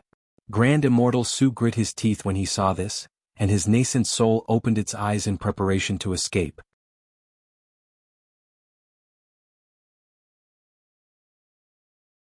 A bolt of lightning suddenly crashed from the sky and ruptured in dazzling golden light, dispersing half of the ghost face in an instant. The face let out a miserable scream, but the attack only provoked it further. Just as Grand Immortal Su rejoiced from the assistance, the ghost bit down on his neck. Endless layers of crimson light engulfed him in an instant. He sensed his body quickly eroding within the crimson light. Frightened, he hastily chanted a strange incantation and surrounded his body in a layer of golden light. It briefly shrunk before exploding. Golden light flared, scattering the crimson around him, followed by a nascent soul flittering out from it. It used instantaneous movement to blink over 30 meters away. "You want to run?" Corpse Xiong coldly snorted and fiercely grabbed at the air. A cloud of black chi suddenly condensed above the nascent soul, creating a large hand that swept down towards it. Its very appearance seemed to suppress an area of 30 meters around it with its vast pressure. Immortal Su inwardly cursed at the sight. If it were before the ambush, his nascent soul would have been able to easily teleport farther away and even have the power to break past the Black Wind Flag's restriction. After all, the nascent soul congealed from his cultivation was immensely powerful and had the ability to fight without a body. As he had already exhausted most of his spiritual power inside the Sea of Blood, he stood little chance at resisting this technique. Meanwhile, Han Li was standing 100 meters with his hands behind his back, wearing an indifferent expression. He appeared to be unwilling to take any further action after releasing his earlier bolt of lightning. With no other option, Immortal Su could only run with all his might. He channeled his remaining magic power and had his nascent soul open its mouth to spit out a metal medallion in preparation to use his soul-bound magic treasure to escape. But then, silver light flashed and a man appeared above the black hand. He raised his arm and a dragon's cry sounded out. In a bright flare, a green streak glowing with golden light shot out, striking the large hand. A huge hole instantly exploded in the hand, and countless thin arcs of lightning wildly raged through the air, collapsing the black chi. The silhouette in the silver light then blurred, arriving over 30 meters away and quickly moving to Immortal Su's nascent soul. He rejoiced in his escape of death and instantly glowed as he flew farther away. Although the silhouette in silver light had saved him, he wasn't about to trust his life in the hands of another. The silhouette ignored this gesture and instead turned to face Corpse Xiong and the others. The keen spirit peacock had received an order from Immortal Su and its body trembled, launching several of its long tail feathers towards the lion hawk. Rainbow light surged from the attack, forcing the lion hawk to withdraw. The purple mist was dissolved by the rainbow light, creating a large opening. The peacock took advantage of this opportunity to wildly flap its wings, strangely warping its body like smoke as it twisted its way through the mist and rushing to the side of Immortal Su's nascent soul. The nascent soul rejoiced and the two immediately converged. An inconceivable scene followed. The peacock opened its mouth and swallowed his nascent soul. It soon let out a clear cry and the peacock flared its feathers.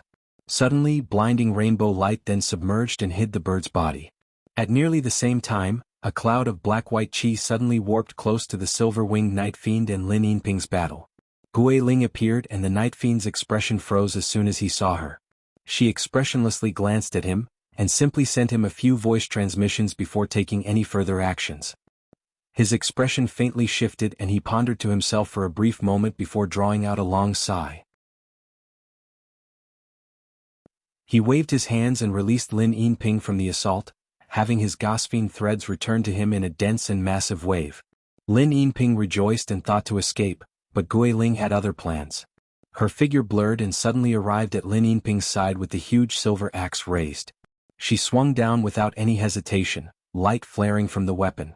In her fright, Lin Yinping pointed to her embroidered cloth, desperately wishing for it to block the attack.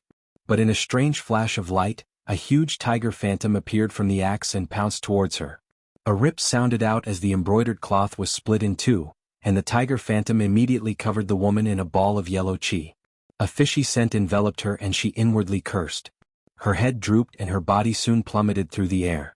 Gui Ling then formed an incantation gesture and had the cloud of yellow chi firmly constrict her. Black-white chi surged and Lin Yinping disappeared from her original location. She reappeared at Han Li's side in a flicker. As this all happened, Corpse Xiong hadn't yet to take action. He simply observed with a cold indifference. With their orders accomplished, the human-like puppet and Gui Ling blurred, reappearing behind Han Li. Rather than taking even a glance at his new hostage, he wore an odd expression as he looked in a different location. The rainbow light shining from the peacock was brilliant, and only grew more intense with time. "Fellow Taoist Han, what are you scheming?" A thunderous voice rumbled out from the blinding light. The voice resembled Immortal Su's but was much harsher and carried a furious and violent tone. "Didn't I help you by saving fellow Taoist Lin?" Han Li replied with indifference. "Oh? So it seems I've been overly suspicious." The voice from the rainbow light softened and the light faded to reveal the keen spirit peacock. However, it was much larger than before and there was a shining white face on top of its head. The face was hollow and transparent, but it was clearly Immortal Su. But when he saw that Lin Yinping was unconscious, he wore a worried gaze. "Relax, I don't do anything to her, but I have a few things I must ask of you." "I hope you won't disappoint me," Han Li calmly said. "Are you threatening me?" The face's expression sank with faint anger. "I wouldn't dare, but don't forget what you said. Fellow Taoist Lin is by my side only so that you don't do anything unbecoming of your position. You're not going to turn back on your promise, are you?" Han Li sneered and his expression turned sinister. Immortal Su's expression remained unwavering and turned his gaze. "How about we settle this after we deal with the demons before us?" Han Li stroked his chin and said, "That's fine. I had the same idea." His indifferent attitude came as a shock to the Grand Immortal. He found himself at a loss of what to say. Han Li faintly smiled and gave a command to Gui Ling. After, the two flew forward along with the human-like puppet. When they arrived near the Blood Sea, they stopped and Han Li glanced at Corpse Xiong, saying, "As the overlord of Myriad Demon Valley, you should have come to Kunwu Mountain on important business. So have I, and these two are useful to me, so I'll be taking them for the time being. I hope you don't take offense." Han Li's words were gentle, but his tone was unyielding, much to the fury of the Night Fiend and the Lion Hawk. Corpse Xiong suddenly broke his silence. Fellow Taoist, you are named Han Li, correct? And you also come from the heavenly south? Han Li paused and he cautiously answered, that's right. Do you plan on seeking revenge? Not at all. I can turn a blind eye to your actions this time, but only once. The next time you meddle in our affairs, you'll never see the heavenly south again. A green flame surged from Corpse Xiong's eyes for just a moment. When Han Li heard this, the corner of his mouth twitched, but he simply wore a silent smile. Corpse Xiong grasped his hands in an incantation gesture and pointed to the crimson light in the distance. The light flickered and turned into a huge crimson blade. It then descended towards the blood sea. The ghost face previously scattered reappeared from the blood blade and sneered. Then, the sea combined into a pillar of blood and flew into the ghost face's mouth, soon disappearing in the blink of an eye. While the blood blade appeared no different than before, the stench of blood was far more putrid. Corpse Xiong then beckoned to the two demons before flying in the direction of the palace. In the blink of an eye, the three disappeared without a trace. Corpse Xiong seemed to have another objective in mind, and seemed to have persuaded the two demons to follow him. Han Li narrowed his eyes to a shining cold glint. He then turned around and said, all right, Brother Su should have no trouble answering my questions now.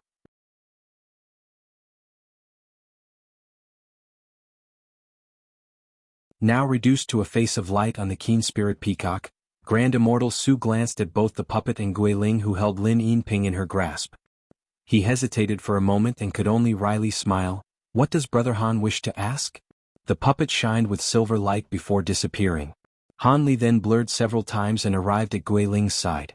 From your tone, nurturing the gold-devouring beetles to their final stage doesn't seem to be something I can do on my own. Quite strange. To the best of my knowledge, exotic insects during ancient times were able to naturally mature to their final stage and prove to be a grave threat to ancient cultivators. Your gold-devouring beetles should have been passed down from then as well. If we followed ordinary methods, it would have been possible to slowly mature them over tens of thousands of years, but cultivators don't live that long. Even if they were passed down from generation to generation, few clans or sects could persist for that time. Gold-devouring beetles in particular take an exceedingly long time to mature, and later generations would lose heart in nurturing them. As a user of these beetles, you should understand the gaps in power between the last two forms. It's almost like they are entirely different species. That's true. And my beetles haven't shown the slightest sign of progress after reaching their current stage. There should be some technique that your temple uses to nurture them. How much time does this save? It can reduce the time needed to a third. If you were to use a few rare materials and only nurture a select few, you would be able to shorten the process even further. That effective? Then my efforts haven't been in vain. So then, are you not afraid I will turn my beetles on you after I've matured them? Fellow Taoist must be joking. I have heard of your gold-devouring beetles before. They haven't even begun the process of their final evolution.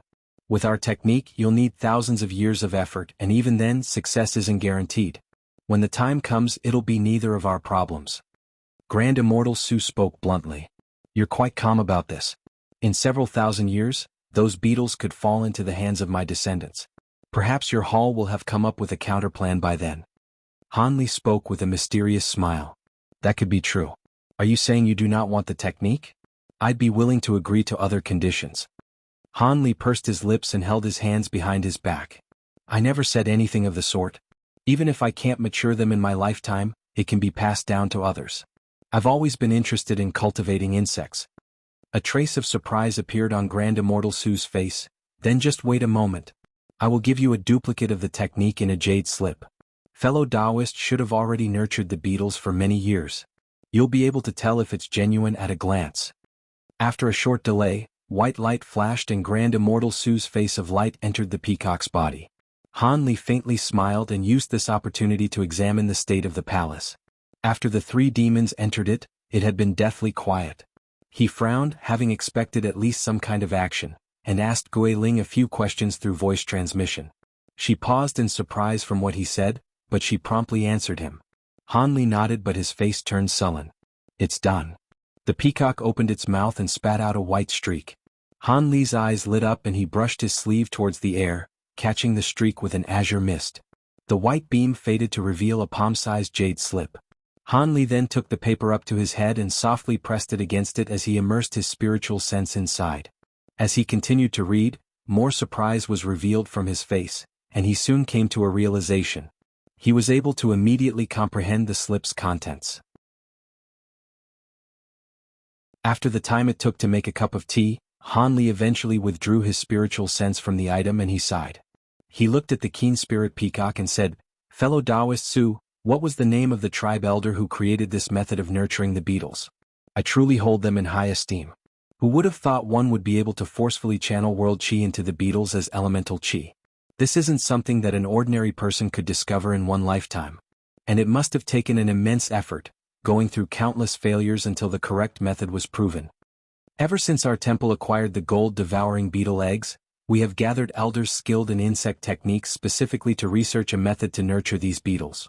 It took well over 1,000 years before this method was finally created. It is a pity that the number of eggs were too few and the materials too rare. Else we could have matured these beetles on a larger scale." Han Li nodded and felt little surprise.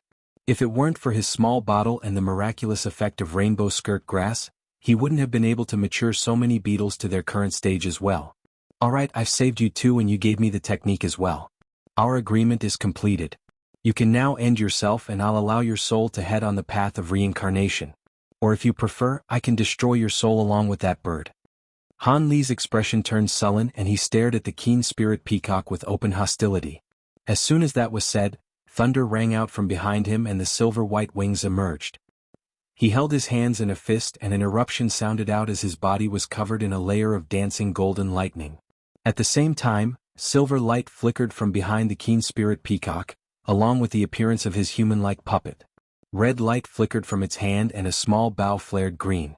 The peacock trembled in terror and unfolded its wings, covering itself in a layer of golden light.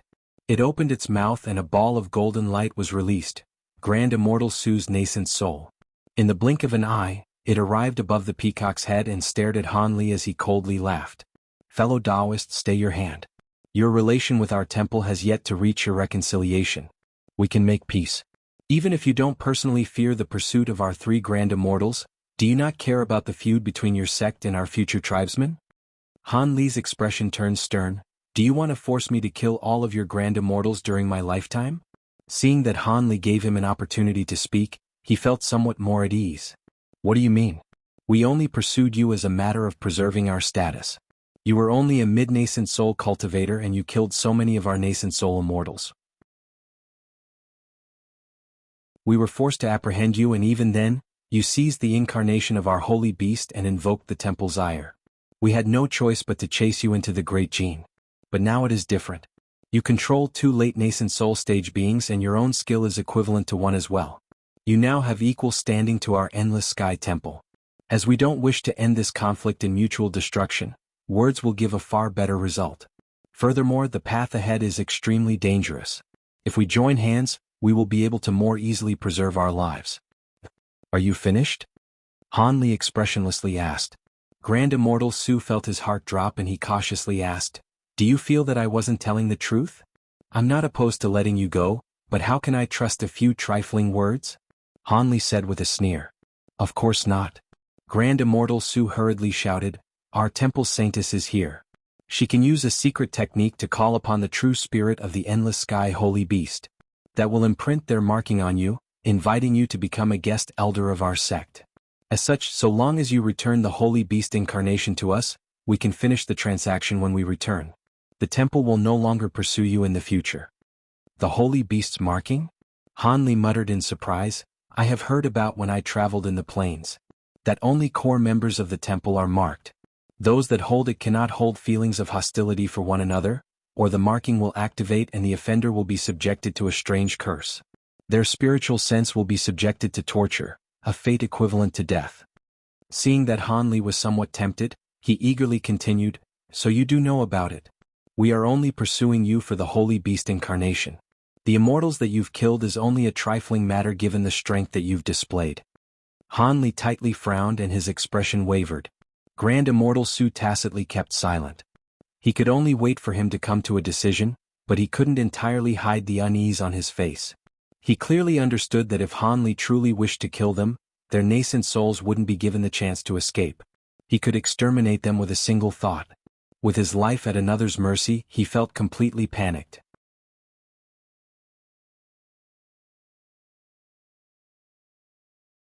Han Li stared at Grand Immortal Su's nascent soul and calmly said, "Although I don't fear your endless sky temple and I don't want to provoke any powerful enemies, that doesn't mean I'm willing to take the marking of your holy beast and become a part of your temple.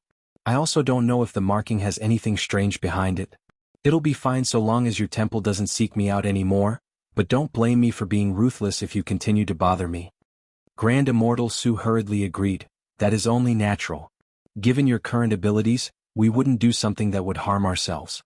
Could you now release the Saintess?" Han Li snorted and bluntly said, "Why the rush?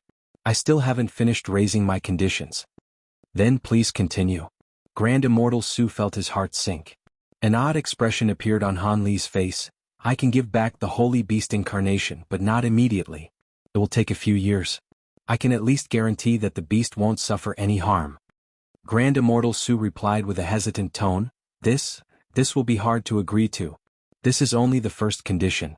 Secondly, I will place down a few restrictions on both your nascent souls as well to prevent you from breaking your promise. Don't worry, it isn't a soul restriction technique. At our level, such tricks are hardly effective. But I happened upon an ancient refinement technique for something called the soul burn mine. You will need to swallow one of these and they each contain a thread of my spiritual sense. Grand Immortal Su's heart trembled and he shouted, "A soul burn mine? You might as well kill me right now." Han Li calmly stated, "If you aren't willing to agree, then I will head to the soaring sky planes after I'm done with you too. I imagine the Milan will be very excited to know that all of your Grand Immortals are dead. When the time comes, it is likely your people will become extinct from this world." Grand Immortal Su felt an icy chill spread down his back and he furiously shouted, "You dare? Why wouldn't I? When you were just trying to bind me with that marking earlier. I detest the idea of entering the control of others. To avoid that I would need to use another method and this is the only one I have. If you are unwilling to swallow the soul burn mine, I'll be taking this opportunity to rid myself of you. This is your last chance." Without any intention of delaying the matter further, Han Li raised his hand and bent his thumb, counting down, 5. In a panic, Grand Immortal Su hastily rattled, "How do I know you won't use the mine to deal with us at a more opportune time? How would I ever find a more opportune time than now?"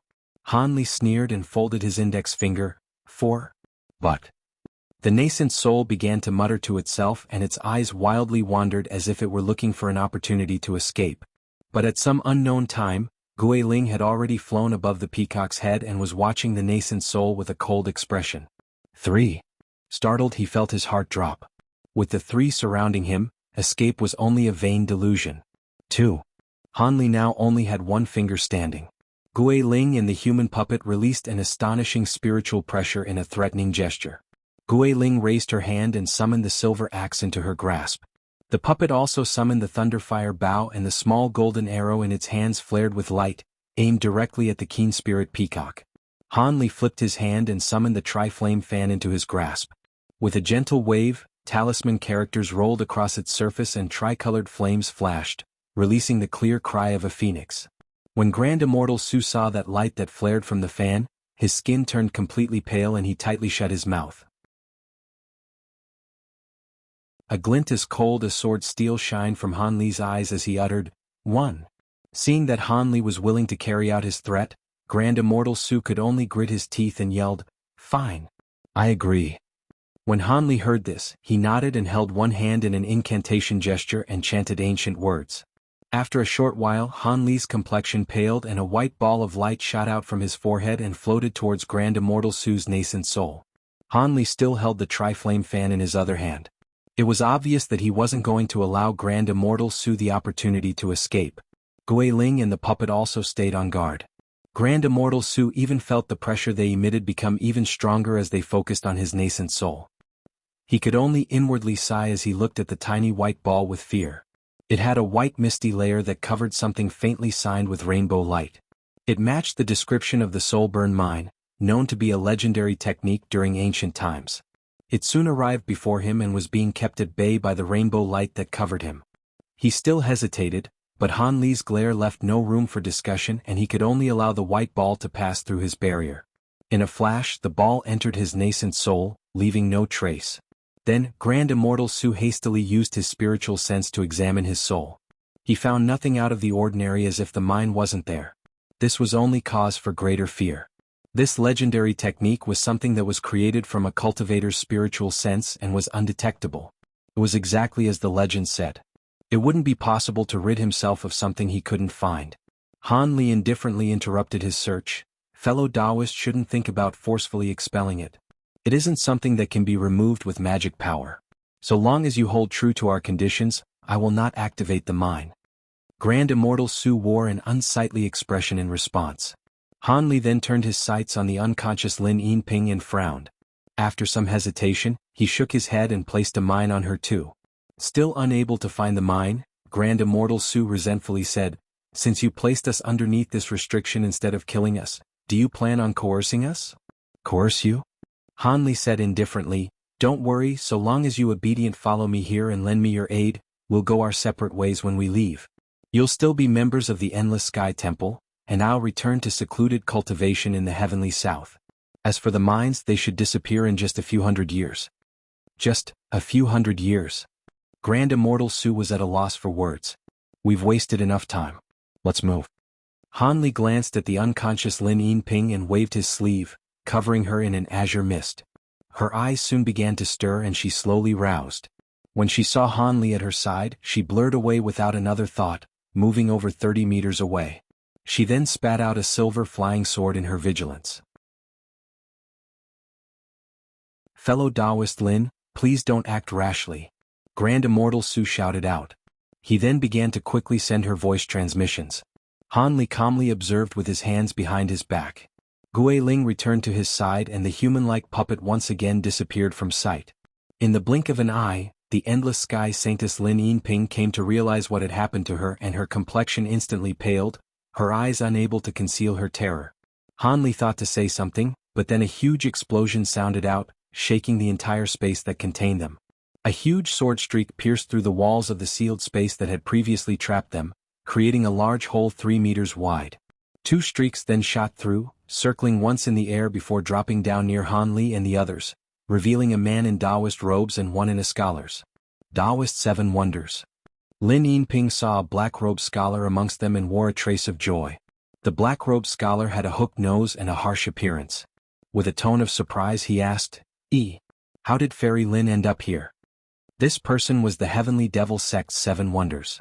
Because the sect had some trade agreements with the Endless Sky Temple, Lin Yinping had friendly relations with the Old Devil, which led to him allowing her to borrow the clear sound mirror at the Jin capital, a treasure that could see through illusions. The white-haired red-faced Taoist at his side was the High Zenith Sect's Master Sable. When he saw the woman, he called out to her with a beaming smile, but when he saw the others, he wore an astonished expression. The old Taoist's smile faded and he bewilderedly asked, "Fairy Lin, who are these 2 fellow Taoists?" "Fellow Taoist Su's peacock is here but I don't see him."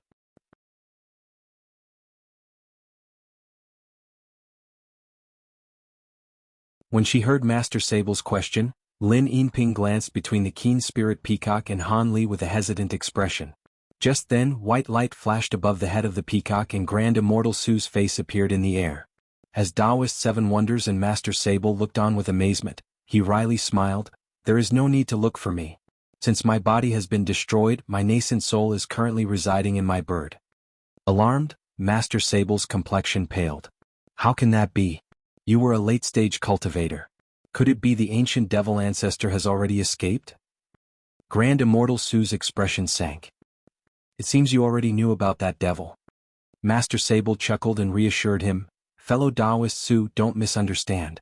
I only recently learned of this when my master sent information about what laid here. This matter was so important that I was hoping that you could give us some more insight." Grand Immortal Su felt doubtful of his words, but since he was reduced to a nascent soul, he couldn't question him. Instead he sighed and said, "The devil ancestor escaped its prison, but my body was not destroyed, not by the devil. We were ambushed by the Myriad Demon Valley's ancient corpse Xiong." Master Sable blinked and said, "Myriad Demon Valley? That's impossible. I've been guarding the entrance to the mountain this whole time. How could old corpse Xiong slip past? He had to have entered before us." "That's right. Not only did he enter before us, but he also used some sort of technique to mask the corpse chi from his body and disguised himself as a cultivator. He felt great heartache having suffered so much to the power of the blood blade." Taoist 7 Wonders frowned, then the result isn't surprising considering that Corpse Xiong ambushed you. It sounds like he used the strange treasure that the Myriad Demon Valley has called the Form Enchantment Pearl. It is said once the pearl is consumed, one can not only change their appearance at will, but also conceal demonic, corpse or any other odd aura. Common cultivators wouldn't be able to see through it. I doubt that even my clear sound mirror wouldn't be able to break their concealment. Something sparked in Master Sable's mind and he said, now that you mention it, I heard that after one swallows the pearl, their magic power is greatly reduced for the pearl's effects to work. When Corpse Xiong ambushed you, his true appearance must have been revealed. Fellow Taoist, you are correct. Corpse Xiong did appear in his true form when he ambushed me. Immortal Su wore a resentful expression. Seven Wonders, the middle-aged scholar, examined the keen spirit peacock and smiled, saying, it's still fortunate that your nascent soul was able to escape Corpse Xiong's attacks. Furthermore, you haven't fully possessed another body yet. So long as you find a suitable replacement, you'll be able to restore your cultivation with only 100 years of seclusion. Immortal Su sighed, Brother Seven Wonders is quite wise. Although I've temporarily attached myself to the keen spirit peacock, it will be better for me to find a suitable body as soon as I can. Seven Wonders said nothing more and turned his gaze to Guiling with an odd expression. This fellow Taoist is quite unfamiliar to me. Could you tell me your name? Seven Wonders asked. At his side, Master Sable also began to closely examine the horned woman. After all, Guiling wasn't capable of concealing her identity as a grade 10 demon beast in the face of these two similarly ranked grand cultivators. Guiling remained expressionless, but Han Li smiled and said, this fellow Taoist is Guiling and I am Han Li. We were delivered to this mountain after we had mistakenly activated a teleportation formation. Master Sable appeared quite surprised that Han Li was speaking on the horned woman's behalf and began to look at him with greater importance. He smiled and replied, that is quite unusual. Could you tell me what sect you came from, fellow Taoist Han? I don't believe we've met. Although this was Han Li's first meeting with Master Sable, he could faintly guess that he was an elder of one of the 10 great sections. As such, he politely replied, I am only a vagrant cultivator. It is only natural that you wouldn't know of me. But since you are here together with the Heavenly Devil Sect's Taoist Seven Wonders, this matter must be of grave importance. If I may boldly ask, how did you enter the pagoda's 8th floor? The teleportation formation wasn't activating for some reason. Master Sable casually answered, I've been quite careless and have forgotten to introduce myself. I am the High Zenith Sect's Master Sable. As for how we entered, we didn't need to use any teleportation formation. Rather, we used the High Zenith Sect's World Breaker Talisman, and forcefully entered by breaking through the walls of the 8th floor. Han Li doubtfully said, the World Breaker Talisman? Would it be possible for that to break through? It wouldn't be with the talisman itself, but it was paired together with a specific secret technique and the Heaven-Bound Sword. But I didn't think that we'd be trapped in a sealed space right after we entered. With that said, Master Sable glanced around him and clicked his tongue. Lin Yinping sighed in admiration. I've long heard of the grand reputation of both the High Zenith Sect's World Breaker Talisman and the Heaven-Bound Sword. What we managed with great difficulty was easily accomplished by the two of you. It is no wonder why your sects are among the greatest of the righteous and devilish Tao in the Great Qin. Master Sable twirled his beard and politely answered, Fairy Lin praises us too highly. The powers of your temple's treasures are by no means small. It just so happens that we had more suitable methods to tear through space. She couldn't help but wryly smile in the face of his modest remarks. The Endless Sky Temple had about the same number of high-grade cultivators as the two of them, but they couldn't possibly compare in terms of treasures. The two sects had legacies that stretched back to ancient times. Seven Wonders then glanced around him and puzzlingly asked, where is that old devil Qian? Master Sable mentioned that he entered this mountain earlier. When Immortal Su and Lin Yinping heard this, they couldn't help but glance at Han Li. Lady Mu had previously mentioned that old devil Qian and Han Li had fought once before. They originally hadn't believed that Han Li would be capable of slaying the old devil, but after witnessing his current abilities, they couldn't help but be suspicious. When Master Sable and Taoist Seven Wonders saw the two strange actions, they exchanged a glance of surprise and focused their attention on Han Li. Han Li inwardly sighed, but maintained a calm exterior and said, Fellow Taoist Qian and I parted after we left Kunwo Hall. He is probably searching for treasure elsewhere. I also don't know where the other ink-sifting sect elders are. Immortal Su sternly said, Fellow Taoist Han doesn't need to ponder much about fellow Taoist Gu and the others. On the way they were ambushed by the Yi clan Grand Elder and have already perished. Their nascent souls are no more. So it was like that. Han Li said with realization. Having realized something, Master Sable gave Han Li a strange glance and said, Kunwu Mountain is truly perilous for so many to have perished here. Seven Wonders glanced at the ruins of the palace in the distance. The solemnly said, It is good that the Een-sifting sect elders are gone. It has saved us some trouble. Fellow Taoists, please tell us about the ancient devil ancestor. Yes, let us hear it. I won't hide this from you. We came here for the matter of the ancient devil ancestor. Since this matter concerns the stability of the entire cultivation world, I hope you will join us. Master Sable gave Han Li and company a beaming smile. Immortal Su and Lin Yinping didn't immediately reply, and wore odd expressions as they remained silent. Now that they were placed underneath restrictions, they didn't dare to speak carelessly without knowing what Han Li planned. From the very start, Gui Ling hadn't spoken. Han Li continued to appear calm and collected, and he glanced at the two grand cultivators with a towering gaze. Master Sable and Taoist Seven Wonders glanced at one another with a trace of astonishment. It was clear that Immortal Su and Lin Yinping held Han Li in fear. Since you wish to know about the devil ancestor, I will explain, Han Li indifferently stated. Good, in that case as Master Sable started with a smile, a world-shaking explosion erupted from the direction of the palace, followed by the eruption of a dozen pillars of white light. The entire space around them wildly shook and a loud and shrill cry sounded out. The ground slowly split, emitting white light into the air and distorting space itself. Not good. The devil ancestor has begun dissolving the seal on the 9th floor. To think that she could have recovered enough in such a short time. Taoist Seven Wonders shouted out in terror. The seal on the 9th floor? When Han Li heard this, he saw the space surrounding them begin to collapse. Without another thought, his body flashed with light and released the Tailstar shield, covering him in a silver barrier. Before he could perform anything else, the pillars of light suddenly faded and turned pitch black. Afterwards, they surged in size and curved off in every direction, rending apart space wherever it brushed past, producing clashing white and black light. Spatial tears. Han Li could no longer maintain a calm appearance. Without another thought, he summoned a fire-red talisman into his hand and slapped it onto his body, summoning forth a crimson flood dragon which soon disappeared. In the blink of an eye, Han Li turned into half-flood dragon, half-human form. Lin Yinping shouted out as a black crevice suddenly appeared in the air before them. When Han Li looked at this black streak, he sensed an insatiable abyss, an inexhaustible darkness that released none who entered.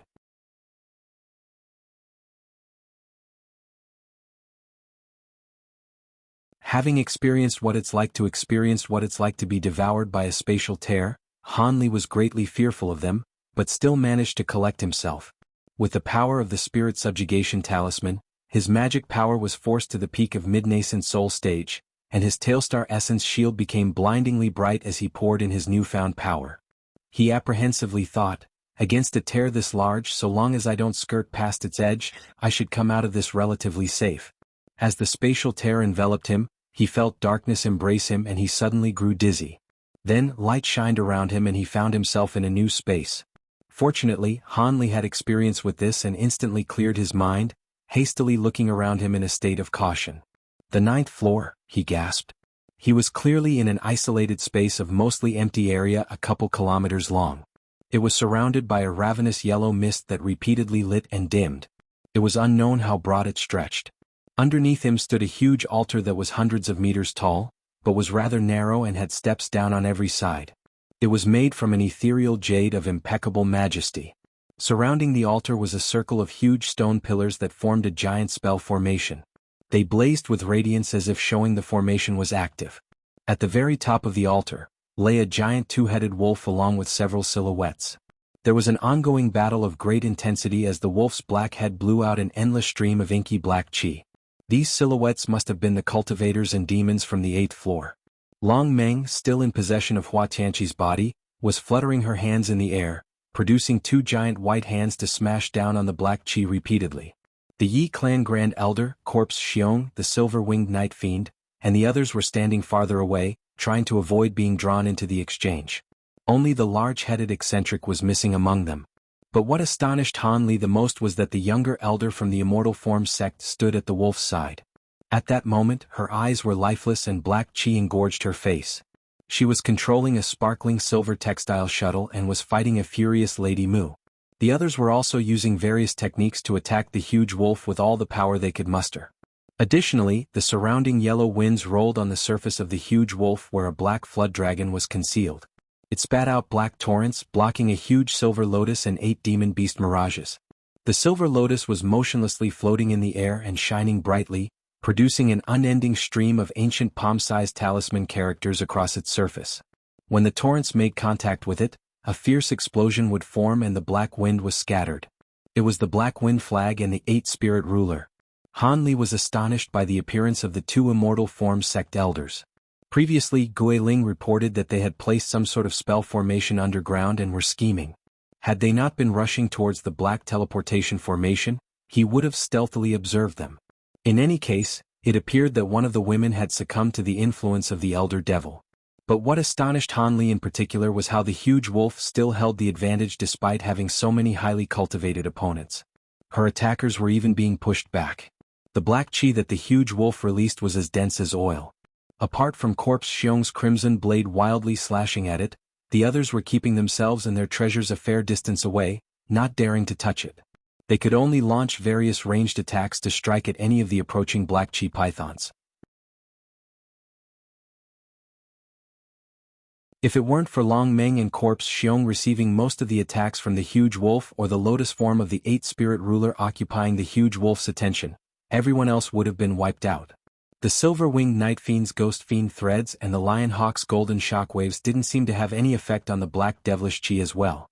After all this examination, Han Li noticed something rather strange about the battle.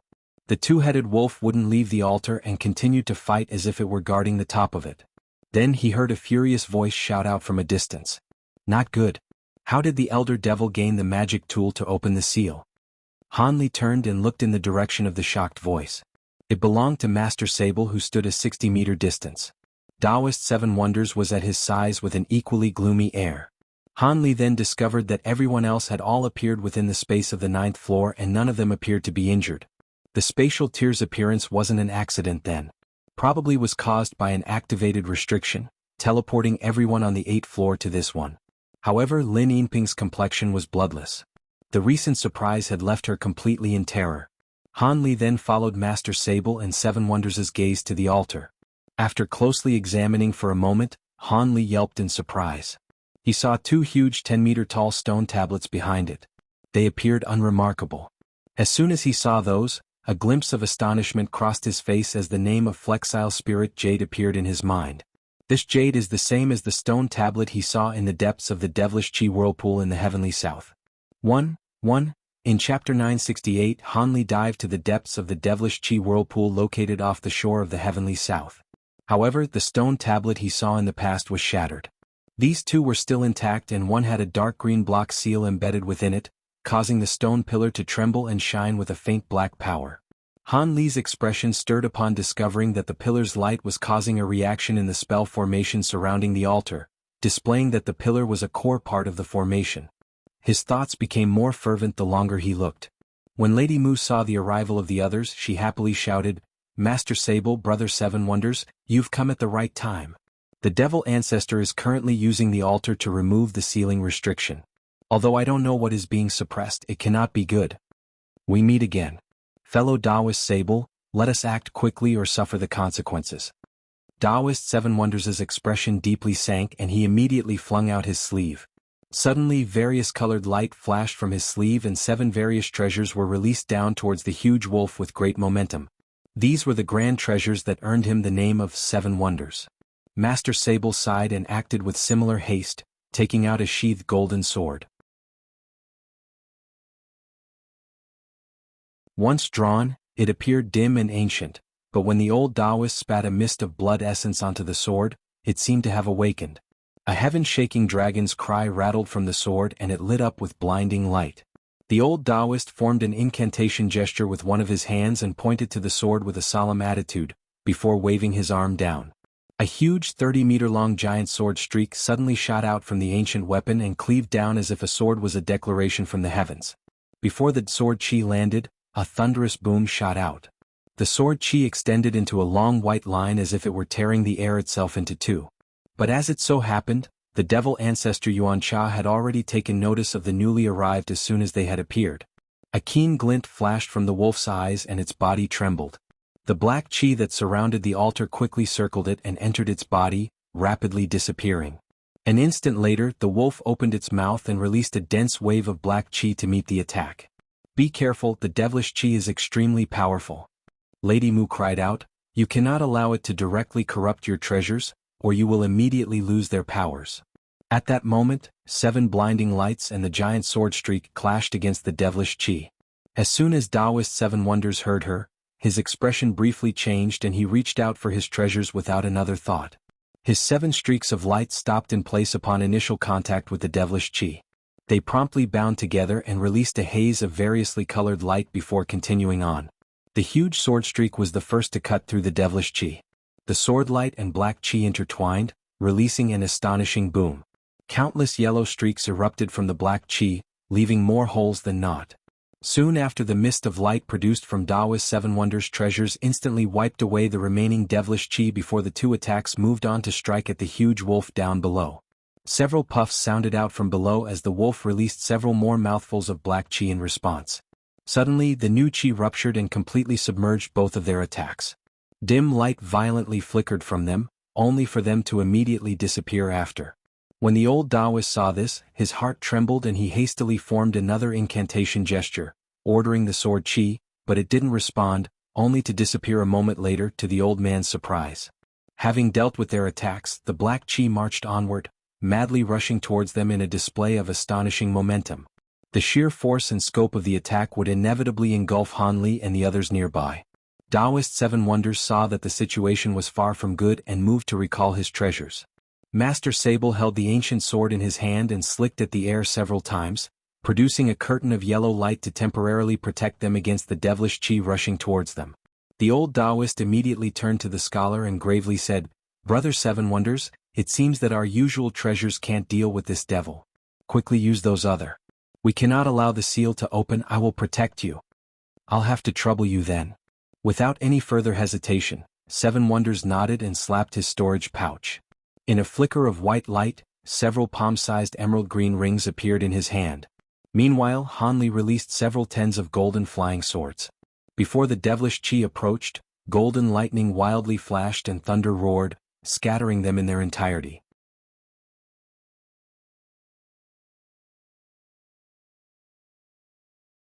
Gui Ling grasped at the huge silver axe in her hand and summoned a tiger phantom from within it. The beast blew out a yellow mist from its mouth as soon as it appeared, forcefully blocking the black chi from approaching further. Both Lin Yinping and Keen Spirit Peacock possessed by Grand Immortal Su were covered in rainbow light in an attempt to protect themselves. After Han Li glanced at the situation near him, he frowned and turned to look at the 8 Spirit Ruler and the Black Wind Flag. Of these 2 treasures, one was masterless and the other corrupted, but neither were revealing their true powers. Even so, the inky winds raging around the slick black flood dragon and the silver talisman characters floating across the huge argent lotus seemed to be stuck in a stalemate. While the dazzling clash occurred high above them, it was impossible not to notice them. However, no one could go to claim the treasures, with everyone entirely occupied with the battle at hand. Han Li knew that he was no match for the devil ancestor's abilities and immediately planned on escaping, but within this sealed space, where would he run?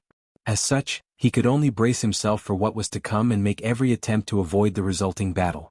Although his divine Devilbane lightning was far more effective in dealing with the devilish chi than he imagined, he didn't dare to throw himself into the fray. His best bet was to protect himself and see how things developed.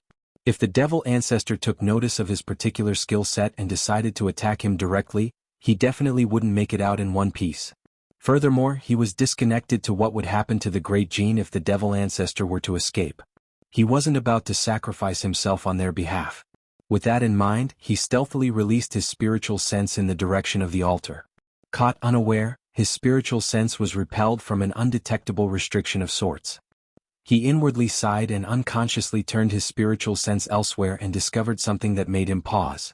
300 meters deep below, he sensed a foot-large golden sphere, the gold-devouring beetles he had previously released. Like the cultivators and demons, these insects were brought along as well. When he earlier released his beetles, he had them scour the walls of the 8th floor to see if there were any weak points he could exploit, but because he was trapped in the sealed area created by the Black Wind flag, he had lost contact with them. Because they were underground when they teleported, the others hadn't taken any notice of them. Hanli looked at the huge stone pillars surrounding the altar that twinkled with light. His heart stirred and he paused in hesitation before giving his hidden beetles a command. The golden sphere of light flashed and scattered all over. Corpse Xiong and the others closer to the battle were occasionally striking at the huge stone pillars in an attempt to destroy the spell formation, hopefully breaking the stalemate. But apart from Corpse Xiong's blood blade, the other attacks produced little effect. As for the large white hands that Long Meng summoned, they only served to shake the pillars. The stone pillars were made from an unknown material that was extremely durable. Of course, if Corpse Xiong or Long Meng had more time to deal with them, they would likely be able to break them. Just as the newly arrived cultivators thought to retreat, the wolf spat out several breaths of black qi at full force, madly sweeping towards them. Alarmed, they had no option but to respond with full force. While Hanli absent-mindedly dealt with the attack, he began to look around for a way to escape. Meanwhile, Daoist 7 Wonders had summoned forth 5 emerald rings while Master Sable protected him. 7 Wonders chanted incantations without end and flicked his fingers, striking each ring with spell seals. They all let out intermittent cries and began to tremble and shine with light. After occupying the new arrivals with great amounts of black qi, the large two-headed wolf turned its gaze back to Long Meng and Corpse Xiong. The devil glared at them, viewing them as her current greatest enemies. Needless to say, after Yuan Cha and Long Meng spent so many years soul-fused together, they knew each other in their entirety. As such, Yuan Cha held Long Meng in fear. As for the stealthy appearance of Corpse Xiong, he was only a trifling late-nascent soul cultivator, but the blood blade in his hand was exceptionally powerful. Not only did devilish qi have no effect, but the blade seemed to be able to restrain the devilish qi in turn. If it weren't for the vast power difference between them, it likely would have been Corpse Xiong could have overcome the vast devilish qi by himself. In truth, if Yuan Cha hadn't taken the risk to ambush the younger immortal form elder with a bewitchment technique on the last floor, she wouldn't have been able to acquire the Dragon Call crest to get here. She would have left the Devil Suppression Pagoda before her devilish qi ran out instead. As of current, the seal on the altar had already begun opening. So long as she didn't leave, the altar could provide her with an unending source of devilish qi. Even when faced against so many cultivators, she had the upper hand and could slowly feel her exhausted devilish essence slowly recover. As a result, the devil chose not to take any risks and decided to dissolve the seal at a slow and methodical pace. However, green light began to glow with immense power, giving the wolf a feeling of a terrible familiarity. She raised her head and astonishedly shouted, "The devil restraining bands." When the huge wolf saw the 5 rings, a trace of fear appeared from her eyes. The wolf head let out a world-shaking roar as an astonishing pressure erupted from it. Black light then began to shine from its mouth as if it were about to release an attack. However, 7 Wonders had already finished casting his technique and pointed to one of the rings in front of him. Then with a grave face he uttered, "Restrain." Contrasting his soft voice, the emerald ring flared brilliantly before disappearing. In a short moment, the huge wolf cried out as a green streak suddenly appeared next to her and wrapped around her head, forming a huge collar. Incantation characters roamed across its surface and it quickly shrunk. The devilish qi that was about to release was forcefully restrained and the wolf let out a cry of anguish. In a panic, the wolf swiped at the collar, claws flickered with a cold light. Green light flared and a muffled hum sounded out with the claw easily repelled. The ring tightened even further afterwards, causing the wolf to let out whine and whimper as if it were in extreme pain. When those nearby the altar saw this, they rejoiced and promptly began to attack with renewed vigor. With the huge wolf occupied, the devilish qi was masterless and greatly weakened, allowing it to be easily scattered. Corpse Xiong and Long Meng then made a mad rush to the center. The silver-winged night fiend and the lion hawk both intended on rushing forwards as well, but suddenly they received voice transmissions from Corpse Xiong. The two exchanged a glance before shooting towards one of the stone pillars that surrounded them. At a distance away, they began to fire off ghost fiend threads and golden shockwaves in a combined assault. Master Sable and Daoist 7 Wonders rejoiced when they saw the treasure work and the old Daoist poured magic power into the sword without reservation before slashing at the devilish qi in front of him. A huge sword light leapt forward, clearing a path ahead. At the same time, Seven Wonders pointed at the other 4 emerald bands, having them blur next to the wolf's limbs in an instant. The 4 bands shined with light and tightened, forcing the huge wolf to tumble down from the altar and onto the ground. When Hanli saw this, he blinked and suddenly recalled the ancient treasure he acquired from the Heaven Void Hall in the past, the elemental bands. Apart from the vast difference in power, they both appeared to work the same way. It was likely that the elemental bands was a replica of them. At the moment, Master Sable furiously shouted, "Master Xiong, you dare?" Soon after, the old Taoist waved his hand. Hanli discovered that after Long Meng and Corpse Xiong rushed into the black chi, a white streak and 2 large green hands rushed upward into the sky, making their way to the changed forms of the Black Wind Flag and the 8 Spirit Ruler. As for Lady Mu, she was still tangled down by her bewitched junior. When Hanli saw this, he pursed his lips and frowned, decided to remain still for the time being. At his side, Lin Yinping and Grand Immortal Su both raced towards the 2 spirit treasures in the sky as well.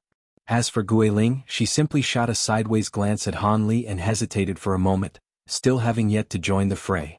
Spiritual light wildly flashed in the sky, followed by the sounds of unceasing explosions. The cultivators and demons that had fought together against the Elder Devil were now divided as they fought for the divine spirit treasures. As for Hanli, his gaze dropped onto the altar and looked at the huge wolf that was restrained.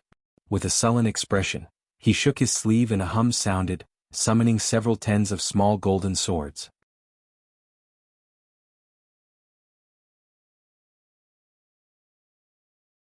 While Hanli was releasing his flying swords, he spoke to Silvermoon in his mind. If I cut off the black wolf head, the devil ancestor should temporarily lose control over the body, but that could massively backfire. Wouldn't Long Meng rush to take control of the body first? Silvermoon quickly explained, with the devil restriction band's control, the devil's chi is sealed and her soul won't be able to leave the head. So long as the soul is detached from the body, I am confident in my ability to regain control. Even if Long Meng comes with her strong spiritual sense, she cannot contest with your incisive blade tempered with auric essence. Given that common treasures can't harm the Silvermoon wolf body and she would have to fight for control against the devil, she most likely wouldn't try since she would be at a disadvantage. Of course, she can't imagine that Master possesses so many flying swords of the same make, or she wouldn't have run off to fight for the divine spirit treasures. When Hanli heard her, he took a deep breath and resolved himself. Silvermoon was his artifact spirit after all. Any power she gained would directly be his as well. He promptly formed his hands in an incantation gesture and released his flying swords in the air. Golden light sparked between them and condensed together to form a giant shimmering golden sword. With the simple point of a finger, deep thunder boomed as a layer of golden lightning sheathed the sword. Silver strands burst from the tip to flash a silver wolf head for only a moment. With Silvermoon directly possessing the weapon, the sword was vastly improved, and she would be able to directly enter her original body as soon as the devil was beheaded. The huge sword blurred, cleaving through the devilish chi like a bolt of lightning. Sparks leapt out from its wake, soon arrived near the altar in several flashes, heading straight towards the neck of the huge wolf's black head. The golden sword's astonishing display naturally caught the eye of everyone that was vying for the 2 divine spirit treasures. Even Long Meng gave a short pause in surprise before letting out a sneer. She didn't believe that the sword of a trifling mid-nascent soul cultivator could injure the body. But for everyone apart from her, they felt completely startled as they witnessed what would happen. When the huge blade dropped down with immense momentum at the neck of Blackhead, the wolf suddenly leapt up and evaded the attack. Hanli and company were completely dumbstruck. It was an act. The devil restricting bands didn't restrain it. Master Sable shouted out with a trembling voice. Taoist Seven Wonders' face also grew unsightly, but he wasn't about to give up. With his hands in an incantation gesture, he began to chant in an attempt to reactivate the restriction bands. The 5 rings brightly flared and began to tightly shrink once more, but the wolf only gave a Cheshire grin in response. It then leapt back on top of the altar without any difficulty. A pitch-black light shined from the wolf's center and completely enveloped it in a blaze of light before withdrawing entirely inside the wolf. In the blink of an eye, the wolf's sparkling silver fur dimmed and was tarnished black, the only exception being the other silver wolf head. Devil form body? When did she complete the transformation? When Long Meng saw this, her expression paled in disbelief. At that same time, the wolf raised its head and released matte black waves from its mouth that rippled the air. There was no sound and they looked as delicate as a flower. The 5 emerald rings on the wolf's body were enveloped in these waves and shattered in dim sparks of light. With the initial attack of the golden sword missing, the blade immediately turned around and twisted its path like a viper as it made its way back to Han Li. The wolf coldly howled in response, condensing the devilish chi that had originally been scattered.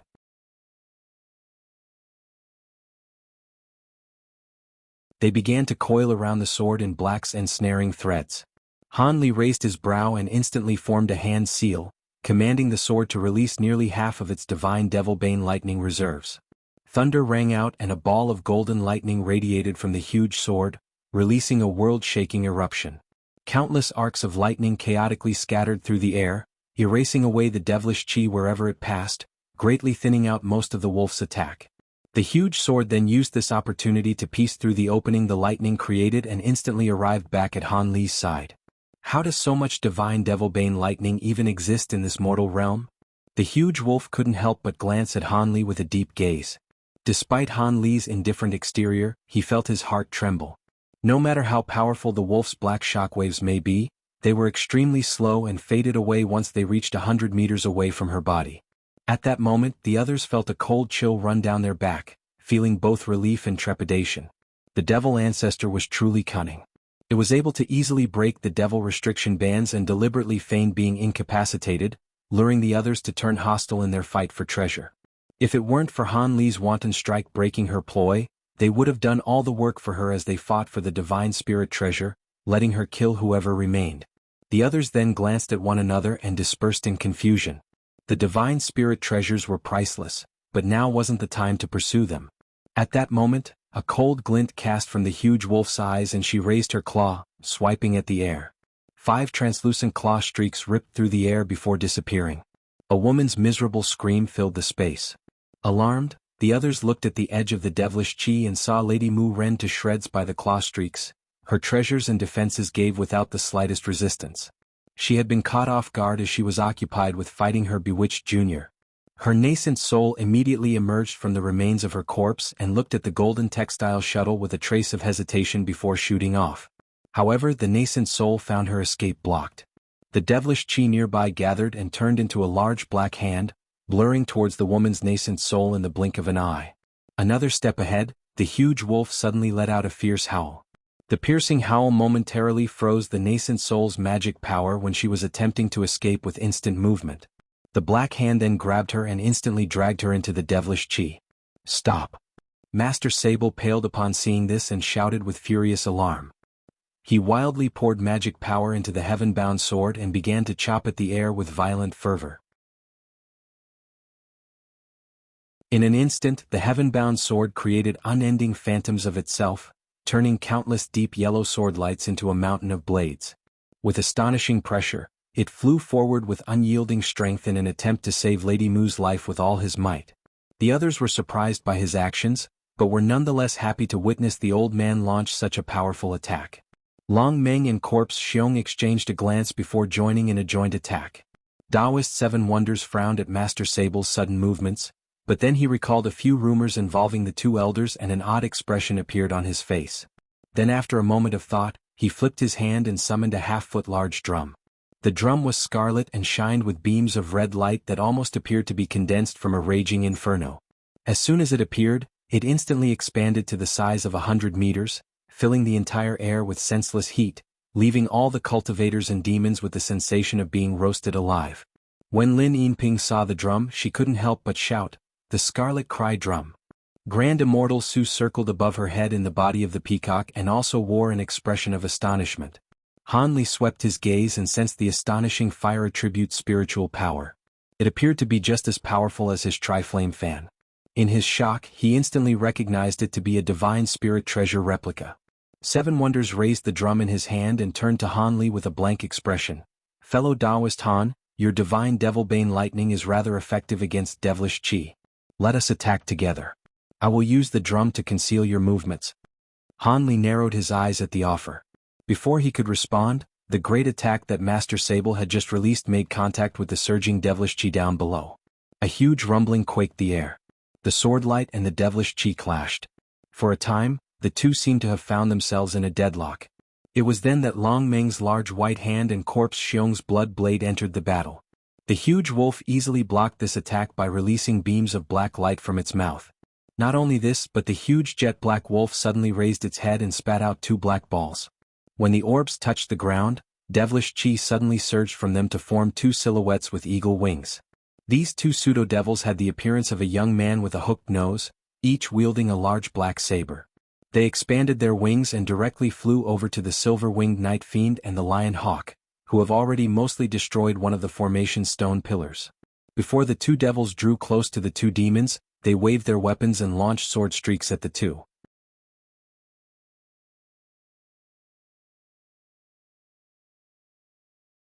The two demons were shocked by the sudden attack of two newly formed devils. The silver-winged Night Fiend blurred without any hesitation and disappeared into the wind. The Lion Hawk also quickly turned around with an ominous bearing and released golden shockwaves in a roar towards one of the devils. The devil raised its large saber to block the attack, but the golden soundwaves completely enveloped it, shredding the devil back into wisps of black chi. The other devil raised its hand and was about to release a saber streak when the Night Fiend suddenly appeared behind it. He flicked his fingers and released a barrage of gray ghost fiend threats, littering the devil with holes and tearing it to mist. Having destroyed the two devils with such ease, the silver-winged Night Fiend incredulously stared at the remnants of the devilish chi. After a short moment, the black chi in front of him gathered and flickered with black light as the two devils were reformed. Before they were even fully formed, one of the devils pounced forward with an open mouth and spat out a stream of black chi. The Night Fiend frowned and raised his hand, releasing another wave of ghost fiend threads to meet the assault. As the attacks tangled together, the other devil transformed into a 3-meter-large hawk and swept to the Lion Hawk's side. As a sudden fight between beak and claws broke out, black and purple feathers rustled in the air. The Lion Hawk had a clear advantage, but the huge black hawk would rapidly recover from its heavy injuries. There was a black light roaming across its body that seemed to be healing it to the point of immortality. The Night Fiend found himself in a similar situation. Regardless of how many times he struck down the devil with his ghost fiend threads, it instantly reformed itself in the blink of an eye. It was clear these two devils were some sort of incarnation of Yuan Cha. If their master didn't die or run out of devilish chi, they would be undying. Could it be that the devil ancestor was using these incarnations only to obstruct us from destroying the stone pillar? The Night Fiend thought, it's clear that these two won't be able to defeat us. Although the two devils had lacking defenses, the devilish chi they spat were as equally vicious as the devil ancestors. The two demons were fully occupied in dodging their attacks. With the delay that the devils bought, the heavily damaged stone pillar soon began to shine with light as it mended itself. This deeply vexed the Night Fiend. Corpse Xiong saw what was happening to them and felt somewhat alarmed. Long Meng had condensed several large white hands from her spiritual sense and continuously used them to pound apart the devilish chi down below. While occupied with this, she sent Corpse Xiong a voice transmission. Do not worry. Those incarnations are mere portions of her soul formed from devilish arts. Two are the most of what she can summon, or she would be using them to deal with us. But at this rate we will surely be defeated. The most important point to note is that my body is being slowly corrupted by devilish chi. Although this change isn't currently permanent, it will be after she absorbs enough pure devilish chi from the altar. At that moment, the devil's soul will fuse with my body and I will no longer be able to recover it. Once she regains her full abilities, we will be completely annihilated. I'll have to take the risk. What do you mean, madam? Corpse Xiong asked with a respectful tone. I will use a secret technique to force myself into the body and fight for control. Although I will be a great disadvantage against an already devilified body, I can temporarily force her to sit still. With this, you will be given an opportunity to finish this. Long Meng coldly spoke. As Corpse Xiong attacked the devilish chi with his crimson light, he hesitantly said, I understand, madam. But isn't that too dangerous? Humph, with the altar unsealed we have no other choice. Long Meng said with an annoyed tone. What exactly does the altar seal? The madam is quite fearful of it. Could it be the mighty devilish artifacts left behind from ancient times? It'd be better if it were only that. Even if the devil managed to gain power in this manner, we can easily avoid her by fleeing and then call upon others to take her down. Since I was once fused with the devil ancestor, I already had an idea of what is sealed underneath the altar. It is most likely the perfect devil chi that was brought here from the elder devil realm. Perfect devil chi? Corpse Xiong shouted. Long Meng gravely said, "This was from an age before you incarnated into a refined corpse, but you should know how fearsome it is. It is completely different from ordinary devilish qi. Not only can it corrupt the spirit veins of the mortal world, but it can even spread corruption through the air. Common humans and low-grade cultivators will gradually turn into devils. Given enough time, the mortal realm will become a copy of the elder devils. But I heard that in the past, the perfect devil qi was completely purified by the ancients. Could it still be there within the altar?"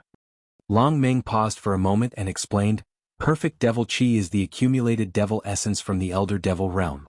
While they could purify normal devilish qi, how could they possibly do that to something that can even change the nature of the world's spiritual qi? Only the spirit realm should have a method to dissolve it. Before I was sealed, I heard the three Kunwa masters speak of sealing a majority of the perfect devil qi and holding them in areas of the mortal world with the most abundant spiritual qi. They used the pressure of these sites to suppress them." Corpse Xiong wore a wavering expression upon hearing her. "That certainly makes sense. Kunwa Mountain is one of the most famous spirit mountains in history. Using the mountain vein to suppress the devilish qi was a reasonable plan. They probably hoped that constant exposure to the pure spiritual qi would slowly erode the perfect devil qi, but the mountain's spiritual qi was far sparser than in the past. Without 1,000,000 years of time, the devilish qi won't dissolve. If it is released now, it would be impossible for it to be sealed again. Not to mention that the devil ancestor would be completely unstoppable after she absorbs the perfect devil qi."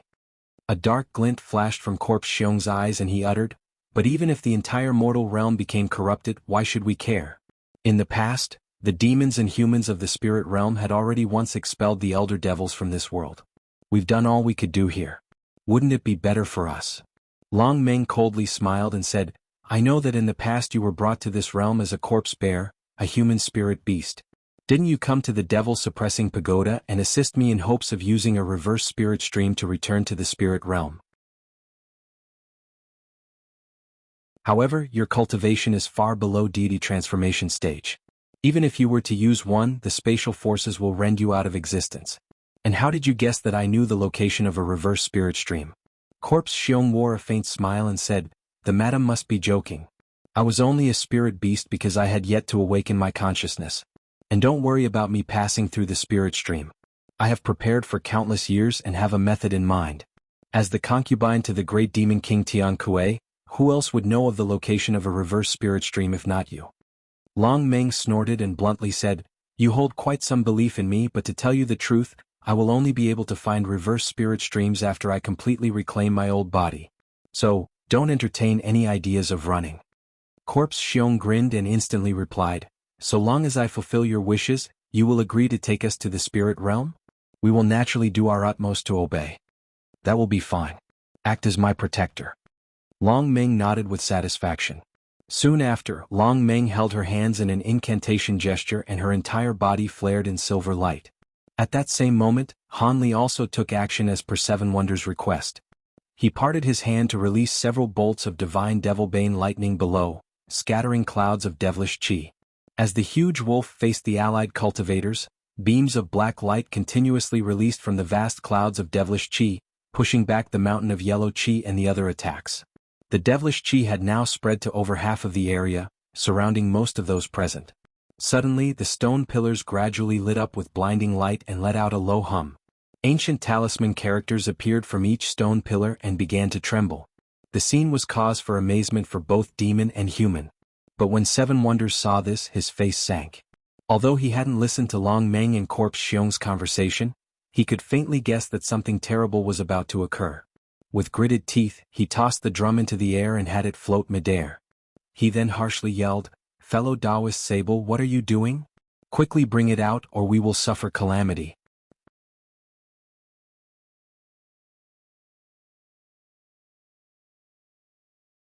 After such a long wave of furious attacks, Master Sable finally calmed down.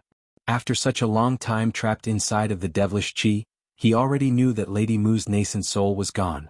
With Taoist Seven Wonders' call to attention, Master Sable's expression turned stern and he flicked his sleeve, summoning an earth-colored block above him. The brick was made of an otherworldly smooth jade that faintly shined with layers of silver and golden talisman characters. It possessed a huge spiritual qi that was strangely stable. The mountain-crushing seal. A woman's voice shouted out in astonishment.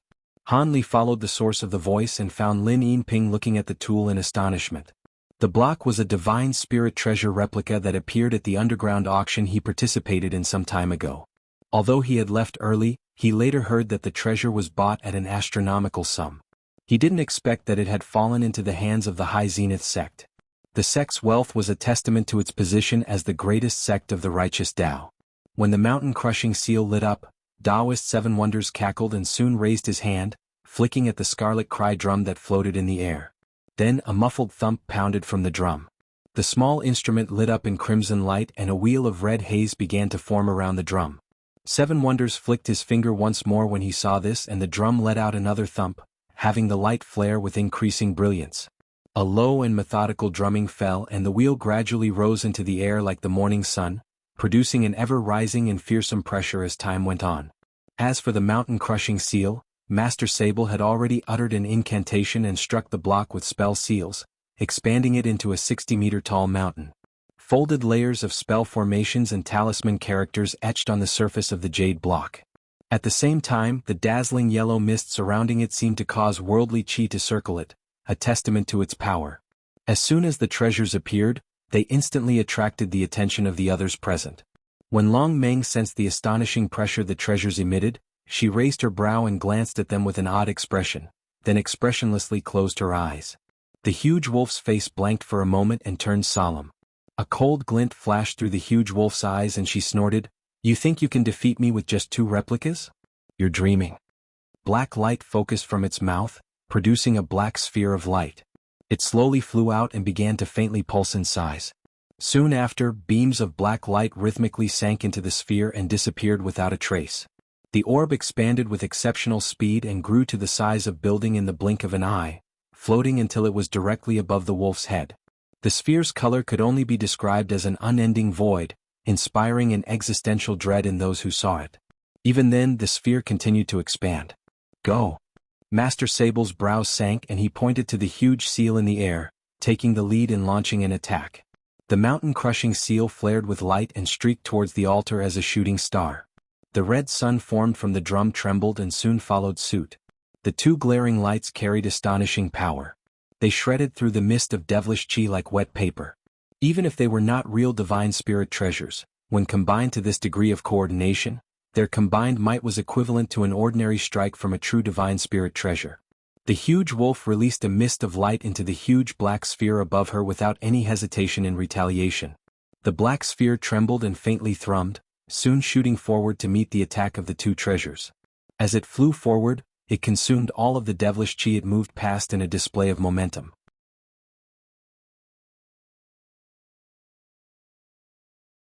The 3 masses eventually collided in midair with one another. The impact rocked the area. Black light, yellow mist, and scarlet radiance exploded, resulting in the spiritual pressure creating a visible wall of energy that split the world in 2. On one side lay a vast emptiness like the starry sky, and the other a glorious bloom of twinkling yellow and red like a galaxy. Thunderous sounds rumbled from both sides as if countless weapons were clashing against one another. As the confrontation continued, the wall of light was constantly tugging towards either side. However, this deadlock didn't last for long. As the huge wolf continued to fuel the black wall with a huge beam of light, it eventually began to push back the 2 replicas. Both Master Sable and Taoist Seven Wonders' expressions vastly changed. The 2 hadn't expected that the devil would be able to block the attack relying solely on its abilities. As the confrontation continued, the 2 continued to strike their treasures with spell seals, madly pouring their magic power into them. They glanced at one another, aghast. Not only were the devil restriction bands completely useless, but their most powerful treasures weren't able to suppress her either. With the seal on the altar on the verge of being opened, they knew matters were far from good. While dread beginning to settle in their mind, Han Li suddenly slapped his storage pouch and summoned the tri-flame fan into his hand. He took a deep glance at the wall of light and darkness and sighed. With a mental command, he had his human-like puppet relocate behind him, still remaining in concealment. Then he slapped his hands together, causing the fan to surge in size, quickly growing 10 meters large in the blink of an eye. He knew it was foolish to meet the devil ancestor head-on, but he also knew that if Sable and Seven Wonders were defeated, he would be next to the block. With a series of phoenix cries, a tricolor blaze roared from the fan. He was going to make use of the fan's full potential. This was a crucial moment and he couldn't afford to hold any of his magic power in reserve. Activated, the tri-flame fan emitted an astonishing spiritual pressure, immediately drawing the attention of Master Sable and Seven Wonders. When Master Sable saw the fan in his hand, he cried out, "Fellow Taoist, that's..." Hanli had no interest in wasting his breath and simply shook the fan. Suddenly, tricolored flame violently rushed out and condensed into a 15-meter-long bird. It let out a shriek, unfolded its wings and dived straight towards the light wall. Under the astonished gaze of the two grand cultivators, the bird erupted into a halo of light, producing a wave of large gold and silver talisman characters soaring through the air. Then the halo of light disappeared in a flash. The red and yellow light suddenly surged, followed by the appearance of gold and silver flames in their ranks. They immediately gained the upper hand and began to gradually push back the black wall with an unyielding force. The silver-winged night fiend, Lin Yinping, and the others had already seen Hanli use the tri-flame fan in some capacity, but Corpse Xiong and Long Meng hadn't, and both looked at Hanli with shock. Master Sable and Seven Wonders were delighted by this surprise. Although they didn't know how he came across a spirit treasure replica, its power was no less than that of the mountain-crushing seal and the scarlet cry drum. The two acted without any further thought and hastily controlled their treasures to flare with even greater power, preparing to make use of this new opportunity to deal with the devil incarnation in a single blow. After releasing the full-powered strike, Han Li's complexion had turned bloodlessly pale. He immediately summoned a jade bottle into his hand and downed a drop of spirit milk, instantly replenishing his exhausted magic power. Just as he finished, he suddenly heard the wretched howl of a wolf. His heart trembled and he hastily raised his head. He saw a black light enveloping both the altar and the wolf, preventing anyone from seeing what was happening. Han Li frowned. Blue light flickered from his eyes, but he still was blind against it. Suddenly Han Li sensed something flicker from the blackness. Within the exact same interval of time, his barrier shook and a cold light ruptured from it. There was no opportunity to respond. Not good. Han Li's heart sank, and he soon heard a clear explosion followed by several booms. His body trembled before he was sent flying. A surprised yelp sounded from the altar, followed by a cold snort. Something flickered from it once more. Dodge. That's the Heaven Wolf drill. Silvermoon shouted in panic. At that same moment, a silhouette flashed in front of him. Several muffled thumps sounded out and the silhouette was knocked several steps back. Piercing through the human-like puppet's robes was a strangely curved shard stabbing into its stomach.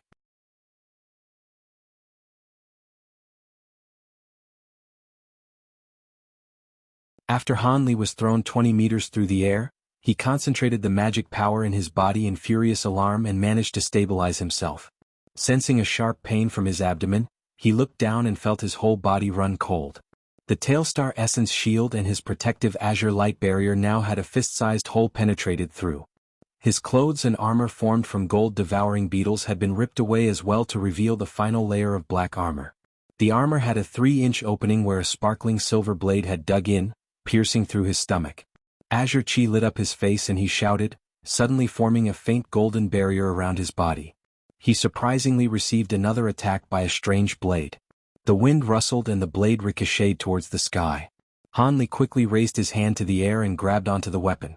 It was a half-foot long and curved like a crescent moon, but upon closer inspection it wasn't a blade at all, it was more like an incredibly sharp wolf nail.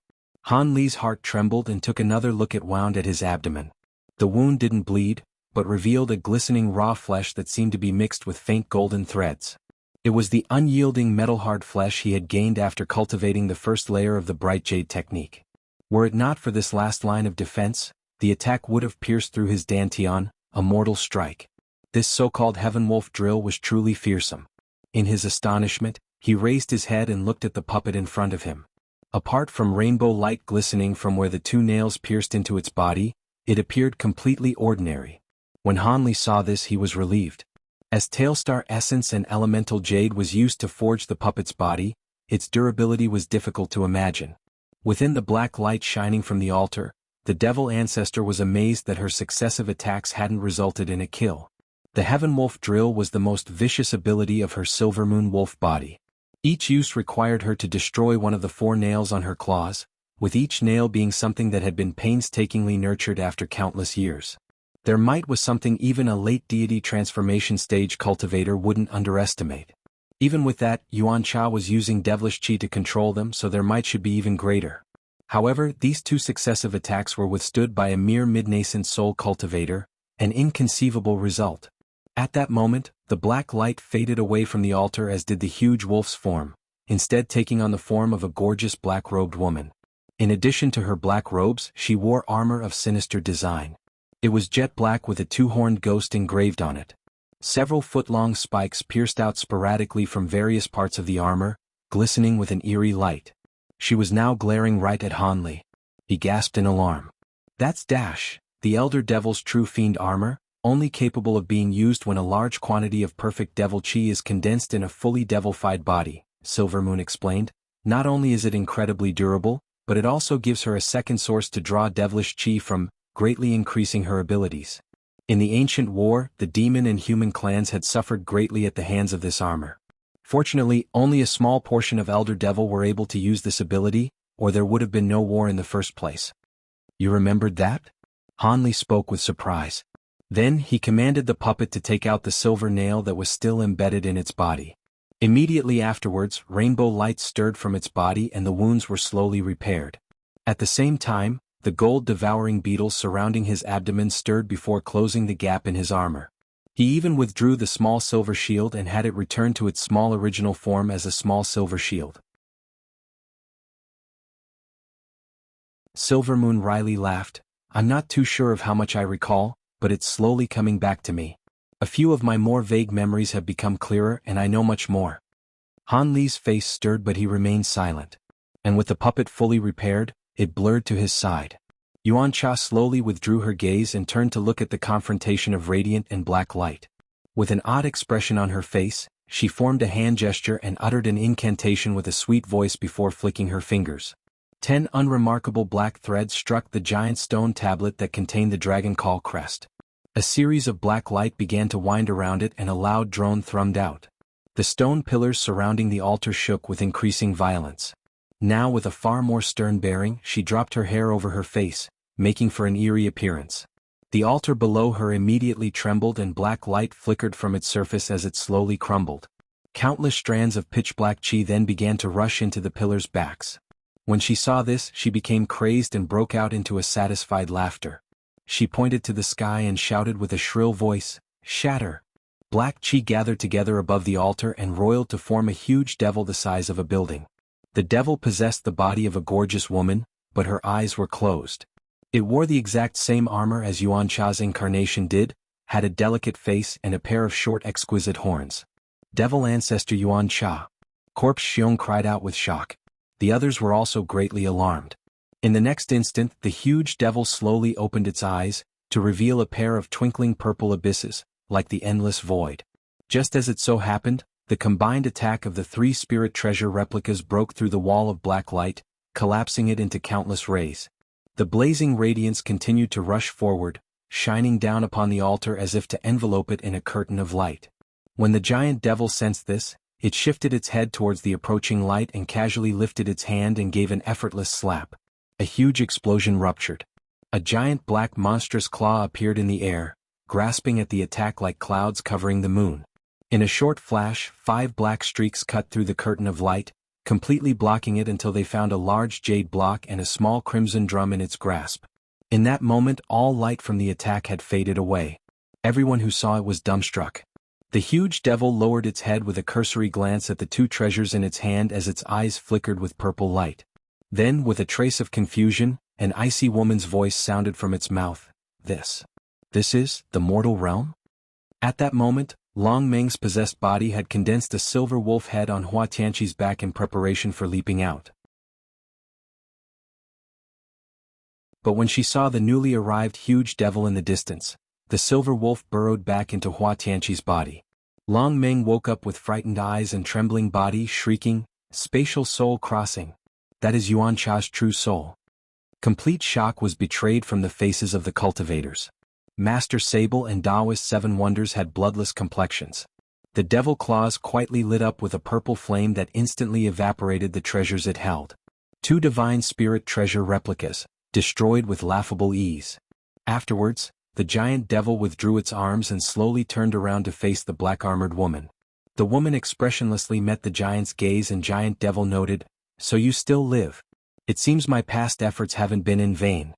So you summon me here to deal with insects? Do you believe that my efforts are worth this much? You should know that you've already called me twice in the past. After this I will be erasing you. The perfect devil chi I used to create you here may as well be used to refine another, more reliable group of our holy race." With a raised brow, the black-armored woman coldly replied, "We are of the same being. I wouldn't have done this unless I had no other choice. If it weren't for the assistance of the true devil chi leaking from the altar and my desperate circumstances, I wouldn't have been able to summon you." The huge devil looked down at the steady flow of black chi from the altar and nodded. "So it was like that. Gathering me here had taken up much energy. So it wasn't your personal devilish chi that summoned me. It appears I'll need to act quickly. I don't know how long I can be sustained." She then turned her head to look at the demons and cultivators. Under the devil's frigid gaze, many of them even began to silently back away in terror. The devil gave a sadistic smile at the sight of their squirming and raised her hand before flicking her finger. A shriek sounded out as a blur faded from sight. The lion hawk that was tangling with the huge devil bird let out a miserable scream. Its body inflated for a moment before imploding.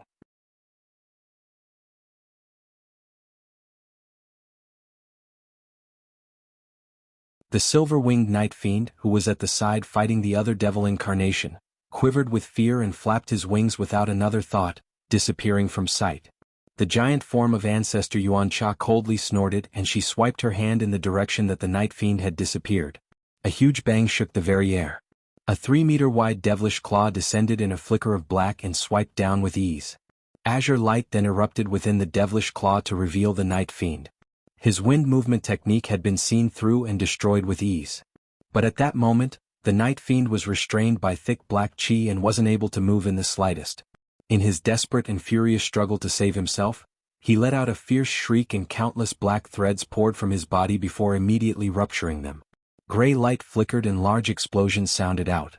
The 5 fingers had now closed together, and the lightly flashing black light completely subdued the gray one. Then, the night fiend roasted in black flames and turned to a pile of ash rapidly. His primal soul denied the opportunity to flee. With this done, the devil claw faded away. 2 demons with a strength equivalent with a late nascent soul cultivator had been effortlessly exterminated before their eyes. And this was simply the power of the manifested soul of the elder devil.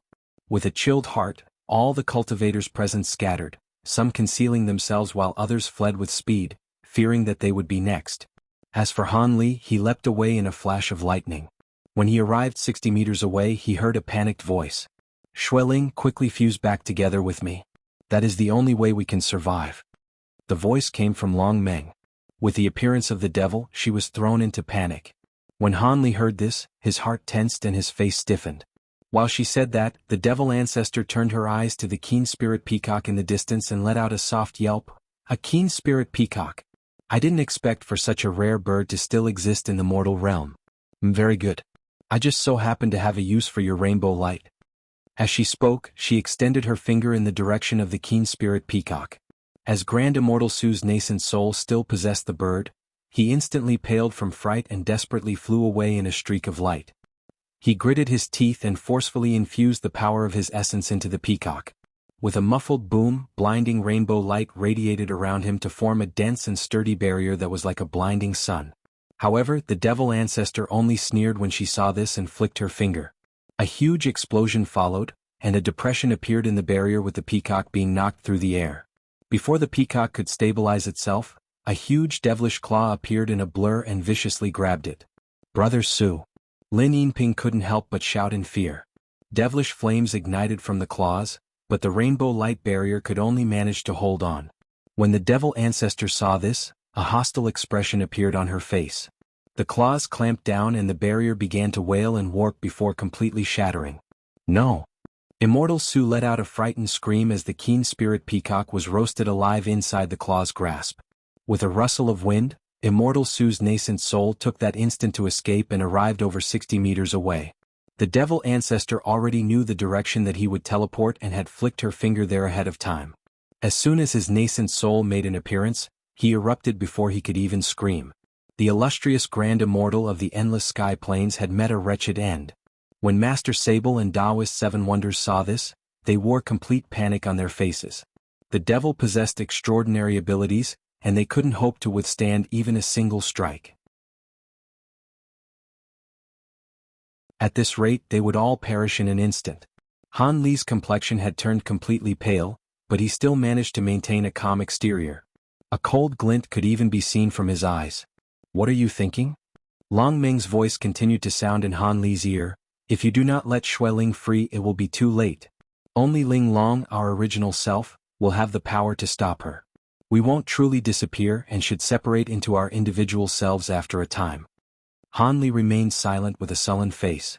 Suddenly, Silvermoon's voice spoke inside Han Li's spiritual sense. "Don't worry, I accept this. I will head over." In his alarm, Han Li sternly shot, "Silvermoon, what are you saying? How do you know that you'll be restored to your original condition once you fuse back together?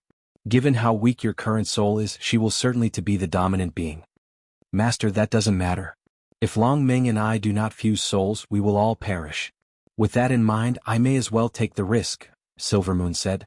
Soon after, Han Li's sleeve stirred and a white fox flew out from it, shooting towards Long Ming's location. Long Ming happily flew towards her. Han Li stood in place with an unsightly expression, but his mouth remained shut. He could hear she had resolved herself. Right after Grand Immortal Su's nascent soul was exterminated, the Keen Spirit Peacock's demon core emerged from the claw and was enveloped in black light. The rest of the peacock then crumbled to ash within the abyssal black flames, leaving only rainbow light behind. The light was sparkling and translucent as if it were crystalline. As soon as it appeared, the devil claw immediately grabbed hold and it blurred away from sight. In the following moment, the claw reappeared above the devil ancestor, still grasping the rainbow light. The devil ancestor glanced at the light with a faint trace of joy and she spat out a dense black wind, sweeping the rainbow light within it. The wind quickly shrank in size and condensed the light into a thumb-sized pearl. The devil ancestor looked at the crystal in its hand and then tossed it to her incarnation behind her, indifferently saying, "This pearl has some use to me. Send it back to the devil realm at the next opportunity. Do not disappoint me." When the black-armored woman heard this, while she felt somewhat surprised, she caught the pearl nonetheless. As she held the pearl in both her hands, it warped out of sight. With that done, the devil ancestor turned her sights on Han Li, ruthlessness etched on her delicate face. Han Li's expression sank and his mind stirred. After his puppet blurred in front of him, it took the Tailstar Essence shield into its hand and emitted a silver light barrier that covered both of them. It held a spell seal in its other hand and rainbow light continued to flash from its body. Han Li wasn't idle during this. He tightly grasped the Tri-Flame fan in his hand and pointed to the huge sword revolving around his head with the other. The huge sword hummed and dissolved into several hundreds of sparkling golden sword lights. They whirled around the silver light barrier and formed a huge mass that faintly resembled a massive lotus. As it swiveled in the air, it blossomed in a magnificent display. Thunder then rang from the lotus and erupted in golden sparks. With an inaudible incantation, Han Li activated the Vajra barrier and circulated the bright jade arts, summoning a layer of golden light around his skin and turning his flesh to a faintly golden hue. The two items Han Li relied most on protecting Yuan Cha's attack were restlessly stirring in his body. Han Li's defensive preparations were completed in the blink of an eye, but he still felt completely ill at ease. He knew his formidable defenses would likely be obliterated with ease by Ancestor Yuan Cha. Divine Devilbane Lightning. The devil ancestor blinked in surprise and gasped when she saw the golden lightning arcing from the lotus surrounding him, but she flicked her fingers at him regardless. Two clear thumps rang through the air. The sounds weren't loud. The first thud left a giant hole in the golden lotus formed from the bamboo cloud's warm swords. A depression appeared in the blinding silver barrier and it soon ruptured like glass. The golden barrier too wildly flashed before shattering with a crisp ring. In that moment of delay, Han Li's eyes shined with blue light and he could clearly see what was shooting towards him.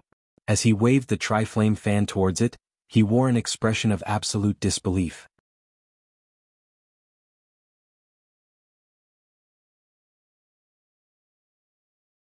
What destroyed Han Li's light barrier was a bean-sized milky white translucent pearl. It was a condensed manifestation of Devil Ancestor Yuan Cha's spiritual sense.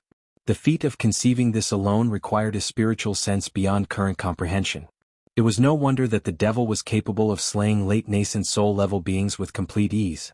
Deeply shocked, Han Li willed the tri-flame fan to activate, shining with light and condensing the inferno into a shield in front of him. The talisman characters of gold, silver and red roamed listlessly across it, producing a mysterious aura. He opened his mouth and spat out a small cauldron wrapped in azure light. In this short moment, his golden light barrier was thoroughly shattered and the milky white pearl had passed the tricolored shield of flame. An explosion ruptured and the flame shield was blown away without the slightest resistance. The pearl was making its way to strike at the cauldron. A mass of azure threads shot out of the cauldron in an eruption, creating a densely weaved net towards the pearl. The net violently flashed with light, but it still managed to block the attack. In her surprise, Yuan Cha widely opened her purple eyes and stared at the ordinary cauldron. The others also couldn't conceal their shock. They believed Han Li would also meet an instantaneous death like the devil's previous victims. Master Sable had even produced a World Breaker talisman in his hand, preparing to break the wall to this place and flee. But in fear that he would attract the immediate attention of the devil, he hesitated. Using this opportunity, Silvermoon flew towards Long Meng's side and a white ball of light flew out from the white fox and into the possessed body of Hua Tianqi. The body trembled but remained still in the air. Interesting, Yuan Cha coldly said, you were actually able to block my attack. Let me take a look at that treasure. Then, she waved her hand in Han Li's direction and a loud crackle sounded out as a giant black hand appeared above Han Li and silently pressed down upon him. Han Li felt his heart tremble and thunder roared from his back, but as soon as silver lightning shone, he felt several clouds of black chi condense around him, blocking his use of lightning movement. In his alarm, he knew that he wouldn't be able to escape from this devil and with no other option, he could only use his spiritual sense to activate the heaven void cauldron in front of him, unleashing another dense barrage of azure threads. At the same time his puppet raised its arm. In an eruption of thunder, a green streak arcing with golden lightning launched at the black hand.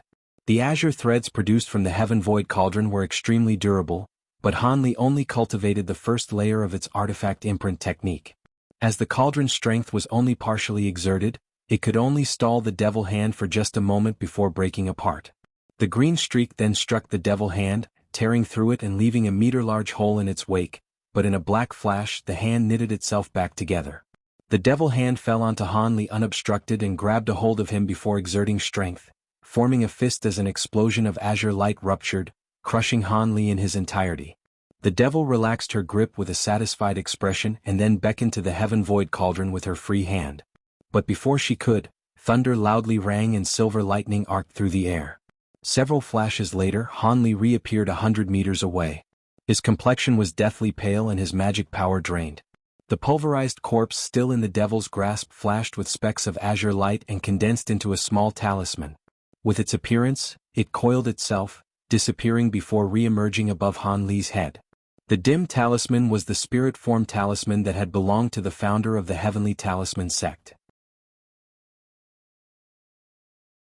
Despite having yet to fully refine it after these many years, with the aid of the spirit subjugation talisman and the talisman's fitting wood attribute, he was able to substitute it for his own body and escaping death. The others found this spectacle to be shocking, but the only devil sneered and raised her hand towards Han Li once more and bent her fingers. Han Li's heart sank at the sight. Now that he's exhausted his lifelines, he found himself with little certainty of resisting another attack. Left helpless, he gritted his teeth and poured the remnants of his magic power into the heaven void cauldron, causing it to massively surge in size and block his front. At that same moment, golden lightning and purple flames surged, wrapping around his body desperately.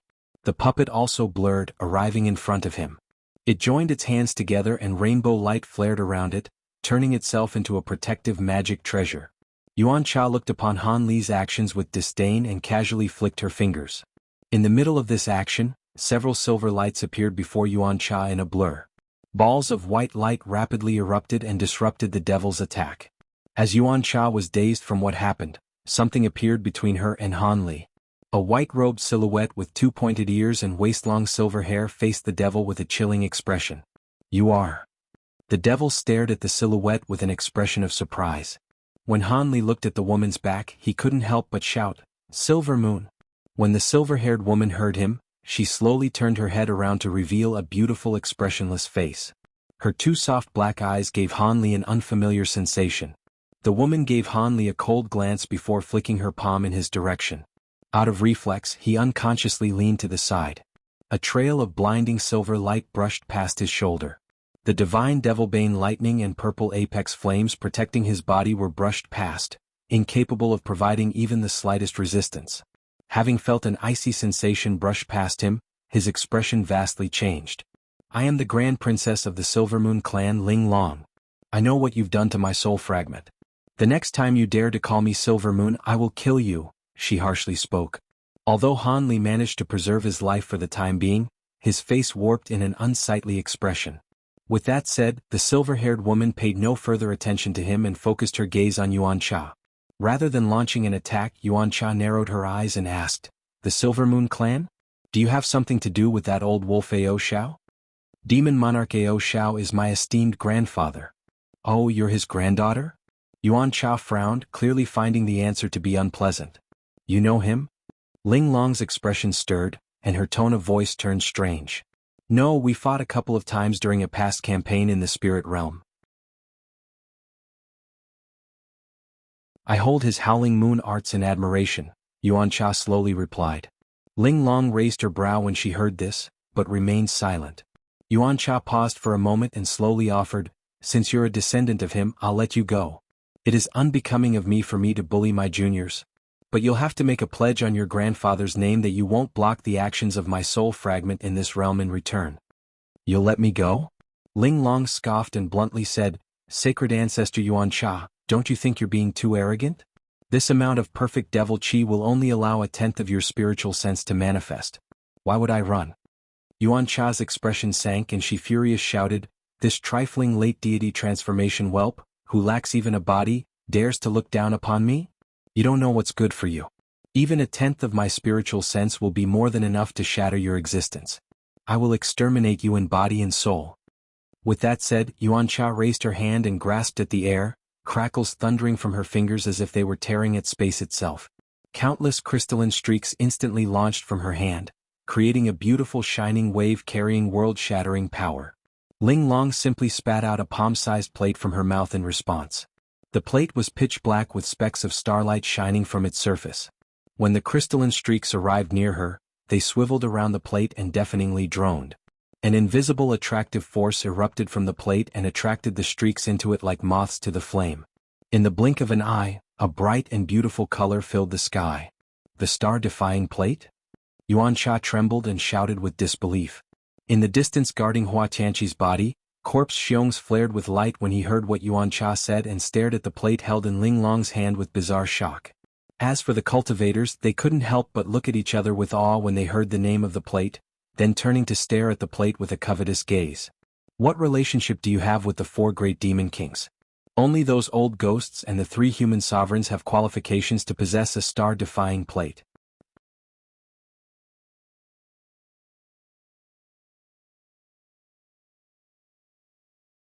The silver-haired woman, Ling Long, pointed to the plate in front of her, halting its movements for the time being. She calmly replied, "You think I would answer you? Since you're from the demon clans, you shouldn't have much of a relationship with the human sovereigns.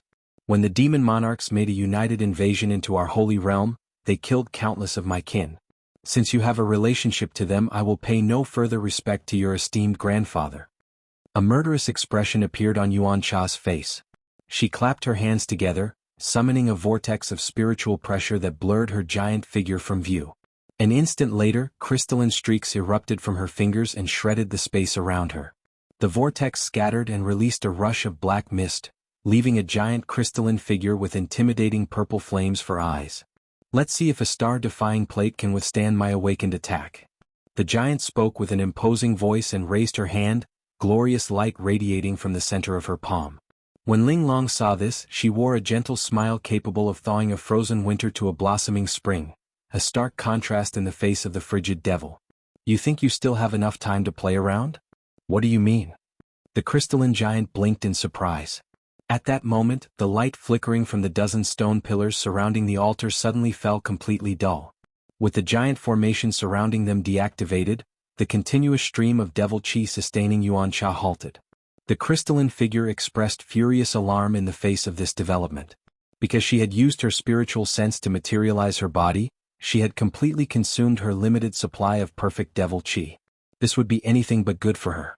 She immediately let out a shriek and light flared from her raised palm, condensing a foot-thick beam of energy towards Ling Long. The attack released, consuming the rest of her perfect devil chi. Yuan Cha roared with indignation as her crystalline body began to fragment and slowly crumble. With nothing to tether her, she vanished from the world. The half-channeled crystalline beam arrived before Ling Long in the next moment. She was already prepared for the attack and had struck the plate in front of her with a silver spell seal. The plate suddenly surged in size and wildly flickered with starlight in preparation to absorb the attack, but it was clear to see that the crystalline beam was exceptionally potent, even if it was only half complete. The star-defying plate groaned, trembled and was even pushed back in the assault. From Ling Long's expression, it was clear that this was greatly against her expectations. Her hand flashed with silver light as she quickly floated forward and tapped the edge of the plate. But in an inconceivable display, the plate surged with starlight and the crystalline beam shot out from the back of the plate, striking Ling Long in the abdomen. With great shock on her face, silver light glowed from all around her body. The attack had penetrated through her body. Groaning all the while, she staggered in pain and the silver light focused around the wound. Originally, the woman's body was condensed from immensely powerful spiritual sense. This would make ordinary attacks null, but the crystalline beam was condensed from spiritual sense as well and left her gravely injured. This scene had everyone mesmerized. When the cultivators saw that the giant devil was dissipated, they rejoiced. As for the black-armored devil incarnation, she was in complete disbelief. It was only with great effort and scheming that she was able to summon even just the spiritual sense of her original self. It was completely odd that the stone pillars had suddenly stopped working without being attacked. Full of doubt, the woman swept her gaze towards the base of the pillars, then swiping at one of them probingly. The ground suddenly trembled and the seemingly intact pillars each began to topple. This strange turn of events captured everyone's attention. The base of the pillar that fell was jagged and full of holes as if ants had gnawed at it. Her expression sank further and she fiercely struck at the ground. A thunderous explosion trembled the earth, creating a 10-meter deep hole. Within the scattered rubble gleamed specks of gold. She reached her hand in the direction of the rubble and summoned one speck into her hand. She glanced at the sparkling beetle and shouted in surprise, "Gold-devouring beetles! You had buried them in the ground." She fiercely glared at Ling Long in the distance. Ling Long sneered and withdrew her hand from the wound on her abdomen. The silver light had faded away along with the injury. Master Sable was now staring at the unmoving plate and suddenly said, "The star-defying plate? Could it be the legendary treasure that negates the boundaries between realms, allowing one to transcend them?" Corpse Xiong summoned his blood blade in front of him and eerily said, "Fellow Taoist Sable, don't waste your thoughts on such vain delusions." "Fellow Taoist Xiong must be joking," Seven Wonders chuckled. "Perish the thought. The devil has yet to be defeated. She must have used much of her devilish chi to call its main soul. With the destruction of the spell formation, this is a prime opportunity. Fellow Taoists, let's strike together." When Yuan Cha's incarnation heard this, she sneered. A stern expression appeared on Master Sable's face and he loudly shouted, "Devil, you don't have much room for humor? Since the devil ancestor is no longer in this world, do you believe you stand a chance against us? Hee, if you truly thought that, we would be fighting already. Not only have you exhausted your treasures, but I fear you're running low on magic power as well. Nevertheless, did you think the spell formation would become useless only because you destroyed a few of its pillars?" She sneered and her body strangely warped in front of the stone tablet on the altar. She placed her hand against the dragon call crest embedded within it. The tablet shined with black light and began to tremble. At that same moment, black wind blew from the shattered stone pillars, producing pillars of black wind. These black pillars loudly droned and the remaining stone pillars lit up as if activating the spell formation once more. "Quickly stop it." When Master Sable saw this, his expression vastly changed for the worst.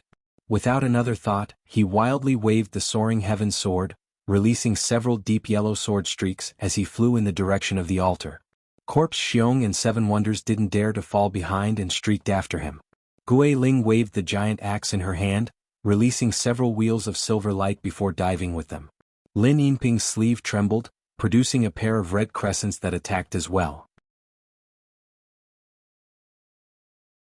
After the previous massacre, all the cultivators had been thrown into a rage, fearing that the devil would be able to undo the seal once more and resummon the fearful existence. The two devil chi incarnations were unleashed once more. Spiritual light and devilish chi mixed near the altar, foreshadowing another great battle to come. During all this, two people had yet to act. They were facing one another from 30 meters away. "What did you say?" Han Li's heart sank upon hearing an unexpected voice transmission. Ling Long calmly stared at him and repeated, "I said to lend me your heaven void cauldron." Han Li narrowed his eyes and snorted, "I'm asking why." Although he didn't know how many of Silvermoon's memories she had, the woman was now a complete stranger, someone to be wary of. She glanced at the other cultivators and indifferently said, "I wish to use the Soaring Sky Temple's holy beast incarnation. The beast belongs to a famous and grand figure in the spirit realm. The incarnation is a suitable body for me. If I were to possess a human body and fought in that, I would suffer quite a bit." "I will not." Against Ling Long's expectations, Han Li gave a blunt refusal. "What?" Her eyes grew cold and hostility flared from her bearing. Han Li glared at the woman. "Since Yuan Cha's spiritual sense no longer exists, I see no need to do anything else. Are you looking to die?" Ling Long smiled without a hint of anger and lifted one of her fingers, producing an inch-long crystalline streak. It fluctuated in size as if in preparation to fire. Then a howling shriek sounded from the direction of the altar. The devilish chi roiled before a giant three-headed six-armed giant devil emerged from it.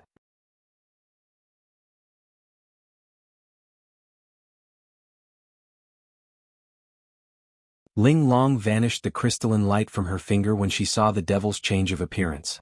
She faced Han Li and sternly shouted. The devil forcefully used a technique to reach the pinnacle of her strength. "If you do not lend me your cauldron, then we will all die." As soon as she finished speaking, a deafening roar shook the black mist and a dense streak of black light launched towards Master Sable. In his alarm, he waved the soaring heaven sword in a circle, releasing countless yellow sword streaks to block it. It was for nothing, as the devilish chi violently roamed as the giant three-headed devil emerged, only for it to disappear immediately after. As the old man's gaze was still focused in the direction of the assault, a black streak appeared above him without a sound. Having experienced countless battles, Master Sable instantly reacted as soon as he sensed the devil. He quickly swung the sword behind him, then launching himself opposite in a streak of light as he attempted an escape. The left and right heads of the giant devil sneered when they saw this and opened their mouths to spit out two beams of black light, dissolving the sword chi that Master Sable had earlier released and easily overpowering him.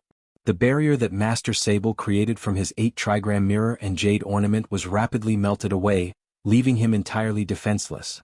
In his fright, Master Sable wildly flailed the soaring heaven sword in all directions, surrounding him in layers of blinding light. The yellow light flickered from the resulting black explosion, vanishing it entirely. All that was left of Master Sable was a miserable cry before his voice was completely silenced. The black light lingered in the air after striking the body, scorching his nascent soul and its magic treasure until they were utterly destroyed. When the others saw this, they were dumbfounded. Master Sable had fought throughout the battle, only for him to meet such a sudden end. Now that they could clearly see the three-headed devil, they felt their blood run cold. It appeared to be a transformation of the black-armored woman. Right now, she was 12 meters tall and her middle head was completely the same, possessing her original vast beauty. Her other two heads, however, were the size of barrels and had the frightening appearance of two jet-black wolf heads. Most of her body was covered in armor with black fur exposed from whatever was left bare. Her 6 arms were also covered in pitch-black scales. While they didn't hold any weapons, they did have incisive claws shining with a cold black light. Be it her appearance or the absolute slaughter of Master Sable, they were both causes for terror. Despite the great vitality she had consumed from her actions, her 2 wolf heads still appeared well, but her human head was completely pale and the purple light shining from her eyes was nearly dim. Additionally, the 2 winged devil chi incarnations she originally released had disappeared after her appearance as a 3-headed giant. It was likely she wasn't able to sustain them after her transformation. When the others saw how the devil had weakened, they exchanged a glance at one another and quickly resumed their assault. As fearsome as the devil may be, they were unwilling to stand idle and be culled. Crimson, silver, and red light enveloped the devil in a continuous barrage, leaving not a moment of respite for the creature. After its previous display of power, the 3-headed devil seemed incapable of launching another attack on that caliber, and could only blow out mouthfuls of black chi and waved her arms to forcefully block its attacks. Something's wrong. Ling Long shouted with concern. Her body then blurred and arrived above the altar surrounded by devilish qi. She stared down at the devilish qi below and raised her brow after a moment of examination. Then with crystalline light wrapped around her, she dived inside. Han Li was somewhat surprised by this. He was previously able to refuse Ling Long because he gambled that she couldn't attack him. He could still faintly sense the existence of an artifact spirit inside his flying swords. It appeared that after the two fused their souls, the result was still partially his artifact spirit. Although Ling Long's spiritual sense was immensely powerful and he had no control over her, he had no fear of her attacking him. If she truly injured and killed him, who could know what would happen? After all, a portion of her soul is his artifact spirit. It was a circumstance that few could possibly fathom. Now, however, Ling Long had completely abandoned her desire for the cauldron. Han Li was puzzled but nonetheless turned his attention to the pitch-black devilish qi coiling around the altar. He frowned when his bright sight spirit eyes weren't able to see through it. He looked over at the three-headed devil, who assumed a completely defensive stance, then glancing over to a pillar that was faintly shining with spiritual light. A thought struck his mind with realization, and he immediately clapped his hands together, summoning roaring lightning at his fingertips. A dozen bolts of golden lightning leapt out, all striking at the dozen pillars of black qi that had taken form. Golden light flashed and thunder rang with each strike, immediately evaporating the black pillars without any resistance. The cultivators all examined this with shock. At nearly the same time, Ling Long's icy voice shouted from within the altar, "Yuan Cha, your true self was here? Hee, my heavenly devil incarnation arts are quite good, right? His aptitude is quite high and it was well worth employing the technique on him, but as I could only infuse the perfect devil qi in him for a short time, he wasn't able to turn into a true three-headed Jialuan war devil. However, when combined with my incarnations and devil armor, his full-powered strike rivals that of a deity transformation cultivator. It is a pity that there is a limited supply of perfect devil qi, else I could have killed all of you myself." Those fighting the three-headed devil stopped attacking when they heard this. At that moment, black qi surged around the devil, causing its heads to change in appearance. The middle head turned into the face of a horned man whose eyes flickered with red-purple light. His face clearly belonged to the large-headed eccentric. As for the other two heads, they belonged to the winged devil qi incarnations. These three different entities had been forcibly merged together. When they saw this fearsome display, the vastly experienced cultivators were appalled and slowed their attacks. With its true appearance revealed, the middle head shrieked and its face wore an ugly scowl. The black armor it wore on its body violently grew in size and completely covered its body and heads. At the same time, it waved its 6 arms, summoning 2 black sabers, 2 spears and 2 swords into each hand. The devil growled with killing intent before pouncing towards the cultivators. Meanwhile, the devilish qi surrounding the altar led of muffled echoes, followed by the sounds of explosions. "Yuan Cha, what do you think you're doing?" Ling Long furiously shouted from the altar. "As long as I can destroy the seal, my mission will be complete. Without any interference from the spirit realm, this world will soon become corrupted by the perfect devil qi, and it will only be a matter of time before it becomes another portion of our holy race's realm." A mocking laugh sounded and the devilish qi nearby suddenly rushed into the altar in a vortex. Then the nearby devilish qi had completely disappeared, leaving only the black-clothed woman in view, Yuan Cha's soul fragment. She no longer wore her devilish armor, but she did hold up a fist-sized ball of black light. The ball shined with black light and its body fluctuated in size.